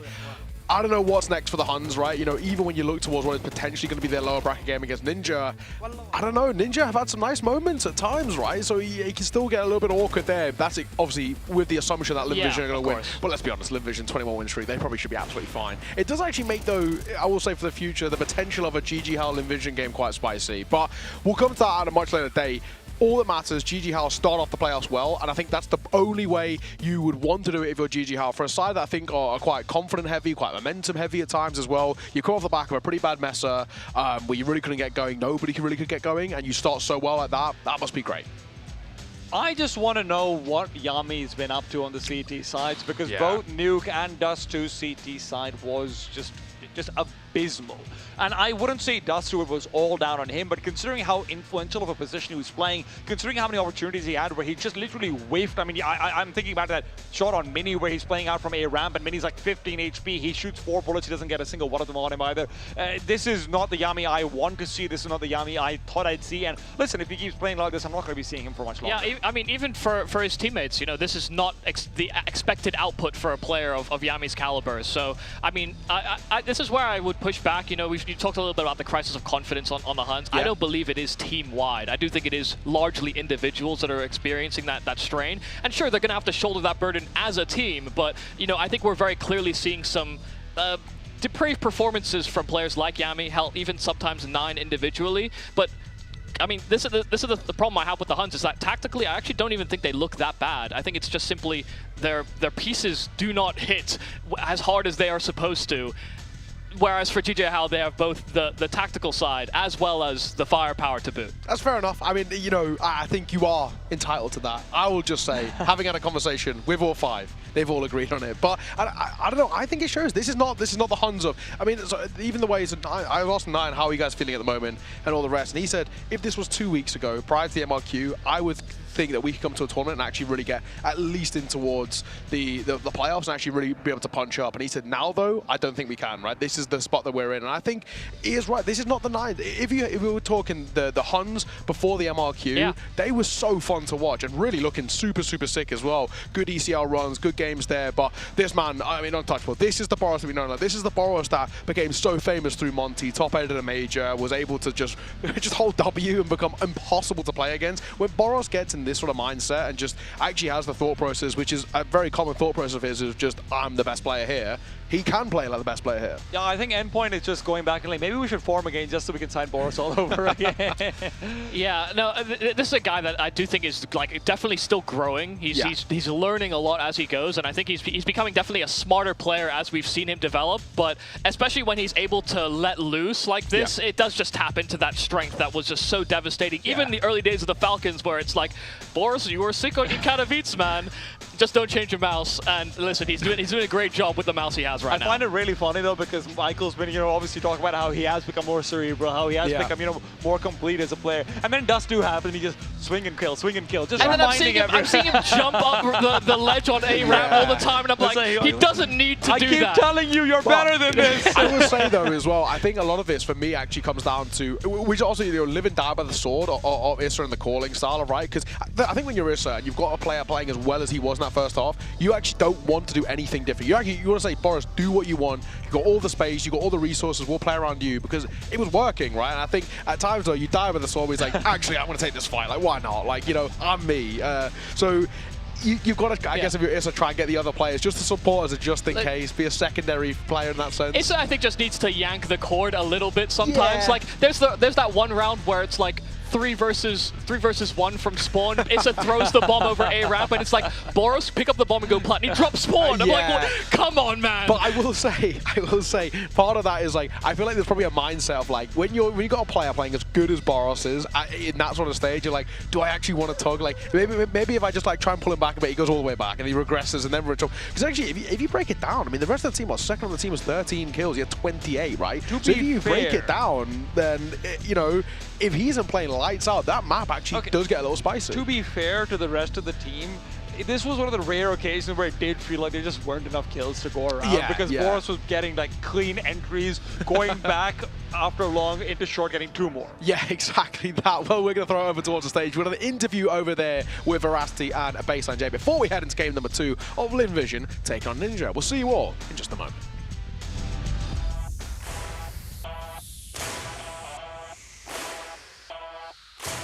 There we have it. GG Hal have dominated the competition. We're joined alongside no less than Osama's himself. Between game 1, you were popping off. Game 2, we had Boros popping off. As a team, it seems like you guys are really uniting, putting on a strong front. What do you kind of contribute that to? 我们来问一下集结号的 Osamas 啊，就是图1你的状态非常好，然后图2是 Boros 状态非常好。那么你们现在这个队伍的这个感觉是怎么样的？We have half period for practicing, and we prepared good in China for 1 month and a half, and we actually did it here, and we improve it also here. 我们在中国其实已经训练了1个半月了，也做了非常充足的准备，然后我们训练是非常的努力。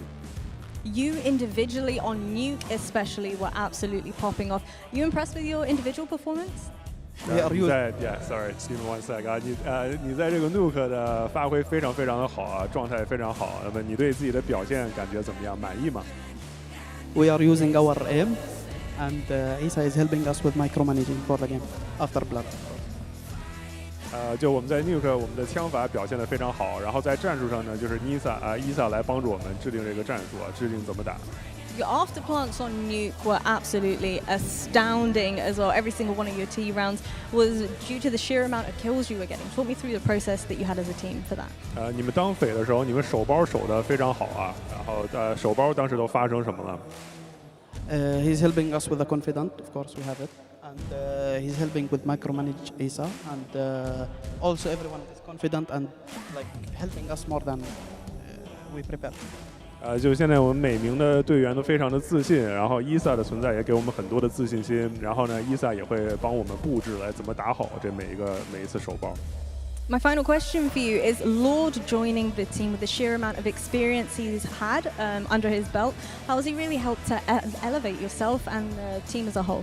Lord 作为教练的加入，那么他有很多的这个比赛的经验，那么他的加入对于这个队伍都有什么样的帮助？ He's helping the game leader and preparing the counter strat for the ADD, and of course sharing it for us, and we prepare also. Congratulations again on the victory. 对，就是 Lord 和伊萨会一起来准备制定我们的战术啊，然后就是对，确实给了我们很大的帮助呀。GGs, I'm looking forward to seeing you perform throughout the rest of the tournament. I want more 30 bombs dropped, okay? Okay, inshallah. All right, thank you, Osama, for joining us in this interview, and we're going to take a short break, and we'll be right back with Lim Vision versus Ninja. 好的，非常感谢 Osama 来接受我们的采访，我们稍作休息，稍后为大家带来 LVG 和 Ninja 的比赛，再见。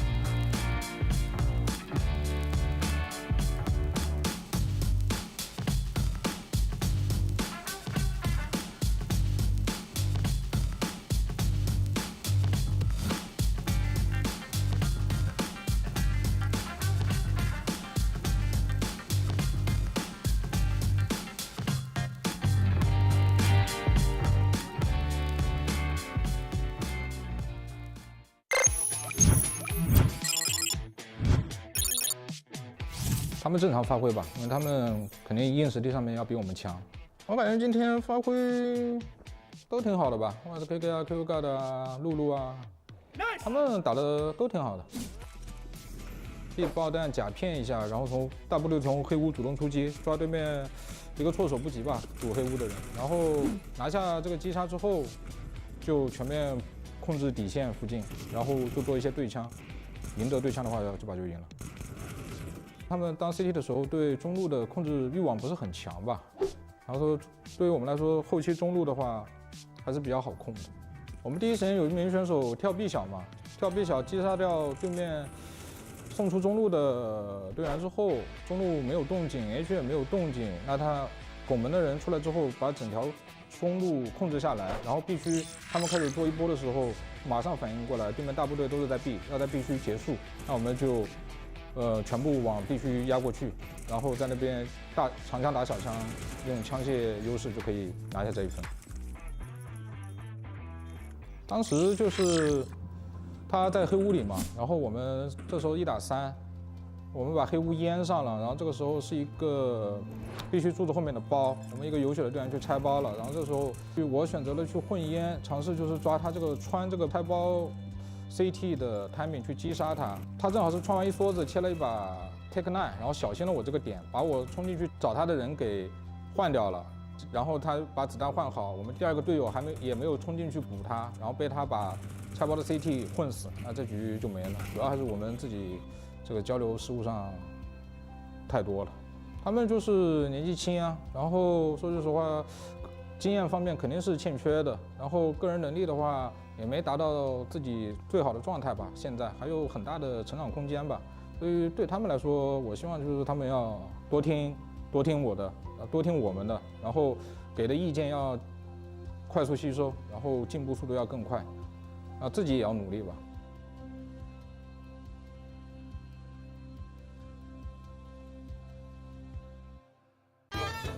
没到，不好意思，老忘记啊。对的 ，I， 肯定是 I 啊 ，I， 其实也是 I。他老是在队友面搞鬼，应该不至于打到这种水平，因为他会说天津话。你也特别对。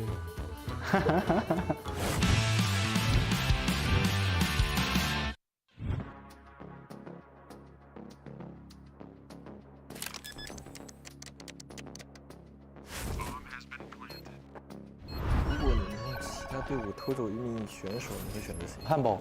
I'd try to king 嘛。什么的？本届赛事最大的黑马是哪支队伍 ？CTG， 可能是我们吧。Kings Brothers。OW。如果现阶段所有战队都拥有贴纸，永远不会在武器上贴哪一支？EXU。CTG 吧。I。聚焦。如果有赛事最幽默选手奖，你会颁给谁？957。Terry。Rage。Control。本届赛事中，你认为最被低估的一位选手？SP。1337。Banana。B。最不想遇到哪个队伍？I。Ninja。Just Swing。之前在 I 待过吧，想复仇他们。Czechoslovakia， 想跟他们会一会。聚焦。Just Swing。I。I。聚焦。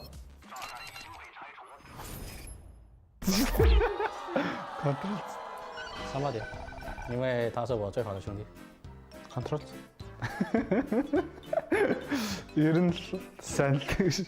我选的是我们战队，因为我们战队这次打的成绩还是非常不错，也算一支强力的黑马。我们可能第一场表现不佳，但是后面找回了状态，感觉谁都能打。OW。因为是我们的队伍，我最不愿意贴上的贴纸是1-1，因为他们该被我们轻松的击败了。RA， 因为没赢过。聚焦，돌고，봤어요 죽지 못하라。Rage， 因为他会说天津话。Terry， 因为他老是在队友面搞鬼。그거 다도가 나를 줄 때도 있지. 거들 다른데 다도가 나를 줄. horta herifkan.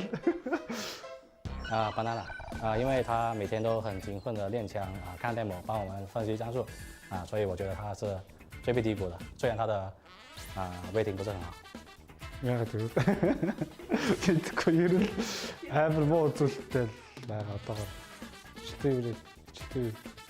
最被低估的一位选手，我选的是Acl，因为我觉得他挺厉害的，应该不至于打到这种水平，可能是紧张的缘故吧。SP， 因为他数据不好，但是他脑子有点好用。Ninja， 因为他也是我兄弟的队，互相残杀。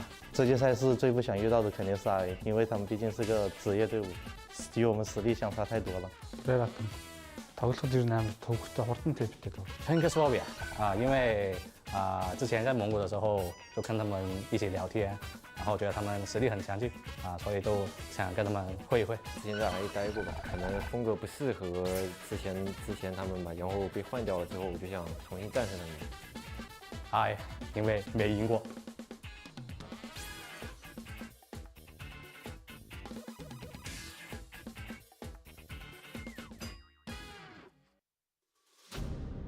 The Asia Champions League, a momentous occasion, a momentous tournament.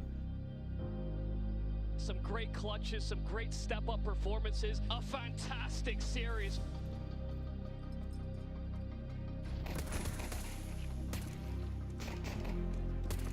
Summers feeling himself okay. Rare Atom continue undefeated, undeterred. They are our first team through to those playoffs. But it was a really toughly fought game for both sides. They should go out with their heads held high. Boros gets both! Our second team to move through to the playoffs out of the closed qualifiers. It will be GJHao. But that's all that you will remember, how close you kept getting, only for it to be yanked back away from you. Miami spots him out, the feet are enough, and Miami with two. Kongao as well found out Miami. Ninja, they move through to the playoffs. It also just hurts a little more when it's on land, international. He gets them both. Nomads will be the last participant in the playoffs. We've seen incredible talent coming up already in this tournament. But these are all guys who are trying to gain experience. They're not only gaining it, they're doing it in spades and doing it effectively.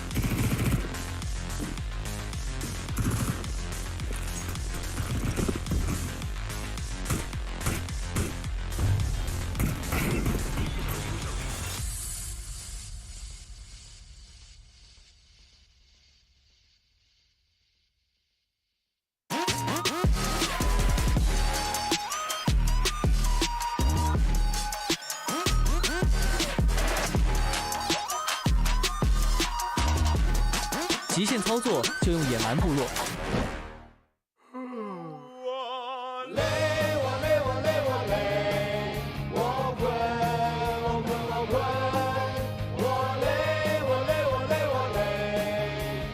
累了困了，喝东鹏特饮。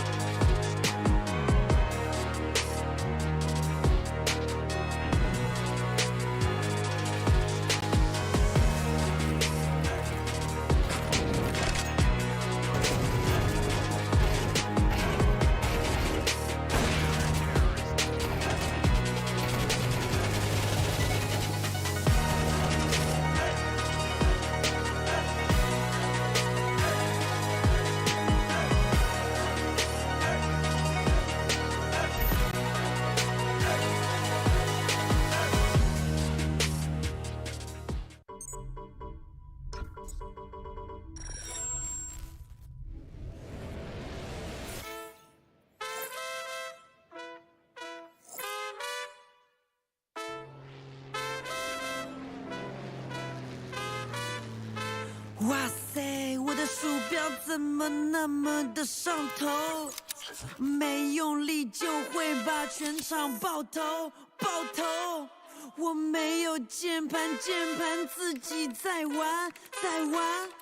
我人的手雷穿过建模，无人生还。我是刀塔的教授，不然爆头，给你爆头，突然爆扣，这就保留判断。不 FPS， 但我 RTS MOBA 好牛，打到了对面，15秒钟摇头。我想要 you can you got no BB no can， 50的烧妹，滴滴答答到，滴滴答答，滴滴的刀飞，流线炒作，我为自己陶醉，疲惫已备，干满几岁，变到水位，却被以色列对你还起飞，一般挖个几位，怕是我上的什么行为，不为别问，我在领出几位，不梦但不红问，老子自己记不自追，下了图我的游戏，忙了电脑，把你记住这么你的模糊。我要健身，我昨天睡觉打了通宵。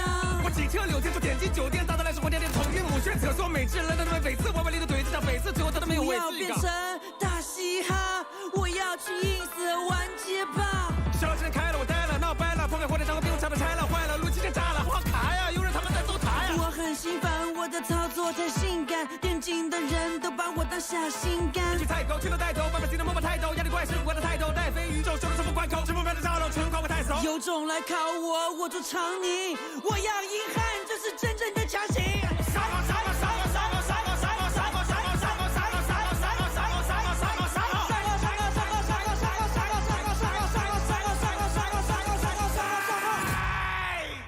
我是最强的，青铜的，从从来看不上白赢的，而且水平是最平的。不想赢的，我是想赢的。排位一直输下去吧，永远不会停。但心脏会停的呀，我好想撕破脸才能。我不会难为情的，我要刷钱，要赢，要上分。但我是那个漏洞。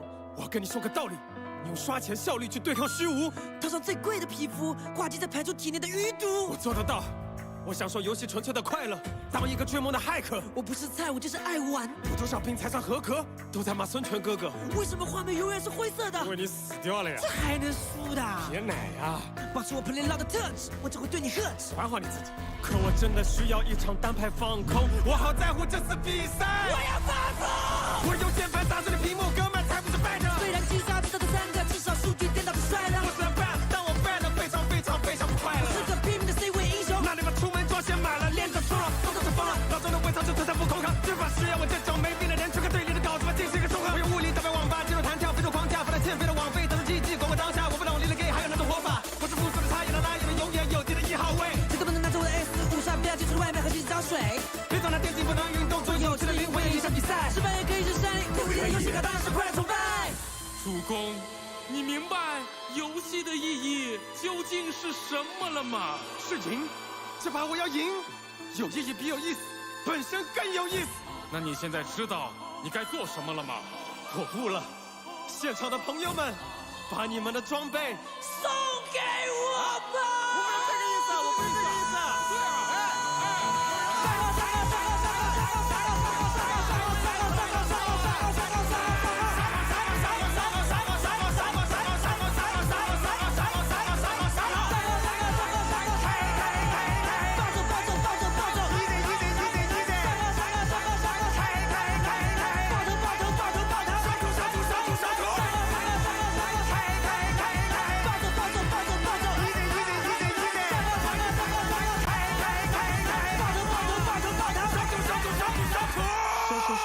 收徒。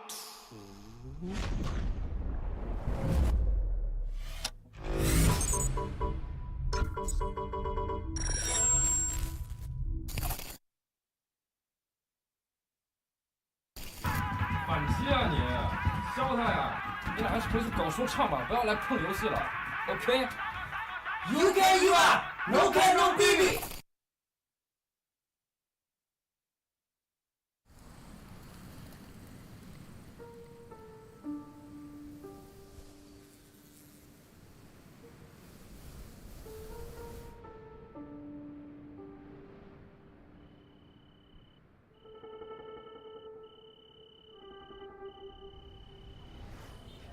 一直到现在20几年了，做烧烤就是我的梦想。我们中国人一个俗话说什么呢？开店容易，守店难。训练辛苦，但是还是快乐着就是。成功的方式就是随便做什么事情都要坚持。You have to take risks if you want to follow your dreams. You have to find your own way. Every day, you have to show up. A lot of these teams looked unproven. Now we're seeing teams with layers. BKC on that ult can do nothing. It's a B-boot clutch. Risk puts him to bed. 13-8. Ninjas take it away. And in every single clutch, you can never count him out. Rare at it with 13. First team through to those playoffs. Our second team to move through to the playoffs. It will be GJ How. Ninjas will be going forward. Hooligan, this guy is a true general. Nomads will be the last participant in the playoffs. The next stage will be quite difficult for us. 这次大家都有机会吧。随便做什么事情嘛，你都要有一个执着的追求，你不能做得半途而废。Montage яг ихний зорилго гэх юм бол ер нь бол нэгдүгээр бол championship л. Хөв талд ер нь бол би амар итгэдэг.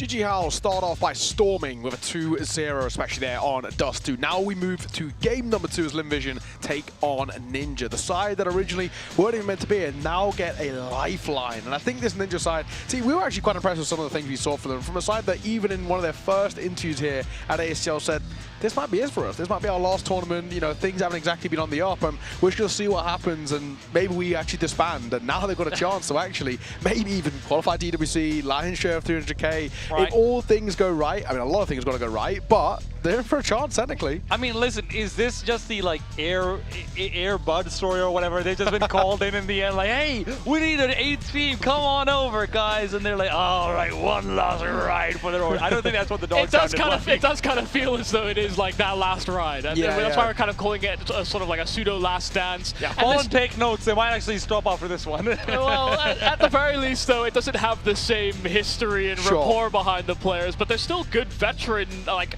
you know, kind of up-and-coming talents within the Chinese scene that were actually kind of snubbed for other talents, especially players that came out of that Linvision roster. They ended up getting cycled into Tai Lu for a little bit and then cycled out, for example. These guys were largely overlooked. Yeah, let's talk about Ninja, right? You know, there's been a few players that we've really liked, especially coming through that qualifier. Risk was somebody that we really like the look of. Rage, Miami, of course, other names that always come through. And even, you know, especially in the early part of T-Time, Suzuki actually does some really good moments. He did slow down a little bit towards the tail end, but at the start, he was flying. I'm very surprised, actually, in how good Suzuki's looked and how poor Spine has looked at times. And I'm sure he hasn't really necessarily been needed. But when you've got Linvision on the other side coming in, you know, sort of that reunited Starry, Zacher, Westmelon trio, this is a scary team to go up against. Yeah, they even have that newer edition where they were still figuring out their in-game leader in Amelia, and then it's really been this edition of Komisu that suddenly added a whole lot of firepower from North America's finest. Yeah, from tearing things up in North America to coming back to China and absolutely devastating a lot of the competition. Yeah, Komisu's been a real kind of experience. I think kind of the merging of two scenes that both at one point were struggling as well, and now have can kind of band together, and he's been fantastic so far. But this side, there's so much to love at Linvision. Currently on a 21-match win streak as well. And now, sure, some of the teams may not be the best and the brightest, but that is still incredibly commendable. They've had like a really good streak in terms of the teams they've beaten, right? I mean, it's Tai Lu, 3 times Tai Lu, a couple of times the Huns, Rare Adams in there as well. I mean, this is actually a pretty legit streak as of the last, you know, 4 or 5 wins that they've gotten. I think before that it was kind of whatever. I'm seeing like minus 72 degrees, God's reign. I mean, that's exactly. that's how, you know, that's how they start the streak, right? They're ramped up into the best of the best. Yeah, this is a good-looking Linvision. When they're playing Rare Adam and Tai Lu, they are playing them in best of 3s. I think a lot of the 21-match win streak is actually quite a lot of best of 1s, but it's when they're playing against the top-level teams in China that they're actually winning in full best of 3 series, sometimes even best of 5s as well. So, you know, for me, that's more the exciting part about this team. I don't care so much about 21-match win streaks when there's so many best of 1s involved, but it's really about the prospect of them actually fighting to be that next team out of China, especially with the form and the run that they've been on.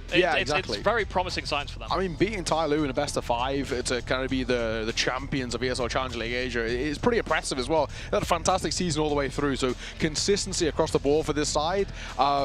Linvision are going to be, I think, one of the favourites for this entire tournament. The way they're coming in right now, they actually do look a little bit untouchable. I think that might be the absolute favourite with the way with the former sort of looking, right? And Lin are trying to be what Mongols was themselves in ways that I don't think we've really seen from any other Asian team in a long time. Lin obviously neck to neck with the Mongols once upon a time, really had their drop down. Tai Lu then looked good for a little while as well. Rare Adam looked good. But no one, I think, up until Lin right now has looked like, hey, this could actually make an international break for especially because they made that roster move, and you know, you consider Komisu's career, how limited it's been in terms of international exposure. For them to make it out of China's MRQ is crazy as well. Yeah, I think you're absolutely true.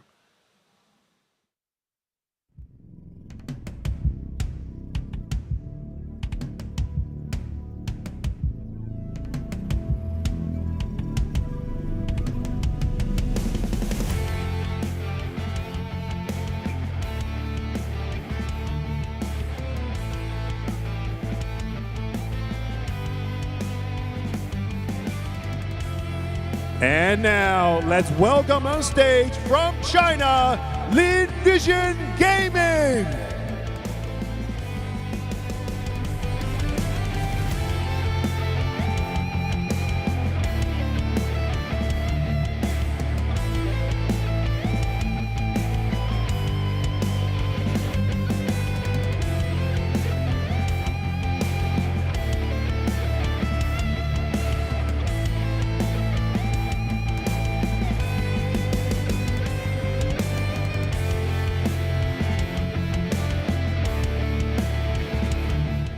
And their challenger, also from China, it's Ninja.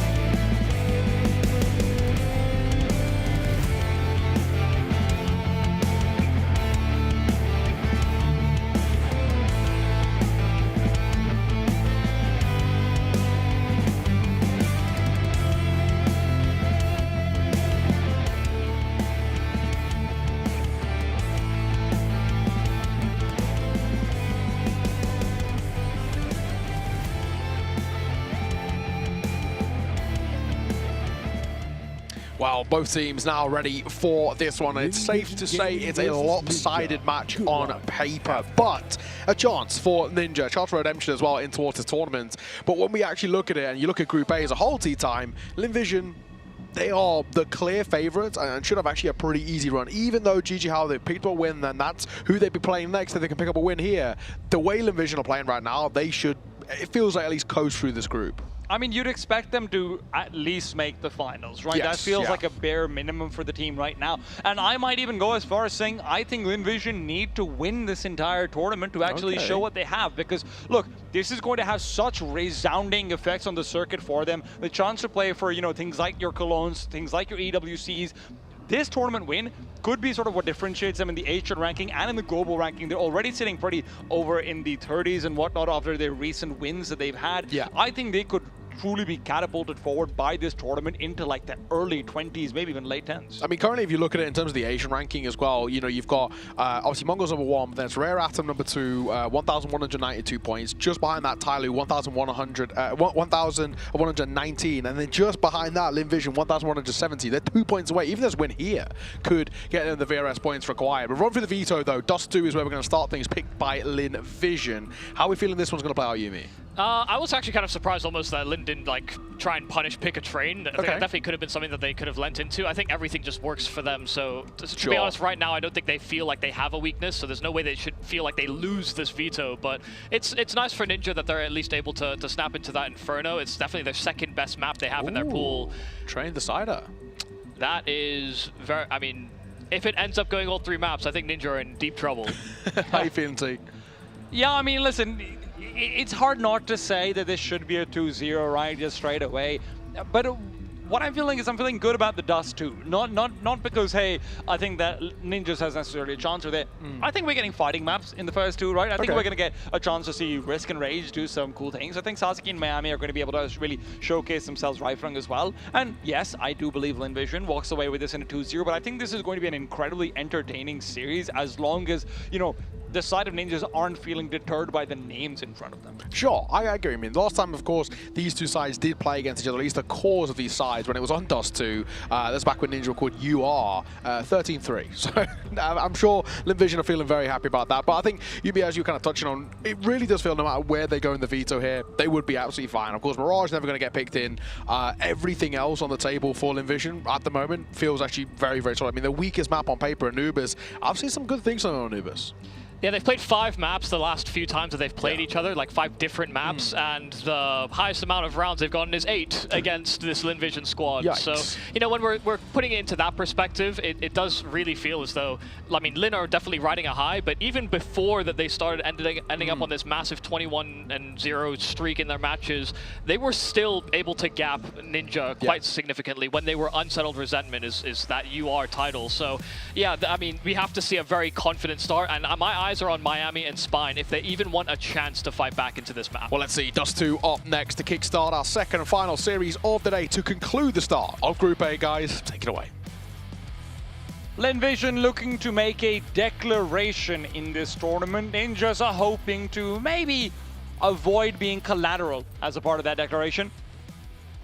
We see on the 5e Play app, it's like 86% in favor of LinVision. There's a few fans out there for Ninja, but yeah, completely overpowered, and that's what we're kind of expecting coming into this game. Ninja were not technically supposed to be here, but they find themselves with an opportunity to try and strike up. Here on the pistol, Ninja taking a lot of space towards long, but able to safely retreat our LinVision. I can't believe Emilia swings out, waits for that peek initially, and is able to get away to safety without being even considered Starry in the meanwhile.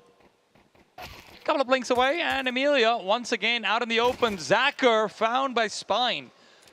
At least it's first blood drawn by Ninjas. Yeah, good recognition of the containment there from Ninja. This is what I meant about, going for full commitment out long. Sometimes you can feel comfortable with that, just knowing that eventually someone should be coming in on your flank. Good way to find an advantage and start taking a lot of damage. Westmelon, there was a flash for him, but he can't actually convert on the kill. They've lost Starry inside of the site itself. Dropping Spawn is Spine, but Sasiki joins him in the grave. 3-on-3, bomb finally being planted, but another kill for Westmelon. He wants to shoot them when they're not blind. He wants to give them a fair fight, apparently. Risk will be left alone in the 1-on-3. And as Westmelon continues to swing forward, it's another dink taken over, but the full defuse can come through. There's no way for Risk to really stop this from happening. They're all damaged. Sure, but how do you scale up is the question. Full 10-second defuse comes out, and in the end, Risk might get a few extra kills for his troubles, but that's just money. Yeah, I mean, he just didn't show enough urgency. Wasn't actually sure if they were going to fully commit to the defuse, but yeah, everyone was so low. That was an incredibly winnable scenario there for Risk. Just needed to hit that first shot, somehow cross. And those were going to prove to be a difficulty, but even with Ninja finding a couple of these openers, it was this decision to drop through Spawn that did come back to haunt them in this round. Maybe taking some notes from Boros. Also, it sounded like someone was coughing out a lung when we just tuned into the replay there. Well, maybe Risk is just coughing up right now. He gets taken down by Zacher's scout on the cross. Headshot through the door is never fun.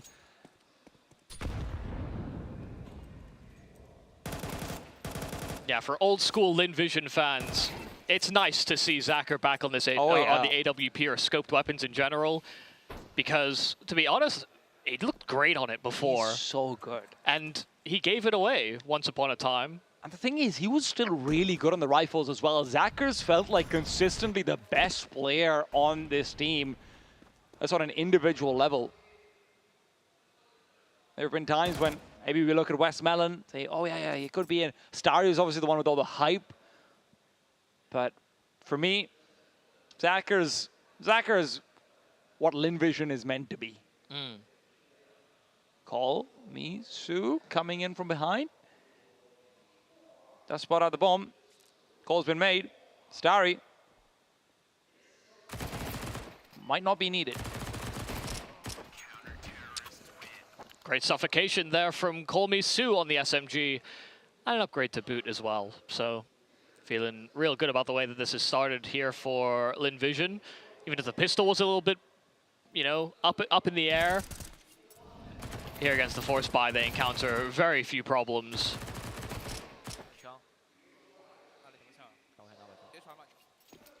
I expect this is just going to be another day at the office here for Lin Vision. We're hoping that Ninja can at least pressure them enough that they do have to pull up their bootstraps and really try and come up with creative solutions, and that's not a bad way to start. Might not be creative, but it is a solution. Yeah. Shoot them in the head. Sometimes you don't have to be creative. Keep it simple. Amelia, I don't think he can be creative over here. Being swung out by potentially 3 players on the other side, maybe even the 4. Amelia just keeps the spray going. Good damage on number 3, kills on 2. But Rage and Risk are not done showing presence out into this map. Yeah, they've got a lot of time to reset as well, so they are taking their sweet time thinking about whether or not they reapproach to B or not. Westmelon, knife out. Rage just constantly changing his spots. That's 3 for Rage, and it now puts a lot of pressure onto Zacher on this scout. They have no idea where he's off to. You see a completely fanned out T side, but once again, it just feels as though Rage is doing everything he needs to. Oh my god, he got the tag? Rage is so sharp. But Rage has the round. Yeah, I mean, that's a 4K from 2 Deagle kills, instant repositions. Westmelon has no idea. And then just running interference on that B bomb site. This is a beautiful thing to see from a player that is completely isolated. He's the extremities lurk that has just completely thrown Lin Vision into a complete spiral. I never like talking about how players are putting on a showcase for themselves for other teams, right? But, when Ninja's obviously come into this tournament talking about the uncertainty in their own futures and things like it, a performance versus Lin Vision is exactly what these individuals want. Now, Sasaki out into the open has found Zacher completely alone. He does take a lot of damage for his troubles, but he's not too worried about being spammed back now that he has control over Pit. This is another full commitment here from Ninja, but they're going to be disrupted by that smoke that's thrown by the CTs. In fact, another one that's thrown deep. Are they really disrupted? Rage is already past it. Emilia's adjustment is fantastic, and Incendiary is what he's using. He thinks he might be able to stop them from getting more, but Miami's already past. He dodges the flashbang. Sasuke's the one who actually gets the kill. It's Gandalf that Miami's focused on. Westmelon will trade. But you are back to a 2-on-2. The bomb has made its way over. It can be planted inside the smoke. Sasuke on that 3 HP. Komitsu has an HE, so if they start hearing this plant, they could actually just HE straight into default. Oh my goodness, Risk! I thought he'd be knocked out, but instead it's lights out. Nade will finish off. Whoa, it goes too far. Goes behind the crate and it rounds the corner. Su flashes himself up as well on this attempt to cross over. Risk will be able to cover it up. I mean, what a set of kills from Sasuke in through the smoke. I really thought Miami might have waited for too long. Yeah, and especially considering he gets out long, he spots this player in pit in Zacher, and just able to kind of spin on him, which is crazy to think about, considering, I understand Zacher's crossing into pit, he gets caught by some of those flashes, but he shot the first few bullets. It was just a snap reaction there from Sasuke to establish that long presence. I knew I saw Sasuke twice in the kill feed. I was confused why he only had 2 kills, and then I realized, no, wait, that was a team kill. Yeah, he team killed, yeah.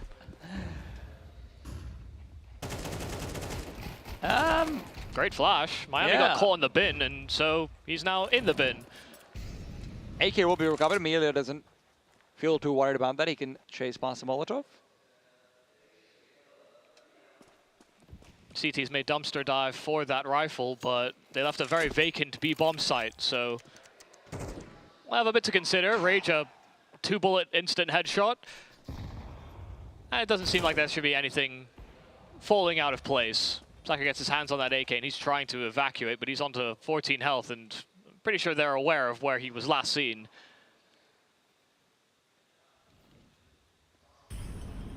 This is good, though. I mean, this is kind of what we want to see from Ninja coming into this game. A lot of our conversation in the close qualifier was about how much this team actually kind of has firepower across the board. Yep. Whether that was Miami, whether that was Spine, the highlight is often the Risk-Rage combo.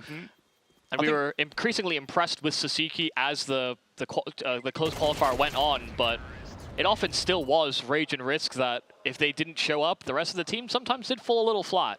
Dude, but if Spine starts to show up as well. Yeah.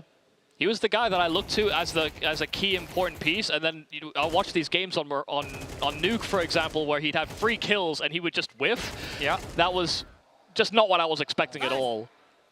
If we get all 5 members of Ninjas fragging like they have shown the indication during the start, Lin might not be in the easiest of times, and Dust 2.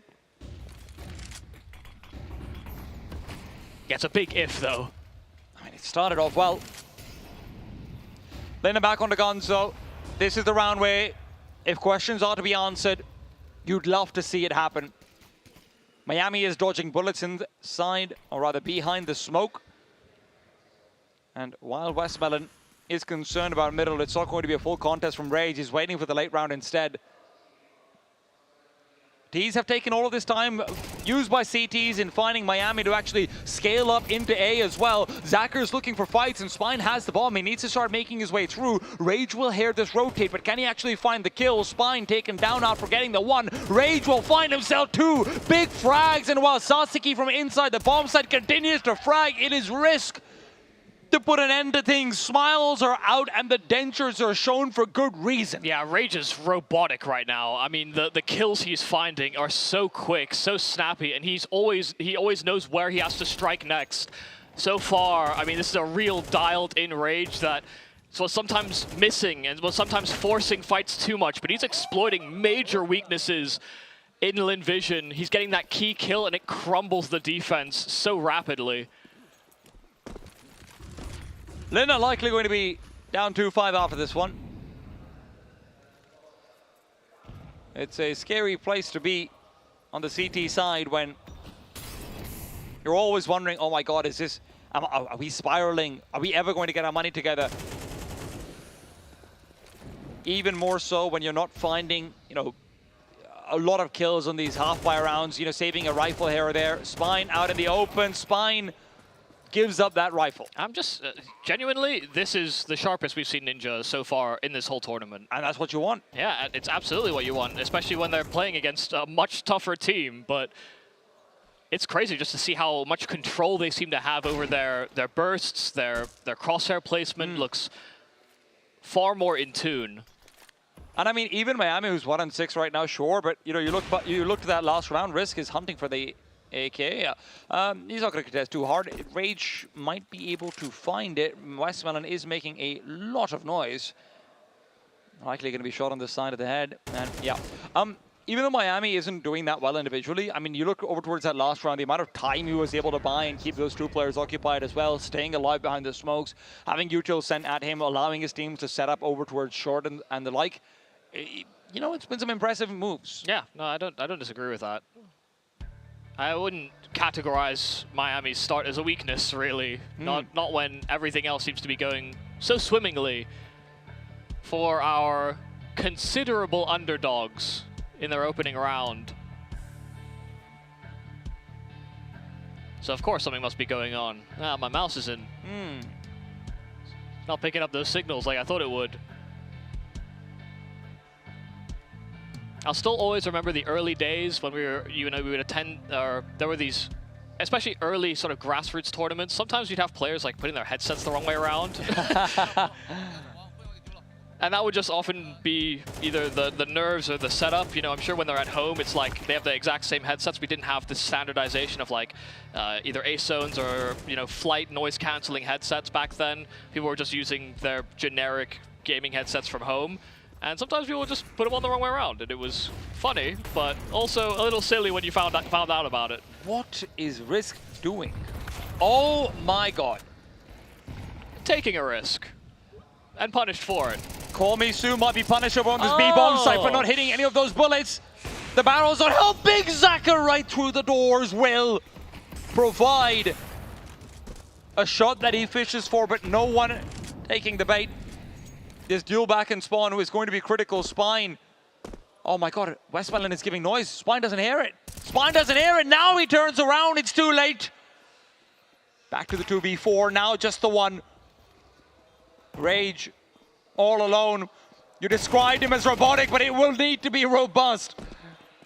Doesn't have a chance. Sorry, just flies back right through the walls, and it is going to be number 3 for Lin. Yeah, I mean, this looked a little scrappy, but I mean, you could see Rage just running interference over on long, and this spring to action over on the B bomb site. They crack into the site itself, but you could see they were fishing for kills on the rotate, and they just get picked to pieces. Good awareness on the aggression that Ninja wanted to implement, and yeah, that shot is pretty unreasonable. Had 2 targets that crossed on his screen, and unfortunately one of them catches the bullet. I mean, I still can't believe Risk goes out long with an AWP to get into garbage and then tries to move back as well.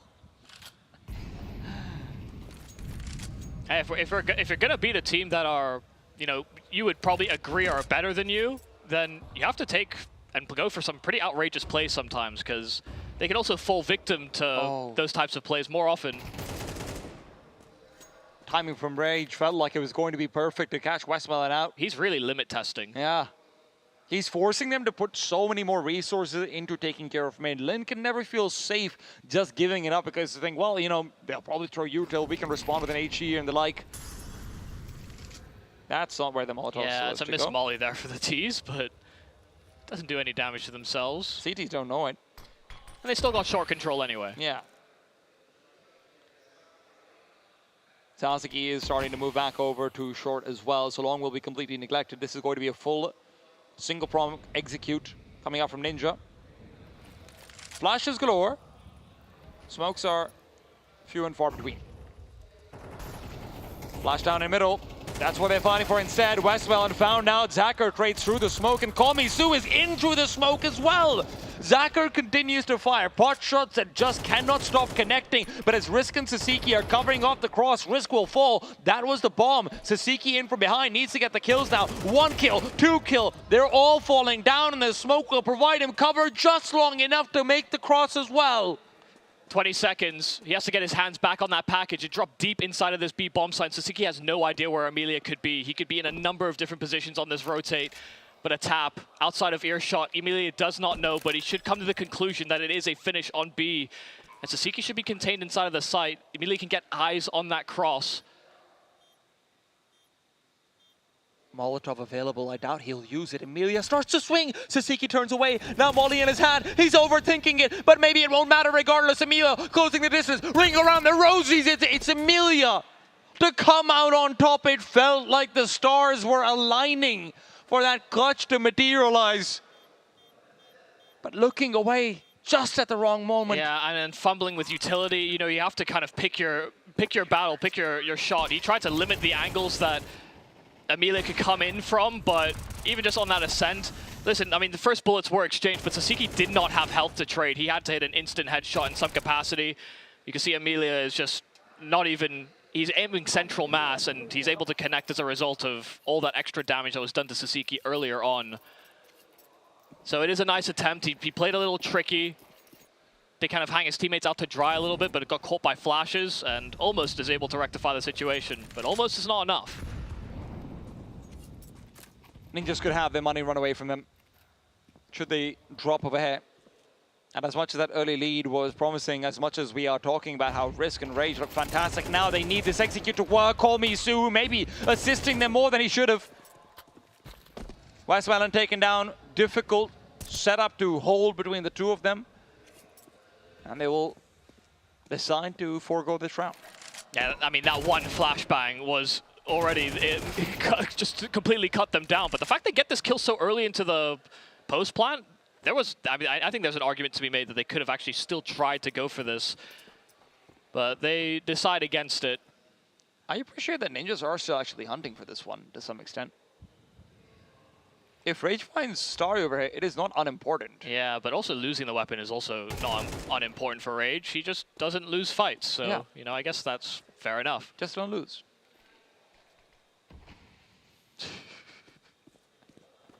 If he pushes through the smoke, oh my god. He's going to do it as well. Zacher on the other side is down, and Spine, my brother! He was knife out looking at his teammate's screen. He's like, there's no way he's over here. Oh, Spine. A little bit of tomfoolery. But they do take the AWP of the AK away. Rage is having an incredible dust too. I mean, he's not hitting the same numbers that we were seeing Boros hit, for example, on this map in our earlier series, but you just see how sharp his aim is, the tricks, how difficult he is to get reads on. He's doing the most right now. They bought themselves potentially another free round, but is it truly going to be free? Look at this push up from the CTs. Emilia leads a charge. And that's Danger Man dealt with. Westmelon allowed to get a kill with the 5-7 as well as Starry's Deagle. Ringing true. All alone. This AWP stands flanked on all sides. Head in hand. Risk is gone. What? And then Starry just throws one bullet through the smoke while full running, and of course it connects. Oh my days. This was not a full buy. This was hardly an optimal situation for Linvision, but they decimate the long approach. And Ninja will feel a little bit hard done by that they've lost the round in that manner, but that's also a quick reminder of the skill that Lin can bring to the table. It's also a way that Lin can certainly have, I mean, they bring this half back into their favor. They could still equalize, bring it to a 6-6 before we see them on the attack. They should equalize.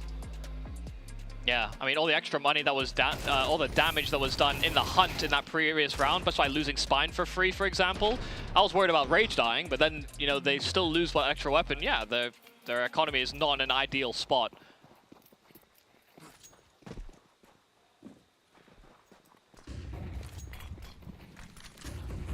Flashbang out as Miami pushes through in long. Zacher's found Saseki elsewhere, and already that smoke that they're trying to fire through doesn't feel like it's going to be giving them much at all. Decent damage on Emilia, I will be the first to admit it. But he just picks up the AWP and he's still okay. Zacher's used to having the AWP taken away from him.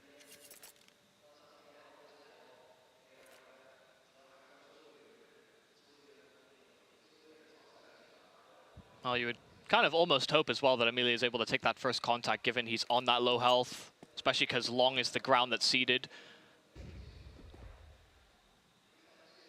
And a flash play there for Westmelon, clears those lower tunnels. And there's basically no resources here for Ninja. They have one smoke that they can throw to help them on this cross.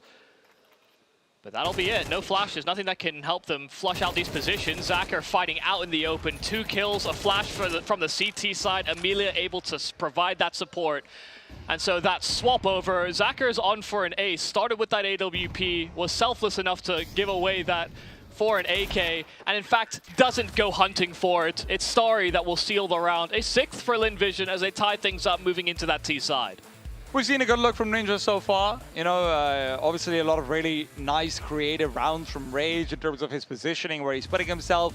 And firepower-wise, everyone is kind of showing up. If there was ever going to be a chance to get an upset on the Dust 2, a map that, you know, traditionally everyone always advises, don't make this your home map if you're, if you're the better team in the matchup. Don't make this your home map if you're a dominating regional team or whatnot. This is very much an underdog opportunity. It's basically a heat check map. Like, if you don't show up individually, then you can just lose it. Even if you are the better, quote-unquote, better team on the map, historically, tactically, whatever.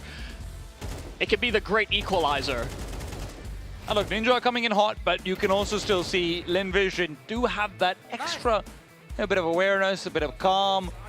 Always being able to chill out in these, difficult circumstances if they need extra flashes, this or that. The team play looks a little bit, I mean, it's well organized, and it's not like they've come in completely cold either. Even if they're losing duels here or there, they still feel fine. Hey, we lost a round, we got hunted down. It's okay, Mia had an AK save. Let me just push down middle, get a quick kill. Yeah. We weren't even sure exactly how much time Ninja were made aware that they were going to be coming back here for ACL, for example.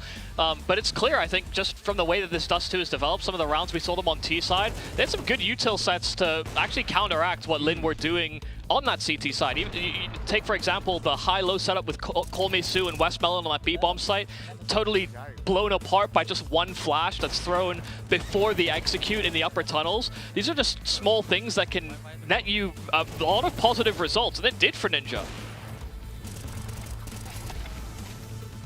Let's see if they have that prepped up for the CT side as well. Other cute things you can actually get to work. And this 1 versus 1 clutch, if that had gone the other way. Yeah, I think I'm just a little surprised that Lin just played very contained Counter-Strike on the CT side pretty much the whole half. Like, we never saw them really press top middle. We didn't see them put a lot of pressure on short. We never really saw the lower tunnels threatened too often. They were largely playing fairly contained in sites and fairly spread out as well, with Zacher trying his best to sort of dominate on that mid control, but they were losing out on the extremities duels, I think, a little bit more often than they would like. To be honest, I don't actually hate it, because I do like the idea that Lin might just be playing, with relaxation. Sort of, sure. Like, hey, we're just going to chill out. We're going to do what works. We're not going to overdo this. Let's just have a good start to the tournament. And yes, we can start to worry. We can maybe start to get creative should we be forced to do so. But until that happens, let's coast. Yeah, I mean, it does seem as though they've just basically come in with the idea that we actually don't think Ninja are going to be that tactically set up. Yeah. Like, their executes aren't going to be good enough, or their entry is not going to hit that opening shot. But, I mean, we did see quite a lot of good entries, so... Question is, do they end up regretting that decision? A bit of a wake-up call, I think, from this first half, because not only the clutch that Amelia won, but also the scrappy half-buy that they decimated Ninja on. Amelia starting that one off as well with the saved AK. So yeah, it's not been smooth sailings entirely there for either squad, but... We wouldn't call Linvision the Titanic just quite yet. No, absolutely not.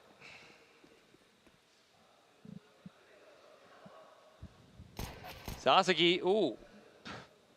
Is that true? Yeah, it seemed like the brunt of the door just took that damage. Starry's going to be happy about that. CTs are going to be able to get information of a lack of presence in middle pretty soon if Raid starts to swing forward. Sasaki's just being a tease. And he'll throw a smoke as well down that should slow things down here on long. Instant boost, but something that should be watched out for by Risk. In fact, he's jiggling exactly for that angle. So good awareness, but Spam does connect. Counter flash out, and There's gaps on both sides of the smoke that Risk has to run away from. Down to 35, but still kicking. I mean, another flashbang to get Risk to peek is still going to be troublesome. He's low enough that they can just kill him even if they're blinded. And now Risk with the reload will have missed the timing on that flashbang. Smoke is kind of deep, in fact. It's a bit too deep. And Risk tries to exploit it. Will not matter. Miami is also caught out, but Sasuke is the one getting killed from behind. Spine comes in as well. And with Miami going full send, he knows he's got more teammates coming in. They are not accounting for Zacher, though. The bomb's going to be. Yeah, it's running. And look at where Zacher's positioned. No idea. Rage. Oh, God, Zacher. I mean, that really could have spelled some disaster. But he positioned perfectly for it. Rage had no clue that he would have sat there while his teammate ran to the other way. That really looked like Ninjas was going to be able to get away with it.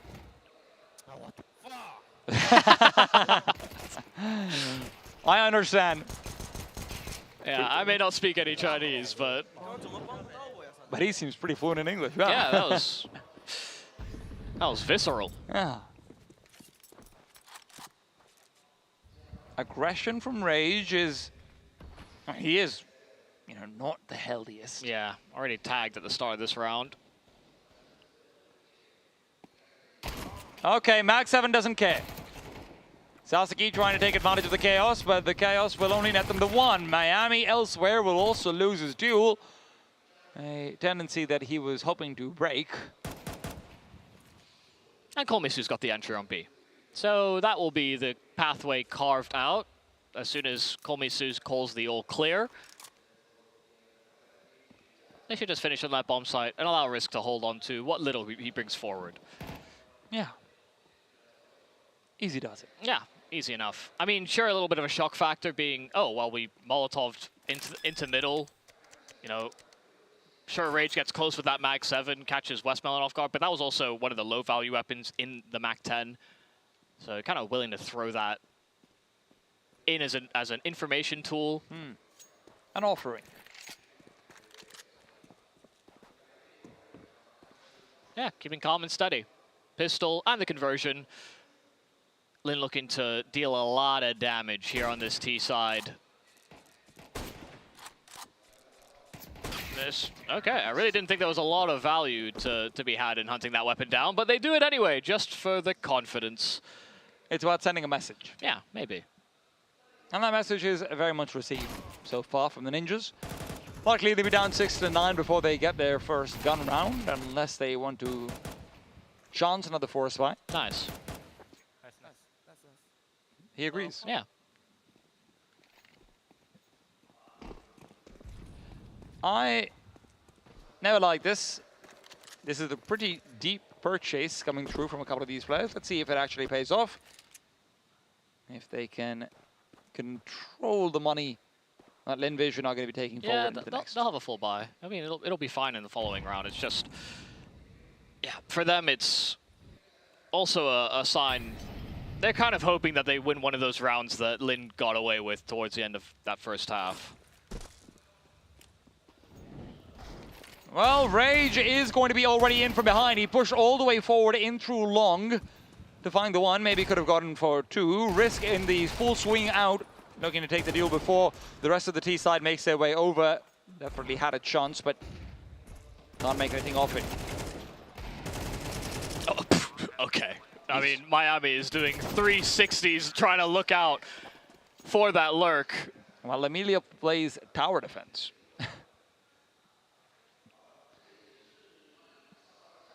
There's a few scares, there's a few shots, yes. But Linvision have found their three to start off this half. Now, can they move past the full buy?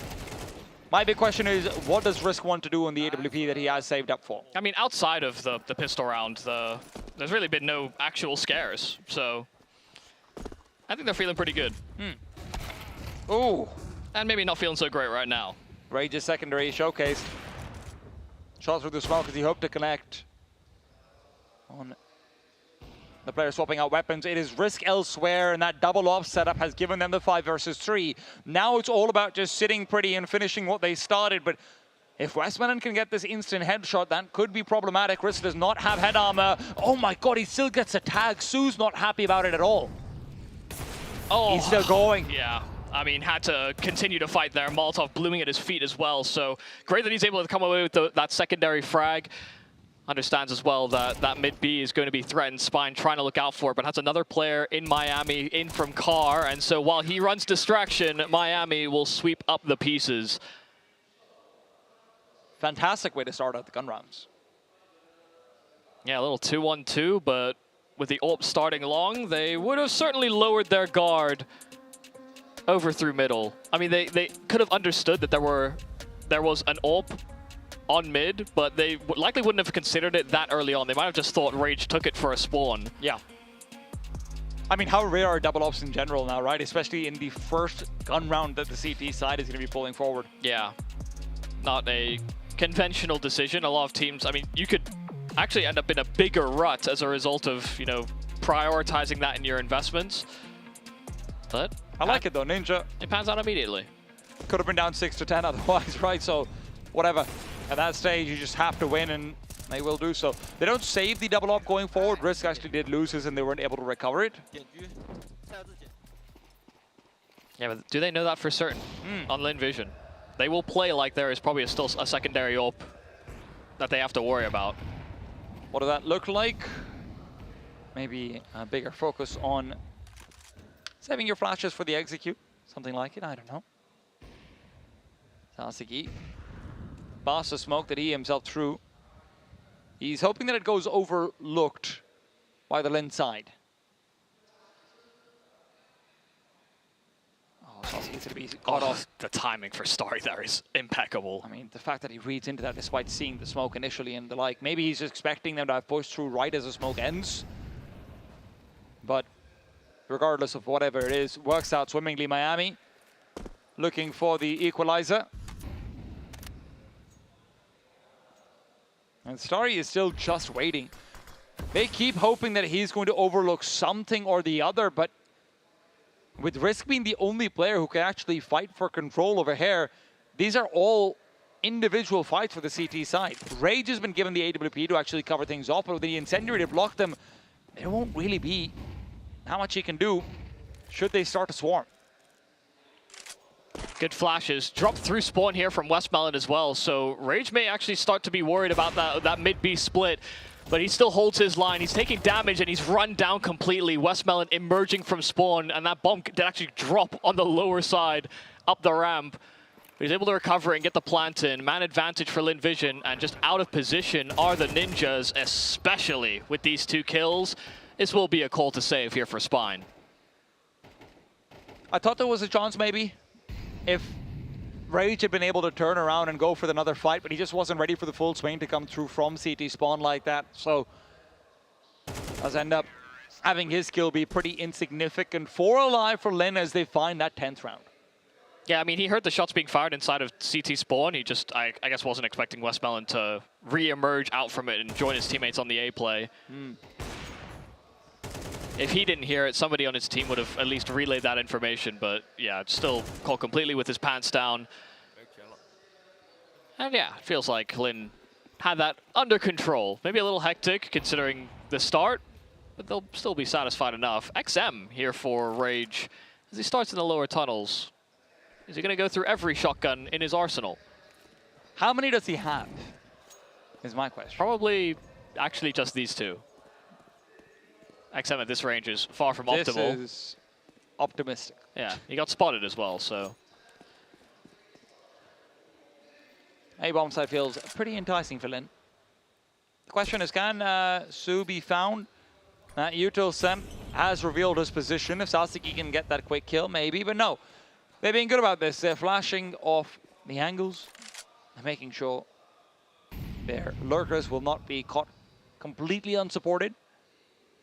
And as the cross out towards A long is going to be nearly guaranteed, Su spots out one of the members as well. The problem is Sasuke coming in from behind. Rage inside the side is going to jump up and give up his life. So despite Sasuke being given the kill and the gun to go with it, Ninja are unlikely to find anything. Yeah, he played isolated with that XM, and he, I think, recognized once that smoke was down, maybe his best chance was actually spamming through the smoke, but he'd already ascended into the bomb site. So a little sad there for Rage. Caught in a little moment of indecision. Was maybe hoping that they would contact up at first. But he reads it wrong, and at least Ninja are able to salvage a weapon. Come in with an XM, escape with an AK. What an upgrade. Let's see how long it takes them to end with a house.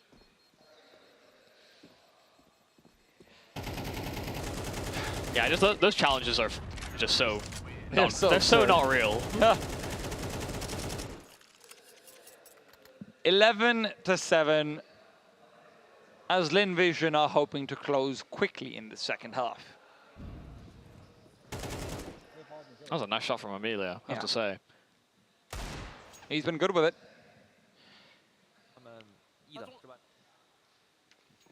He's kind of my unsung hero on Lin during a lot of their rides within the Chinese scene. Yeah.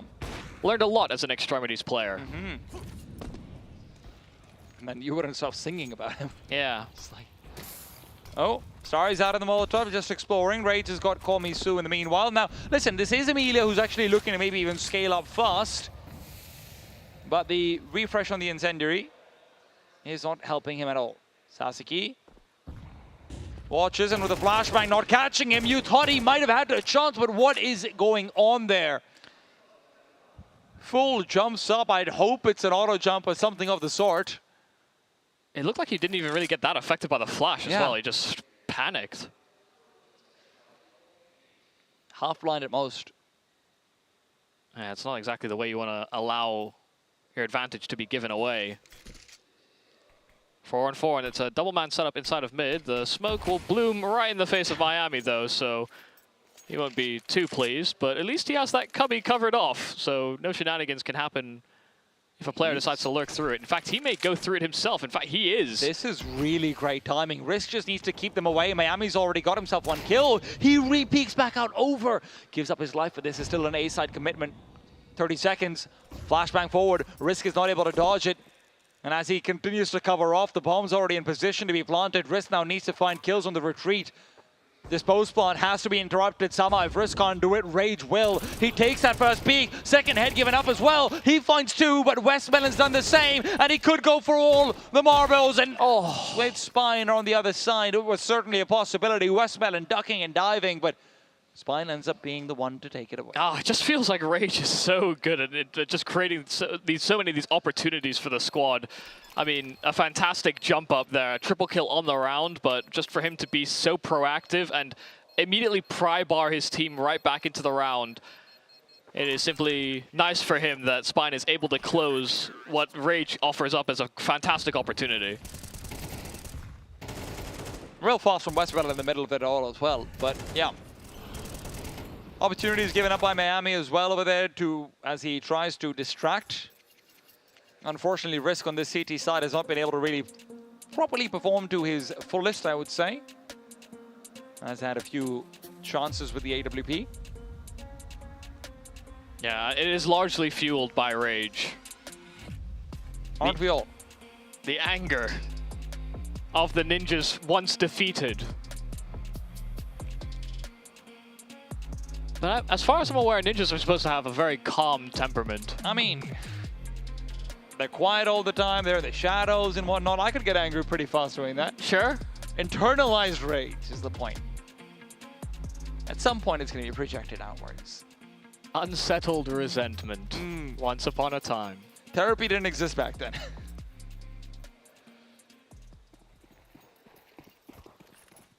Miami is drier than a lake in summertime. Oh, Zacker's found Spine immediately. This could be a pop into the B-bomb site. Miami, without any utility, will do it with just his guns. 3 quick kills. I need to see that replay. Yeah, I don't know how he's been able to manage that. He gets access to the bomb as well, so that you need to claw something back. If they deal with Risk, suddenly it is completely on. 1 kill, and it will be a trade back for Amelia, but he's on low HP. It's always Miami. Miami's in one-shot territory. Yeah. I mean, Amelia, if he gets shot in the groin, is also a dead man walking. Does Miami read this right? He's very concerned about it being a tunnels push as well. Now fully committed. It is a swing, and he will be taken down. Amelia, another 1 versus 1 there at this B-bomb site. that allows Linvision to extend their lead. Yeah, that is just so very close. You can see on the jiggle the first time over, he did not control, he did not fire at the right time. A real opportunity there for Miami to steal this round back, but yeah, these important clutches, Emilia is saving them. They have been worth their weight in gold. Damn, the tag. Fully blinded out on both sides. Starry will still get the kill. Sasiki to fall, Spine to fall low. You need Risk to convert on these kills. But even with that smoke that's down on the corner, he himself is very vulnerable to just one shot, and the AWP will slow peek right into him, and you could barely see a sliver. The marksmanship, the firepower, it all converts here for Linvision. We moved past that Dust 2, and Linvision do not waver. Once they get themselves into that tie position out of the first half, they collect on their T side. And listen, they do it in a way where you actually feel like, hey, this is a team coming in with some swagger. They really don't care about a few of these blips in the radar. Sure, Rage might be getting a couple of good mid-round kills and the like. Sure, you know, it's 6-6 at the end of the half. Oh no, we had to win some force buys and some clutches. They genuinely just didn't care. Yeah, they understood that they were a class above, and I did think there was a little bit of maybe too much confidence coming into this game, but after that first half, you could tell they really pulled their socks up a little bit. They played with far better flashes, they were playing with better team play, they weren't playing it so isolated as much, and you could see just them overpowering Ninja in a number of opportunities. And the communications never broke down, no one ever felt like a liability, it never felt like someone was definitely going to be losing a duel or losing a situation. It's a great start to the ACL campaign from Linvision, Hanil. Yeah, I've got to agree. I think this is actually kind of a repeat of sort of what we saw in the group stages for Ninja. They actually do a lot of their best work on the T side when they're dictating the pace. When things got flipped, they went on towards the CT, you could just see them feel a little bit uncomfortable, but you've also got to come back to the Vita. This is a map they haven't picked up a win up in the last 3 months. It's obviously a bit of a punish pick for them, and I think there was some commendable moments. Like you mentioned, that first half 6-all, you're actually pretty happy with that if you are Ninja. They did a pretty solid job there. Just when you get them on towards the CT side, and you know, that's where Linvision are the ones dictating the pace. You've got them playing as this sort of pack mentality and really doing a good job at kind of isolating fights and taking bomb sites, and that's unfortunately where you know, Ninja, as you guys kind of touched on, they were just a little bit of class below, and that's going to happen. Linvision are one of the best, if not the best team coming out of China right now with the kind of the current form that they're on. So I actually would say, as much as that was when I initially came into it, I genuinely thought it was going to be an absolute massacre. All stats said it wasn't a good map for them. You know, it on paper looked like it could be really, really one-sided. I don't think 8 rounds is too bad. I think my worry is that Lin have already been put on notice, and so now moving into the next map in the series, I do think it will be a little bit more one-sided. I genuinely think they came in kind of underestimating Ninja. Even if they've played against these guys on their rise within China, they'll have played against Miami, Spine, Risk. They've played against basically this whole squad, if not on this team, then in individual, separate individual instances on separate teams. It just, to me, they came in with this understanding that they were most likely going to win this game, and now they're going to play with a little bit, maybe more respect give it over to their opponents. Yeah, we look at the scoreboard as well. You know, there's nothing really we can complain about too much. I mean, everybody kind of stepping up of who we expect to. Westmelon, fair enough, right? You know, did his job by getting the team over the board, right? On the flip side, Rage again having another fantastic showing, but we actually were missing 2 of the other names he brought, Miami and Risk. I think we just need a little bit more firepower out from those guys. But again, it's tough to say that when you're going against Linvision. I think that's always the caveat with these conversations, saying like, we need more out of this person, or maybe one more out of this half here against what is one of the best teams, if not the best team in this Chinese region. To be fair, I do think you can still say that for Risk, especially more than anything else, right? Just because of resources given to him and whatnot. Sure. It did feel like he had opportunities for multi-kills on the AWP on the CT side as well. And whenever you have a team that needs to show up at CT side, you do generally say, hey, if you have a star AWPer, maybe that can do a lot of the work. It never felt like Risk was a star AWPer in this one. Even Rage looked like he might have been a better AWPer. I have to say as well, you know, just on a micro thing, and, you know, obviously highlights it seemed to be Emilia, not only the clutches he got, but also just some of the kills he got in the mid rounds. Kind of hard to pick an MVP. I will say on a micro thing, if we're looking at Risk as an AWPer, on Dust 2, if you are holding long to short as they're approaching past Gandalf to the A bomb site, you are almost never double zoomed. You look at elite level players, all those AWPers are always single zoomed. Risk was double zooming on that position all the time, and he was constantly getting caught by flashes because of it. The reason you single zoom is because you can see the flash coming and you can react to it. Risk almost never was doing that, and so he was giving a lot more ground that other AWPers in his position would actually be able to do. And it goes back to kind of one of the things that I touched on. When you see a really good side on Dust 2, on that CT side, it's all about that aggression, right? How they're trying to get up in your face, how they're trying to be proactive. And I actually think it's something that Linvision did really, really well. I think they stepped up in a big way. Even though it wasn't, you know, it was still a 6-or half, right? I still think there was pockets of moments where you can see Linvision have got very good protocols on the CT side. And then we definitely saw that in towards that second half. But I think that's probably more indicative of how things maybe weren't as clean or weren't as comfortable for the Ninja side. So now we head towards map number 2. T, do you think this is just done in 2? I feel like it has to be if Risk is going to be showing up like that one right on Inferno. If we don't have the Risk that is going to be going for multi-kills, that is going to be able to reposition, I'm going to be incredibly concerned. The one good thing is you do actually have Rage in, you know, just completely on fire, and I do think Inferno is the kind of map where I'm expecting Miami to do more just by nature of what the map looks like. You know, we already saw Miami being able to buy so much time in Dust 2 sometimes on that T side. I think he's going to do the same and more on Inferno, but when all is said and done, Lin is also a pretty damn good team at calling on Inferno. Yeah, I'd have to agree. One player that I actually do really like talking about when it comes towards Inferno, of the few times that I've caught them and cast them recently, he's actually called me Sue. I think he gets given a lot of space to work with on this map. I mean, I've cast them a few times in ECL recently. I've loved what I saw. So, you know, Yumi, we already brought up this guy, and I think, you know, he has been a real revelation since coming in towards Linvision, and I feel like Inferno, for me, feels like a map he's very comfortable on. Yeah, he's given them just a better foundation, weirdly. I mean, his firepower is great, but also I think he just has good decision-making. I think that's been the key differential. There's a lot of talent in China. We've understood that coming from the close qualifiers,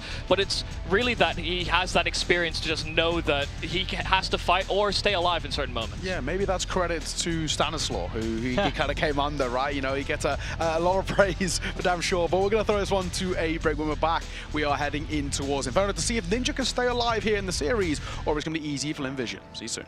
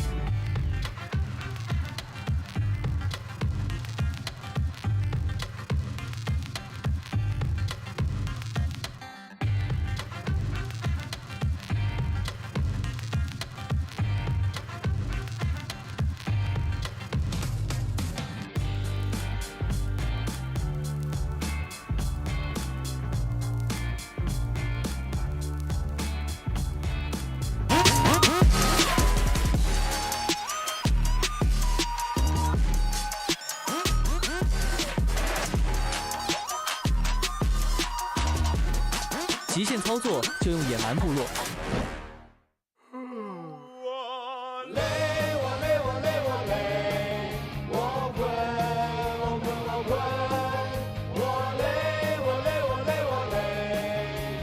累了困了，喝东鹏特饮。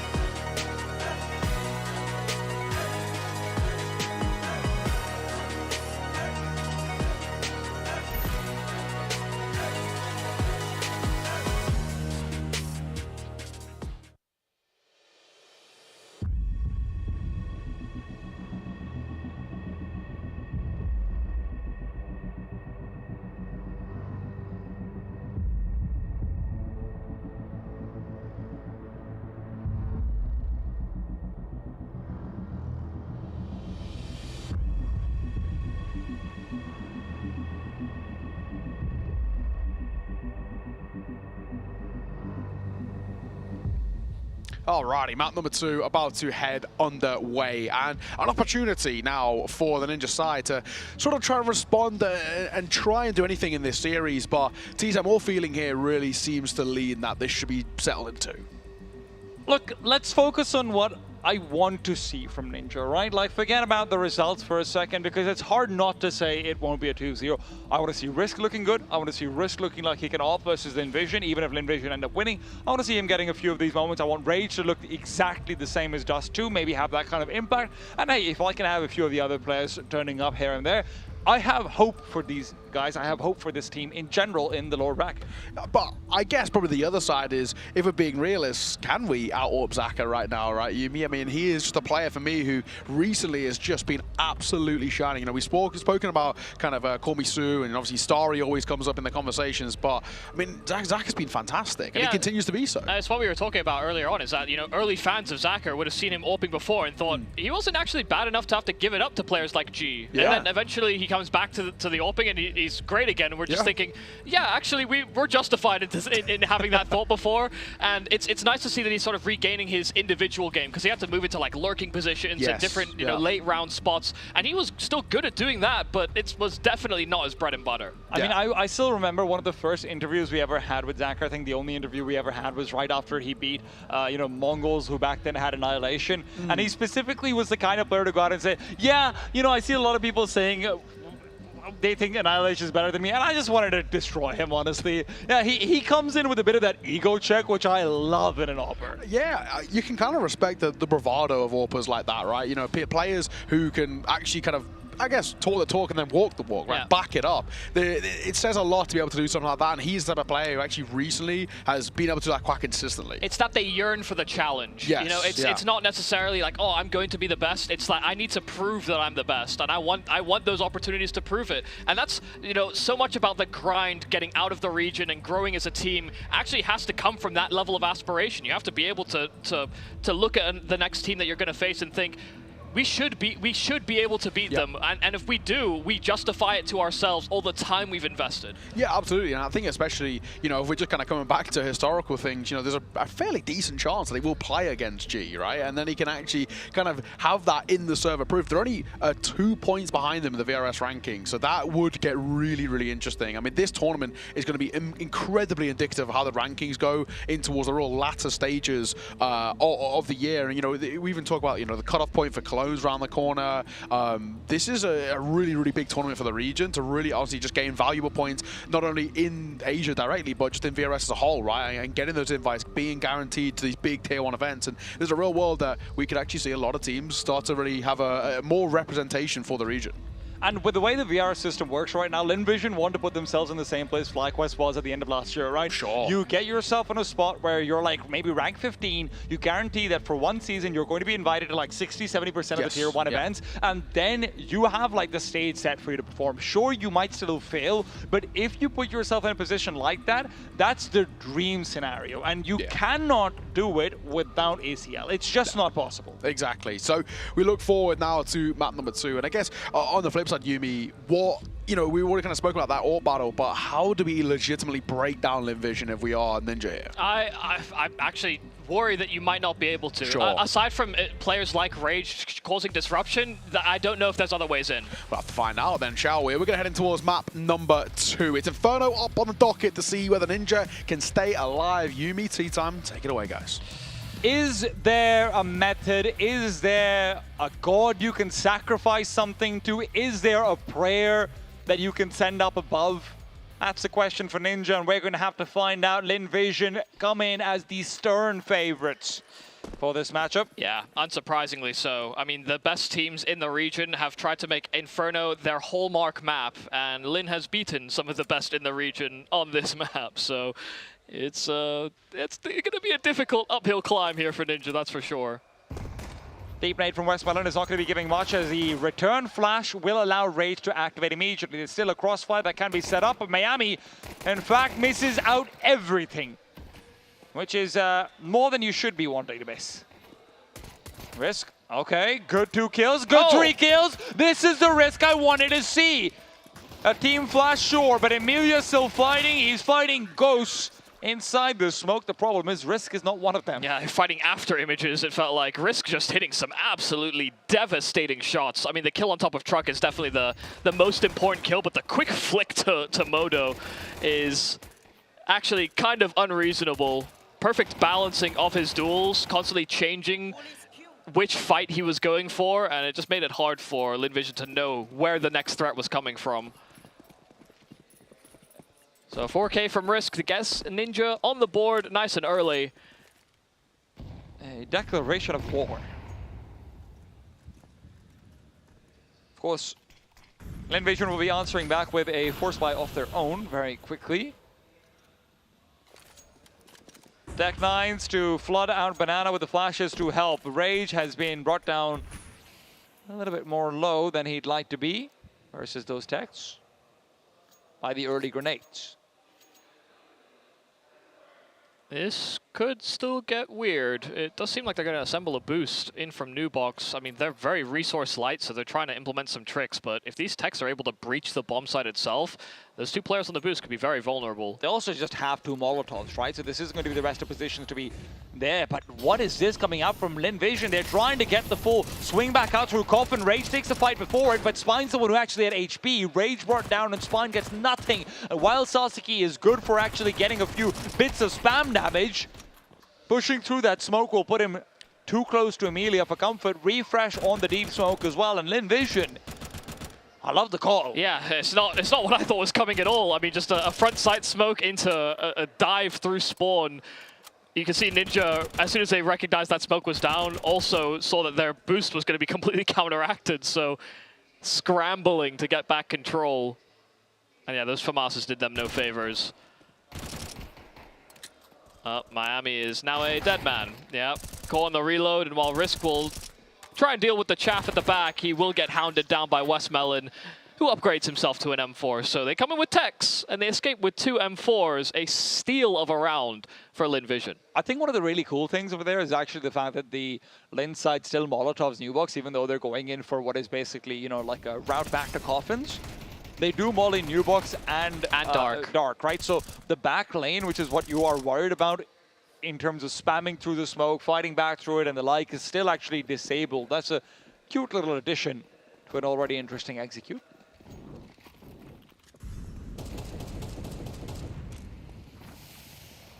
Yeah, the only thing that could have actually messed them up on a play like that is just they were somehow on second oranges, and that was not to be the case. Good find for Rage, though. Amelia headstrong through the smoke, but no recovery of the weapon, no fallback there for Rage. That's unlucky. Yeah, nade sails a little deep. Spine gets his hands on that MAC-10, though. He's got another nade as well. Could be good damage out of Westmelon over here, and as Spine looks to close the distance, he realizes there's more than just the one player. There is still a 3-man stack over here on this B-bomb site. Ninjas wants to swarm, and they're still going to have about 4 more seconds on that smoke before it dissipates, if I'm not wrong. Westmelon picks up that first, and the T's will just go through that smoke. Miami, not spotted out just quite yet, but the flashbang will catch him. Fully blinded. Sasaki, only good for the 1.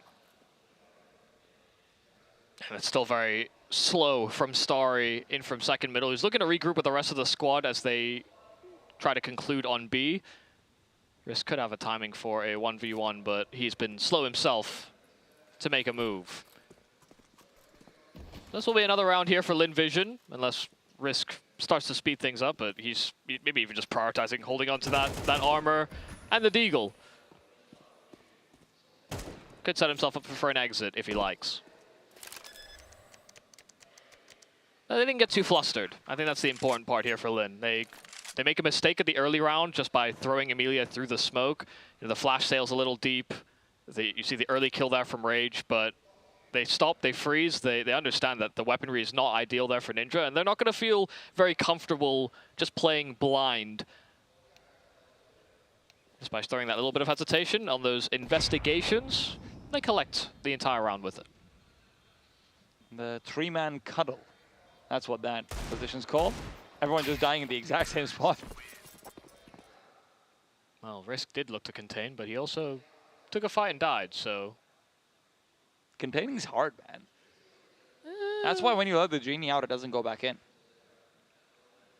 I'm pretty sure you could wish it back into the lamp. You're so boring. You probably could, right? Like, if that's the first wish you think of, you have 3 wishes. I wish you're back in that damn lamp. Get away from me, man. I just wanted a normal lamp. I wanted an antique for my shelf. You think I want the easy way? Nah. Rage is fully blind, and as he moves back, Amelia will find his back. This is where things are supposed to be fun for Amelia. This is where he gets payback for having been taken down by that 5-7. 3 kills with the Mac. You take those.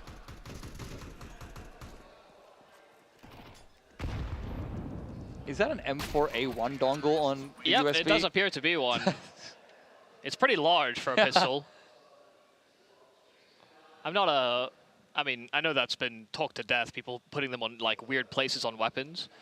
And what are they actually called? I mean, I just call them dongles personally. They're like, I don't know, they're like charms. Oh yeah, charms. Yeah. I don't know if that's the terminology I think charm is the use. actual term. Okay. Yeah. I can't remember. I ain't putting that stuff on my guns. I I'll like be honest. dongles. Okay.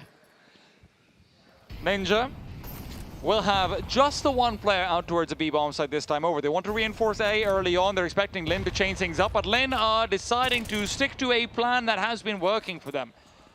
Maybe not. Interesting. Lin will decide after seeing Komisu early on that, hey, there must be multiple players, at least the 2. It was the fact that a CT also threw a smoke deep enough that they could have played around the front side of the half wall and maybe even, you know, gone for a high-low setup as the smokes dissipate. So just a bit of hesitation, maybe making sure not to fall into an early trap. Spine with that smoke will be able to buy a little bit more time over here as well. Don't think he was spotted out. Lin are being very effectively funneled back to the A-bomb site. Now the question is, how long does Ninja hold their nerve? Because Miami's just cleared out apartments. Rage is taking the peek in the middle. They turn around. He'll only be good for the 1 though. Lin were playing cover up, and now Sasaki is going to be given another free duel. There isn't a Molotov to force him out. Even so, he's been able to back off. Risk could come through the smoke back in library. It all comes down to Miami on this side. Risk will play support, but not for long. Emilia takes him apart. Miami needs to get a double kill over here. The first one is there. It'll drop the bomb, and as Emilia is low, he doesn't feel comfortable taking the duel. Starry will be late to the party, and Miami is popping off. Yeah, fantastic job there from Miami. Took his first kill, never stopped moving. Understood as well that he had a teammate coming in from Moto that wanted to effectively play contact off of him first, given that they knew exactly where Miami was positioned. But he ends up just sweeping them all up. Fantastic instant headshots, even on the low HP player. And Starry's attempt to trade falls flat. A triple from the site anchor. Credit out to Ninja, man. The fact that they actually go in for the mid peak as well over there. A lot of teams will, at that point, if you've cleared out apartment, just start to rotate away. Emilia now will be slowed down by the HE. This Mach 10 push is going to be called to quits pretty soon. Risk is the one to get 2 as well, while Rage is flanking in all too quick. Risk continues to perform, and now Rage is barely needed. Westmelon with 1, but without the bomb. Good first kill, but they're playing so far forward. There was no fear in their hearts. And just playing around the edges of the smoke, Westmelon, a nice attempt, but fast reactions from Ninja. Once again, they saw that double nade coming out from the half wall, and you saw the immediate reaction, barreling down mid, quick rotates through CT spawn as well. Just a total lack of hesitation there from Ninja. I think some recognition of the potential low buy, but also the pace change there from Lin.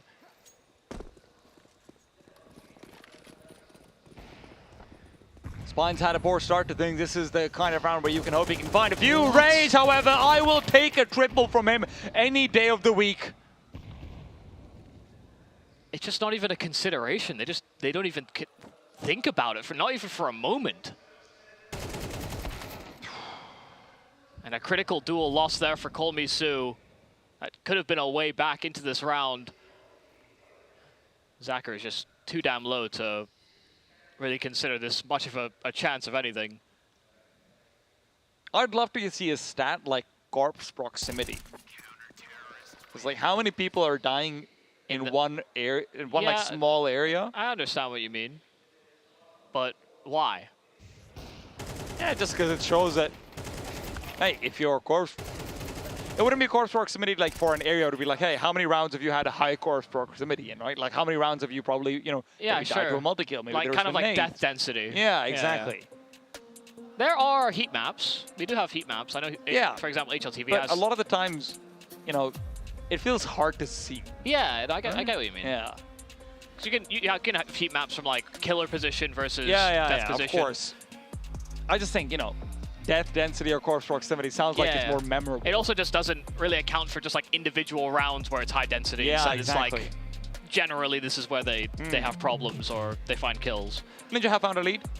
4-3. They have. Linvision, of course, still will be in buying ways after that last round. They weren't too concerned.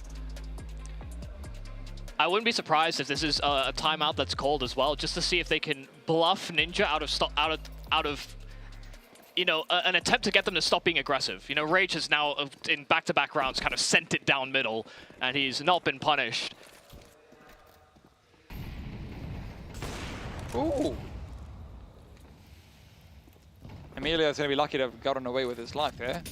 And Rage wishes he had an HE. Now that is not a waste Invasion needs, because they do have HEs and they've thrown them right at him. Oh, that is too early of an incendiary. Westmelon somehow comes in through the smoke as well. And Sasaki, despite the flashbang, his skill is actually taken away by Zacher. Spinely's just hoping he's not expected, but someone had to be deploying that utility. Yeah, someone threw the flash, so yeah, they should be full clearing it. High set up there, and they jump right over him, but an immediate adjustment, and he gets a secondary kill. It's Miami that provided support from Spawn. Even the low HP of Zacher, it's not enough to convert. It's Miami that clambers back into the bomb site, smoke blooming at his feet, but a kill that he finds, leaving Starry alone to clutch. Bomb dropped, but within his reaches. And while these smokes are up, he will punch in that plant. Spine stayed alive because Miami shot above him. Starry, oh my god! Miami's just reading everything. Yeah, I mean, perfect call there. Heard where the plant was positioned, understood where the bomb was dropped, and just how quick that plant happened. On the rotation, he first catches out the player on top of Spine, right? Then he pushes out through the coffin smoke to get another frag, and in the end, it's just a straight-up spray down. Oh, that is beautiful. Yeah, he covered his teammate, which was, I mean, it looked like Spine was a dead man walking. He also threw the flash that kept the guy in Hobbit blind. Like, Miami literally did everything in that round. It's why anchor positions are often seen as star positions these days. Once upon a time, they were thrown to the kind of the shortest straw. You need your anchors to not only, one, be able to preserve utility, but also just generally, you know, have good choices about where they fight, how they retake. Miami had a lockdown on that A-bomb site, and funnily enough, locks down B2. I do find it funny when you talk about sort of that transition of anchor players, right? Because, you know, you look back to like even it was like the 2014 to 2017 era. Even in a lot of teams, like, you know, like I think back to NRG before they turned into EG, right? Right. Okay. Like Fugly was there as their anchor player. Yep. Right, and that was a top 5 team in the world at the time. Sure, they leapfrog forward with Tarek and Stan and whatnot, but that was still like, what, I think literally ranked 5 in the world and the like. Now we have, you know, players like Miami, for example, players like Sasaki even in places. Spine's obviously having a great performance. You look over towards, you know, the top level, Rops will sometimes be anchoring certain spots and whatnot as well. Your play Mefs, you know, maybe doesn't always play anchor, but you'd love to see him, and that's what you think it makes sense. Yeah, you're basically given the choice between, you know, a strong side anchor and a weak side anchor, and, you know, the weak side anchor is the one that's actually kind of thrown to the wolves a little bit, but the strong side anchor is very frequently, a strength and a star. Emilia. Oh. Damage, but unfortunate.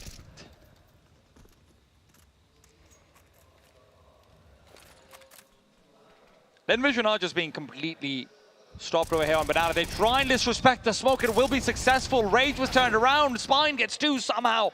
in the last few bullets, but still, this is going to be weapons retrieved. Komi-Su will be heading in very quickly, and not quickly enough for the HE to do enough damage. Risk is going to be here with an AWP in from behind the coffin smoke. A spam that will not be connecting. Starry can just continue to plant away the 5-7. Unable to find any damage either. They have enough utility to be able to refresh that CT smoke, have a Molotov behind it if they want as well. Ninjas recognize it and will be moving back to save. Yeah, they just call it quits immediately. I mean, you never want to lose B in the opening 10-15 seconds of a round. You know that your opponents are going to have more resources to hold off on that post plant. Even if they come in on a lower buy, often utility is prioritized, especially on a map like Inferno. So, yeah, a little not unsurprising. What is a bit surprising to me is the fact that Westmellon, like, you know, just pushes through the smoke like that. Yes, it's at half buy and whatnot, but we've seen Lin being punished actually quite a few times about things like it.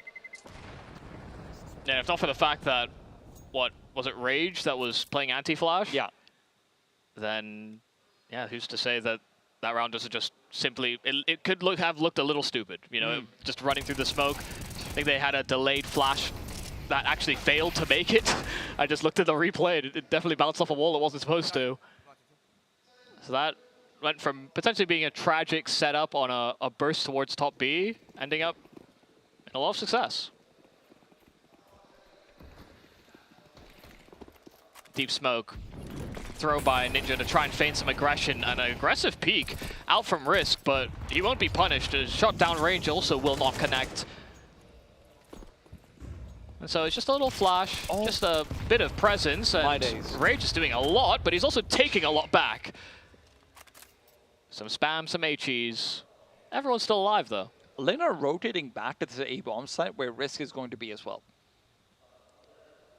You'd expect the AWP to have rotated at a time like this, right? You know, early on, fires off a shot. You're thinking he's going to back off, but that flash is perfect. Sasaki is not able to get the double kill. Risk finds a man turned around, and with another flash coming in from Miami, he's got two. What a performance he's had so far. Komi-Su switching out to the AK, and Miami will put him to bed. Who knew that Miami and Inferno would mesh so well? I mean, he's had fantastic rounds, so many multi-kills. Another play where you can see he's attempting to help Risk out as well, just with the fact that he's pushed off his angle at long. They lose that initial duel towards A, and just, yeah, throws a flash out and is able to feast as a result of it. They were not expecting Ninja to play forward after the burst. So it just feels as though Miami is making these snap decisions, which is working out for him gloriously. It's sort of what, you know, we were really hoping we'd get on Dust 2 as well. Miami has had a real, just fantastic tournament so far. God, he's just so decisive. And sometimes you lose a player on short and you just think, okay, well, I can play from the side. I have to lock down, you know, the moto approach, and I can play from pit, but why play in safety when you can carve out your own path? Deep grenades again. Banana continues to be a hotbed of destruction. Rage does not want to participate in it, but Westmellon finds him, plucks him out, continues forward. A reminder of the truly Westmellon. Oh, it's so good. I absolutely love it. 11-7. You don't see that smoke very often. They're pushing through. My goodness, they don't. He didn't look like he could see either, and well, they don't actually have like very good money for the next round. It's not. If Risk saves, I think they're fine. Yeah, but yeah, I mean they could scramble together a buy, but yeah, I agree. It has to be off of the Risk save. There'd be a weapon missing effectively if they don't. Actually, yeah, maybe two. Maybe two. Yeah, I think that's. Oh. Yeah, they're gonna have one weapon missing. Okay. Yeah. But yeah, what a succession of frags from Westmellon to start things off. That is a very good sign for the squad. It's also something that he was kind of used to doing when he was still under the tutelage of X Pro. You know, he was definitely a late round lurking kind of player, but occasionally you just throw him into the B bomb site. And especially when he took over in-game leading, he did just decide he was going to continue to be that guy, and he ended up being one of the best fragging in-game leaders we had in the Chinese circuit for a very long time.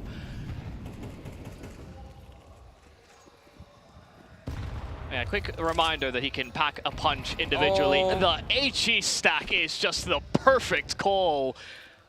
Spine gets blitz. Oh, I thought Westman was going to push through that incendiary for a second. He wanted to. Good nade follow-up. Oh, this is fantastic. Rage is behind the smoke, but no, they're already spraying.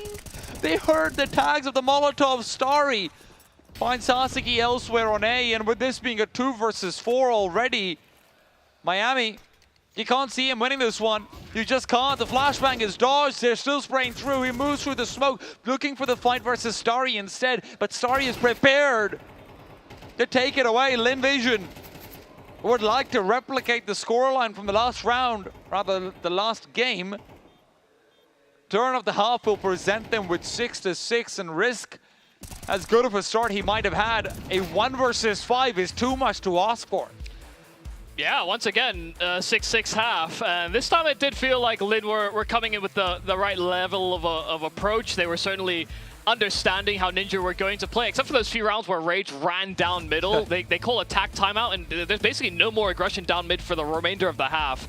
It felt as though Ninja started to play more contained and inside of sights, and that actually favored Lin quite heavily because they were losing a lot of control on this T side on both sort of 2 main lanes on the map. They didn't really get solid entries on Banana. They never really got firm access in through middle either. And so after that timeout, with Ninjas receding back a little bit, it did allow them to set up for more of these pop flash plays, these more bursty executes. And it actually just kind of felt like it played into their strengths that little bit more. And it's only when Ninja, towards the end of the half, tried to play forward on Banana that they started getting actually just kind of destroyed by some of the Westmelon choices or individual entries even.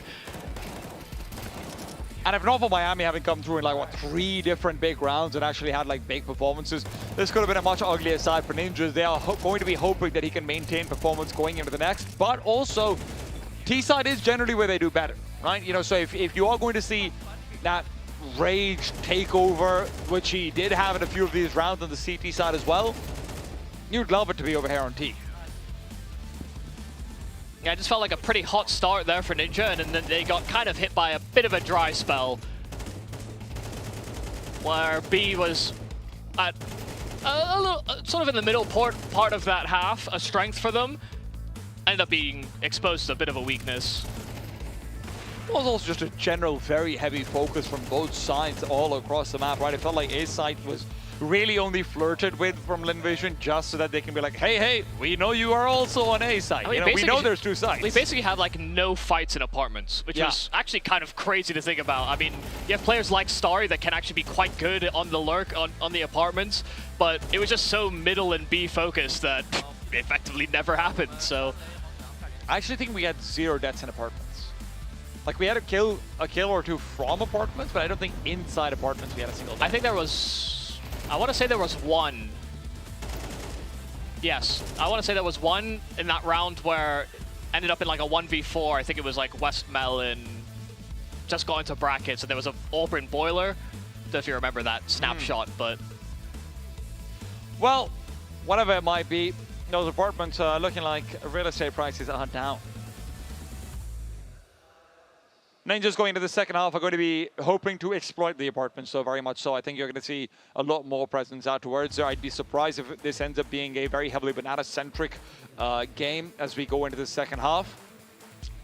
Feels very difficult to force contentions with Lin the same way on the same area of the map again and again by comparison to what Ninja were bringing.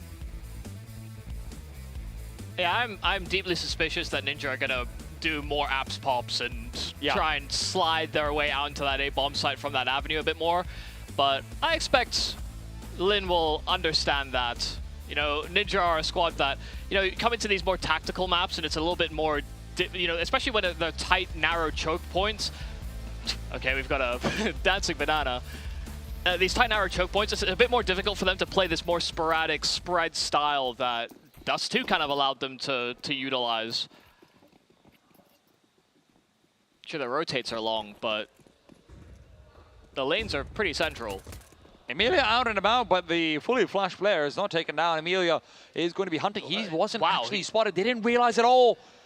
How is this a gap? The noose on their necks is being tightened. Emilia might have missed his chance, so Sasuke gets taken down. Emilia coming in from behind. This sandwich on the banana is not going to go well. Have you ever heard of a banana sandwich, Michael? Well, you still aren't going to. Miami finds Zaka. Komisu reveals position. The P2K performs. The double maintains advantage. And while the bomb is planted in Fountain, I don't know how Risk hopes to get away. He doesn't. That's the answer. Miami needs a full ace. Two's been found and he spots out heads, but he simply cannot connect with them. Starry will sideline him as Lin find number 7. Yeah, Miami, I mean, we needed another multi-kill out from him, but it was crazy to think how far Emilia got without basically being checked. He fired bullets. The flash actually did cover him quite considerably. But even then, you know, if they're flashing deep second mid, you should be at least a little suspicious. It was just totally disregarded. And even in the 1v3 attempt there from Miami, didn't seem like he was all too aware that another player was coming out from coffins or construction. Ninjas will respond with the instant force spy. Nothing too surprising about it. Trying to focus in onto Banana will be difficult though. They early on contest will be limited to the HE Molotov. It's enough. Call me Sue. Call him dead. Oh. And Rage is fuming. XM'd, in fact, he's not the only one. He's joined by Miami, victim of that auto shotgun. So money made here from Starry. A little return on investment. Oh, Risk has dropped down. Yeah. Reveals position of both. Almost certainly. I mean, that could have been a jump spot as well, but Westmoreland's going to be watching and waiting regardless. Risk does manage to find the 1 kill at the very least, and the bomb is going to be given a 1 versus 1 of ahead. Westmoreland backs off. He's got 12 HP, no reason to contest. Spine's got no reason to respect that, though. And with now Farmers picked up. Look, if Emilia gets maybe a bit too aggressive in through the smoke or anything like it, this could just be a straight succession of 1 versus 1. Spine wants to get a deal early on. Starry's only playing containment. Remember that XM he had, he still has it. Wasn't really able to change out weapons. So strangely enough, it all does seem to come down onto Westmoreland in many ways. He's not going to be taking the peak. And although they do consider the clear out, Emilia looks away. Spine, does he check the back of the lectern? No, he does not. He had a feeling. You could tell he was locked in on that, hear the step, and you thought for sure. A teammate makes a step in spawn, clearly a sound bait. There has to be someone else in construction. There has to be someone in this church. And yeah, he just couldn't find him behind the podium. Westmoreland did not swing. Good patience from the in-game leader. Good recognition as well that Spine would try and track him down. But Westmoreland also kind of hung his teammate out to dry a little bit, so good that he's able to rectify. But he's the man leading from the front. 18-7 is Westmoreland. The brain and the brawn. Oh, and a lesson learned for Starry. He might have been good in the last one with the XM, but now it's about the Deagles. Risk is the one with the XM, Sasuke is the one with the kills. Somehow already scaling all the way up, and Emilia has been put on an island.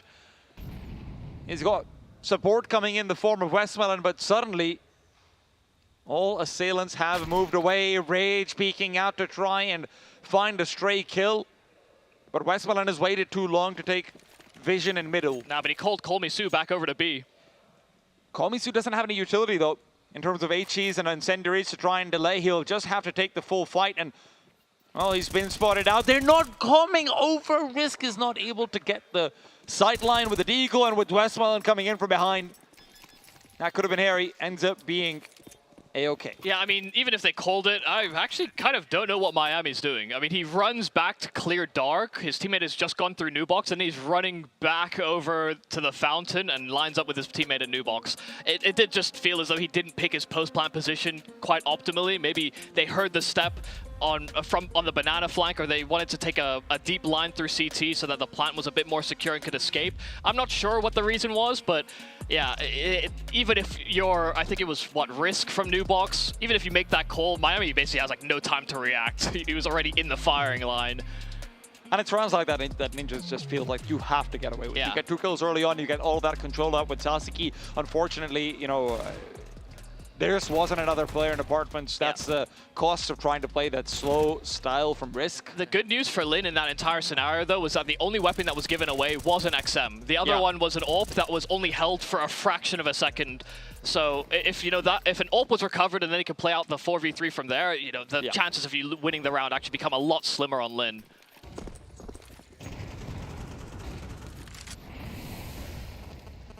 Early control utility from Ninjas will prevent any immediate aggression from Linvision, but Starry still has a pretty aggressive face, and that face is going to be displaying itself. Sasuke on the other side hasn't been taken down yet. He tries to full swing, hoping that Starry would be caught off guard. Starry is low, so he will be precariously perched. The problem is, I don't know if Miami actually expects Starry to have backed off over here or not. He is still in a fairly aggressive angle. Yeah, Starry set up shop. He keeps really good control here. It does feel like this A-bomb side is somewhat unguarded, though, because Starry cannot really contribute. They don't expect Miami to be in Apartments because Starry gives out the call of Risk's position. Miami should have been completely unexpected, but now he reveals his own spot. Starry coming in from the flank, could even try and go for the knife. Instead, he decides, let's play it sane. Great flashbang timing. Call Me Sue will peek in from behind it, and as he is traded, Spine reveals as well. Bomb can be planted. Ninjas will have little to rejoice about, though, with just economy added to the arsenal. They need rounds, and Spine cannot deliver them if he's missing shots like that. All three players coming in from CT. Starry spams out after Spine's been displaced by the early incendiary. 10 for Linvision. Yeah, I can't believe Starry got away with what he did, to be honest. That was insane. I mean, first kill was so sloppy inside of those apartments, and just the fact he's able to maintain control of it, allow Amelia to play a very, very passive position, and then, you know, just have comms relayed over. He's just a total nuisance in this position. And, you know, comparatively to what we saw from Ninja, we were expecting Lin to play in the apartment, sure, but Starry's been pretty much unrelenting. Like, he's been hyper-aggressive in that peak. They can't really do a lot to stop him. It's only been a situation of, oh, until you punish me, I'm going to... He's been punished. Yeah. Last round, he died to the Deagle. And he's like, it's only because I had an XM that he won that fight. Well, Sasuke is not going to be given the easiest start to the round over here. 51 HP after he's eaten a grenade. And, well, now just the 15.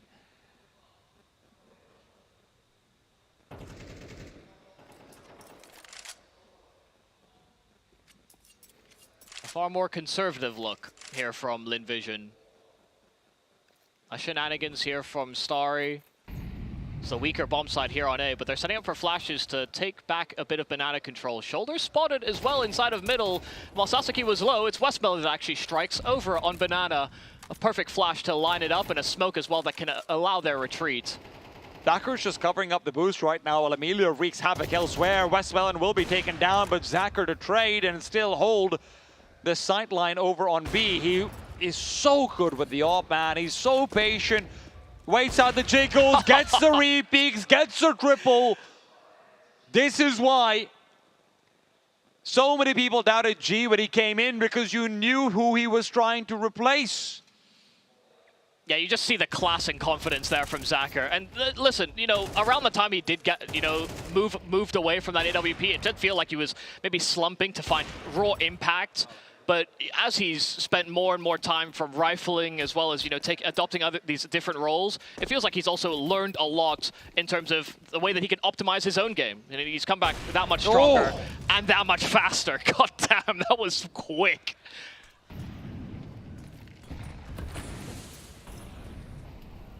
Ninjas have got no solutions for this man. They have no solutions for Westmel either, if I'm being perfectly honest. The dinosaur duo of the team. Not even that old. Yeah, but they feel like it on Lin.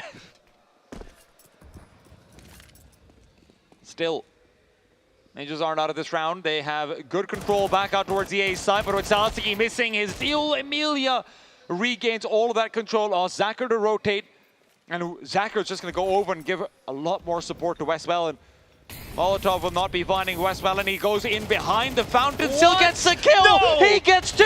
Why not 3? Because his ammo's run out. That's why. No other reason. Zacher will fall in his quest to close. Spine will switch out for the AWP. He recognizes his HP is low, but guess what? So is Emilia's.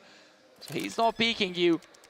All of those false bomb plants have just given time over to Starry to try and take this duel, try and take this peak. Emilia's playing distraction, and Spine should realize it. Starry comes over from the side. He doesn't even need to see him. Shoots him through the wall.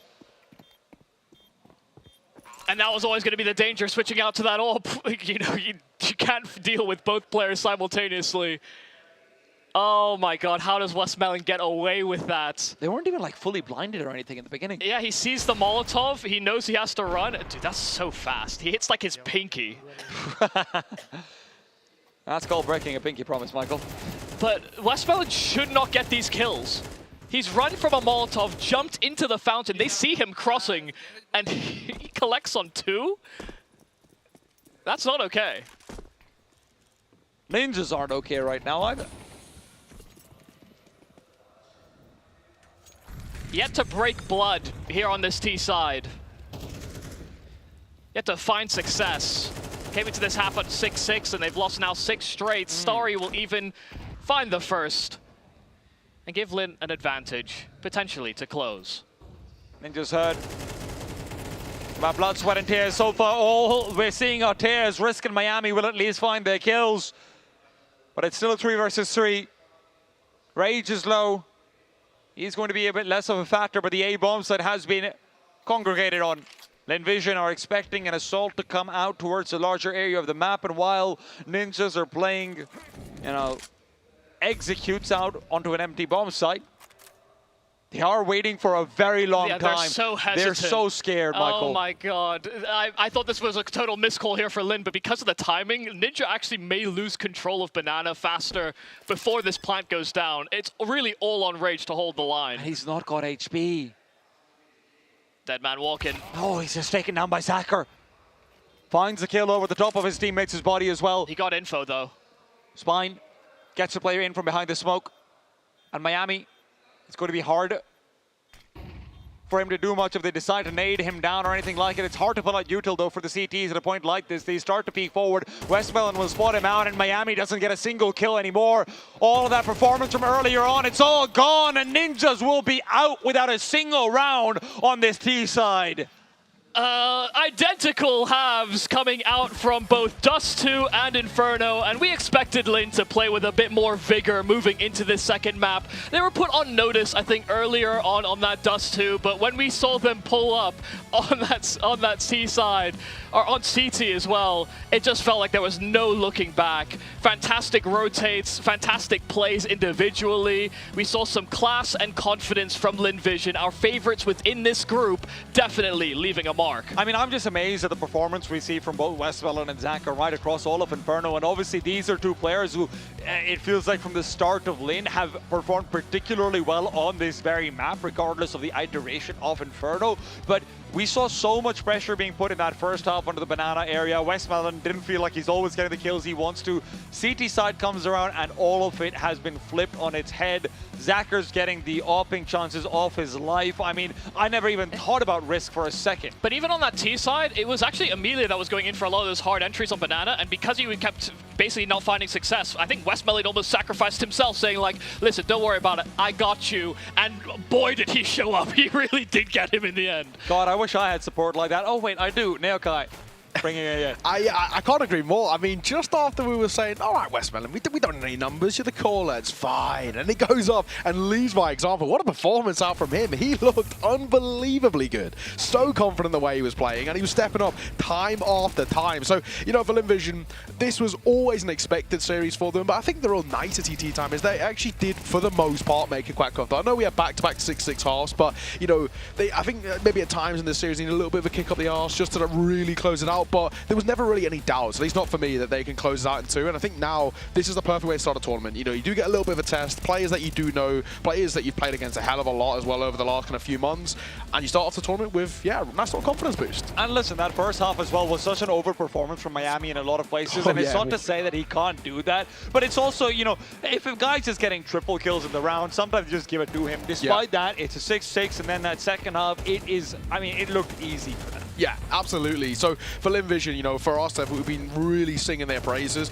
On the flip side for Ninja, with minimal notice here, Yumi, I actually think there was a lot of real flashes. I mean, you're already kind of touching it. Some of the shots and some of the 3Ks, the multi-kills that are coming through were kind of ridiculous. Out from Ninja, you know, across the board, Miami looking fantastic. But, you know, for them, again, minimal notice, no time to prepare at all, right? I don't think that's that bad. And your best map in the pool is Linvision's permaban. Exactly. You know, you're coming in always going to be weakened, even if you took the nameplates off and just thought, well, you know, this could just be a random Chinese team. If your best map is one of the instant bans, you also feel like you're missing out on one of your best weapons in a best of 3. Yeah, I actually think this is a side that can still do damage in that lower bracket, right? Be them against the Huns, and, you know, it could be quite interesting. The Huns continue to be in this rot. Ninja are a side that have at times punched up. So in the end, at 13-6, and now the issue with games like this as well is that on paper, someone at home will just look at the scoreline and be like, Linvision, easy domination. But when you actually break it down, especially as you kind of touched on a little bit, Teton, that first half, there is those flashes that really give you belief that this Ninja side can actually be something special. And it would actually be probably a little bit sad if they did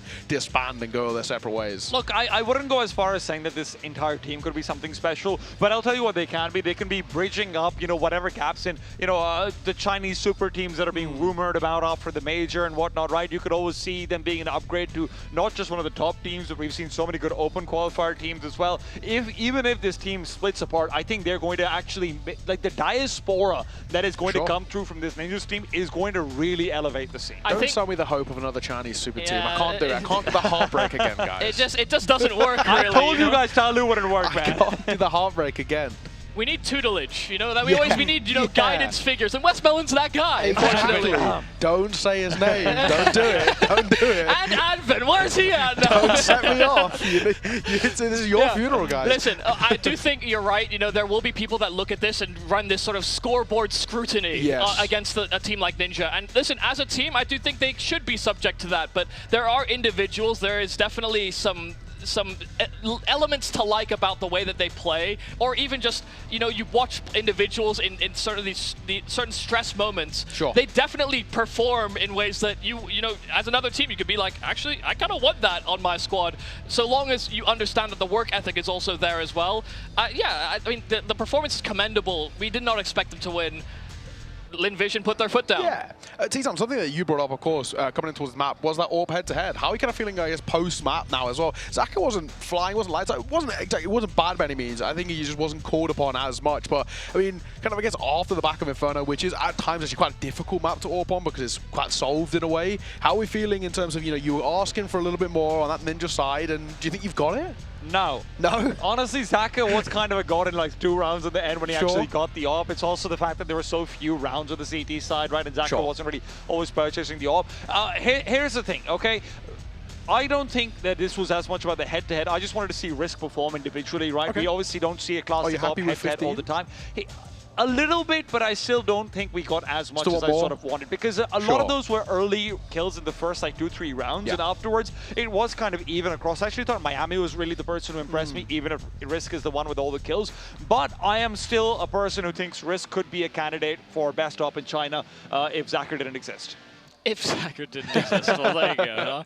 This man existed today, though. Westmelon, wow. He's just amazing. What a performance coming through from him. And pretty unexpected, generally speaking. It's rare to see him be the numbers man when they've got so much talent, right? You know, you look on a map like Inferno, which really has the opportunity for a lot of stars to step up, whether it's Zaka, whether it's, you know, even Starry, Call Me Sue, right? All can have their moments. Westmelon was leading by example. And I think in a lot of times, I mean, T, you even touched on it, but Yumi, I want to get your thoughts. You know, we were saying how it felt like Westmelon was trying to say, right, I'll give the space and just trade me, but then they kills himself. Yeah, I mean, this is the problem. You know, Westmelon, before he took over in-game leading, was actually kind of like a star player. Yeah. And then eventually it was like, okay, well, Westmelon seems to be calling quite a lot. He seems to be quite confident to do it, so he can transition into a caller too. And he did that pretty seamlessly. When his pieces work, then he has the autonomy to frag too. There we go. Well, this is how the bracket is panning out after day one's action. GG Howell will be taking on Linvision in that winners final, which is pretty sick as well as a game. That'll be a really interesting clash ahead in that one. In that lower bracket, the last chance elimination on the line, Huns taking on Ninja. Huns, of course, still in a bit of a rut, but then Ninja not that much preparation. That could be quite an interesting lower bracket. It's honestly quite hard to predict, but we'll be turning our attention over towards Group B. We start off with what I think, honestly, even could be game of the playoffs just off the rip. Yeah. Tyloo Rare Atom, an absolutely insane way to start it, followed by FlyQuest taking on Nomads. And Nomads, of course, have got an incredibly difficult group, but FlyQuest have had their problems, of course, this year, so who knows. But that first game, T-Time, that looks so spicy. Oh, look, absolutely, right? You know, you can't not love the El Clasico. Tyloo versus Rare Atom goes back to back when Rare Atom was still called Vici. Goes back to when Tyloo was Rare Atom as well, right? Like, there's so much history between the orgs and the teams and the like. And they've like swapped organizations exactly, as well, right? which just makes it even weirder. There's all of that, but it just feels like no matter what way you slice it, Group B just looks like every single matchup is going to be so exciting. Yeah, I mean, you've got two of the biggest teams in China duking it out for a place in the playoffs. You know, that's kind of, it's crazy that it happens so early, but it's what you want as a fan. Absolutely. Absolutely. And then, of course, it's just the little team who could, right? Nomads, you know, Bedroom Org coming from Mongolia and trying to see what they can do. You know, they're playing no coach, a manager who's sort of just doing a bit of everything for them, and that's about it. Doing it all themselves. It could actually be quite an interesting thing if they can punch up against an org as titanous as FlyQuest. You try and think about how many org names you could come up with that have cultural significance to the Mongolian region. It's like the Mongols is taken, the Huns is taken, the Nomads. Even Araft was like a big deal for like the Mongolian army. And then we got down the list. We got to kind of some of the teams who were just on the way up, and like, I've run out of things. Eruption, I guess. Yeah. Like, kind of sounds cool. Black Company. Yeah, exactly. We'll just make it up. But yeah, I am actually looking forward to seeing what Nomads can do. They also donned a debut jersey in the last day when they qualified, and we were all kind of fans of it. It was a little spicy with all the Mongolian kind of like signature all over it. So I'm interested in what they can do. They've got a very tough game though, right? FlyQuest, we know this is a side that obviously had a woeful start to the year, but in competitions like this, even, you know, as we kind of see whenever they kind of come home to the Asia Pacific region, they do normally perform pretty well because they just have a lot of confidence in themselves being the better team. I don't know if they're going to have all that confidence all the time though, right? Because like, you know, I think this potential win over Nomads will have to be really decisive for them to maintain something like it, right? This is a team that is, in my opinion, should probably be like mentally in a pretty difficult spot in terms of like, hey, guys, we've made roster upgrades on paper. We've got everything going for us. We've got, you know, even this like new young player, Nedek and whatnot, but the expectations on FlyQuest could not be higher because obviously they had that run in the end of last year and they never lived up to it. It's also very difficult to know what type of Nomads they're going to play because we saw them against the, Chinggis Warriors, and they were like playing full anti-strat against that squad, and that was when they knew they had them in one of the first round games. So it's very true. That's one of those situations where if you're FlyQuest, do you expect Nomads to play a baseline game, or are they going to try and anti-strat you, especially when they're just figuring out what their strats are as they transition in-game leaders? They had a week to prepare for this matchup. A week! Yeah. You know what FlyQuest was doing in that week? They were losing. Yeah, that is true. Sadly, that is actually quite true. We'll see if they can bounce back, of course, but that is our day one of the playoffs done. We're going to be throwing it over towards the stage as Veracity and Baseline J are there for an interview, but for myself, T-Time, and Yubi, we're done for today. We're back tomorrow, 2 best of 3s to kickstart over towards Group B. For now, see you soon.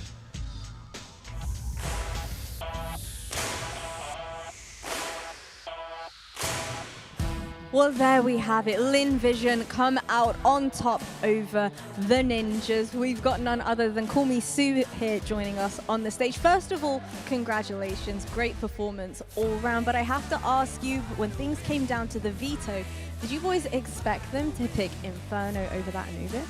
我们欢迎 Call Me Sue 来接受我们的采访。就一开始在这个地图 BP 的时候，你们有没有想到他们会选 Inferno， 然后不是阿努比斯呢？ 我们猜测的地图10里面，就我们选沙尔，然后他们可能会选遗迹或者是小镇，然后第3张图倒是没有预料到，就我们打战术没有把火车打出来，其他的图是战术是打出来的。Yeah, so we actually anticipated them to pick either Ancient or Inferno for map 2, but we didn't expect map 3 to come down to train. And what about going back to that Dust 2? It seemed like, especially in the first half, you boys seemed to kind of underestimate them a little bit. Second half, you were looking incredibly strong. So would you say it's fair to say that you underestimated your opponent? 是不是感觉上2的上半场你们打的也不是特别好？是不是有没有就是低估你们的对手有一点？但是下半场就打回来了，是不是？上半场确实因为我们就是有点玩的太过于放纵。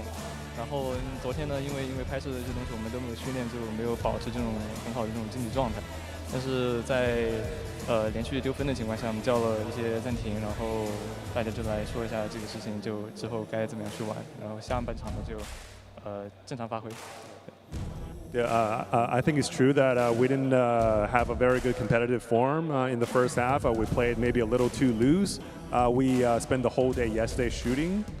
For the videos, for whatever, so we didn't really practice. But we caught some timeouts, and in the second half, we were able to turn it around. Yeah. And you came into this team after having played for an American team under none other than Stanislaw himself. So talk to me about some key differences in, potentially the IGL styles between an American IGL and our Chinese IGL. 你来 LVG 之前是在美国的这个 Wildcard 战队，然后当时你的指挥是 Stanislaw 是吧？然后跟我们说一说，就是你觉得中国战队的指挥和美国战队的指挥这个风格上有什么区别？So for Peter Stanislaw, right? And then he's like the calmest player, like the chillest guy I ever met in my whole career. And then I used to be like a super competitive player, and then my emotional hypes up super fast, and then also tilts me if we lose some rounds.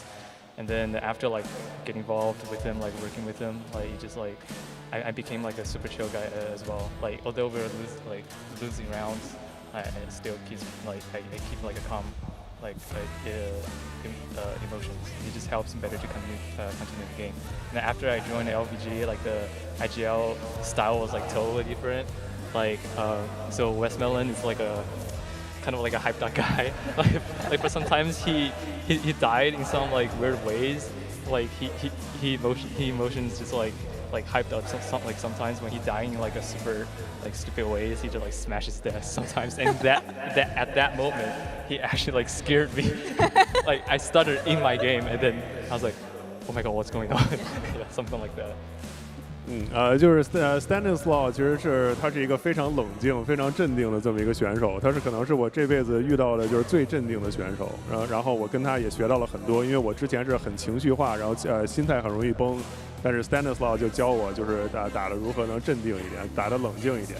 然后我来了 LVG 之后呢，因为西瓜的风格就完全不一样，他的指挥风格、他的个人风格也好。就西瓜其实也是很情绪化，如果比如打得不好，他会直接拍桌子或者什么的，然后就有一些不一样啊。Some might say you're a pretty chill guy, but now your team are on a 22-win match streak. My question for you, my final question for you, are you confident that you can keep up that win streak all the way through the rest of the tournament and walk away as the winners? LVG 现在是22场比赛连胜，是不是？那你觉得怎么样？那有没有信心让这个连胜记录一直保持下去，保持让你们赢下 ACL 这些比赛？整个队伍自从在备战 Major 的时候，我们已经达到了一种就是非常好的一种竞技状态，然后也让我们在后面保持这种连胜的记录。然后现在呢，状态可能有一些下降，但是这几天训练的话，也一定会把它带上来。但我们也非常的自信，这次我们可以就是继续我们的连胜，然后成为这届冠军。Yeah, so ever since we started prepping for the Austin Major, our form has been extremely good. It's got down a little bit in these past few days, but we're gonna make sure that or in the near future we get it back up, and we're gonna practice really hard. And yeah. Well, good luck and have fun for the rest of the tournament, and thank you so much for joining us again. Thank you. 好的，我们感谢康密素来接受我们的采访。好了，不要那我们明天同一时间和大家再见。Well, thank you so much for joining us in the interview, and we'll see you guys tomorrow.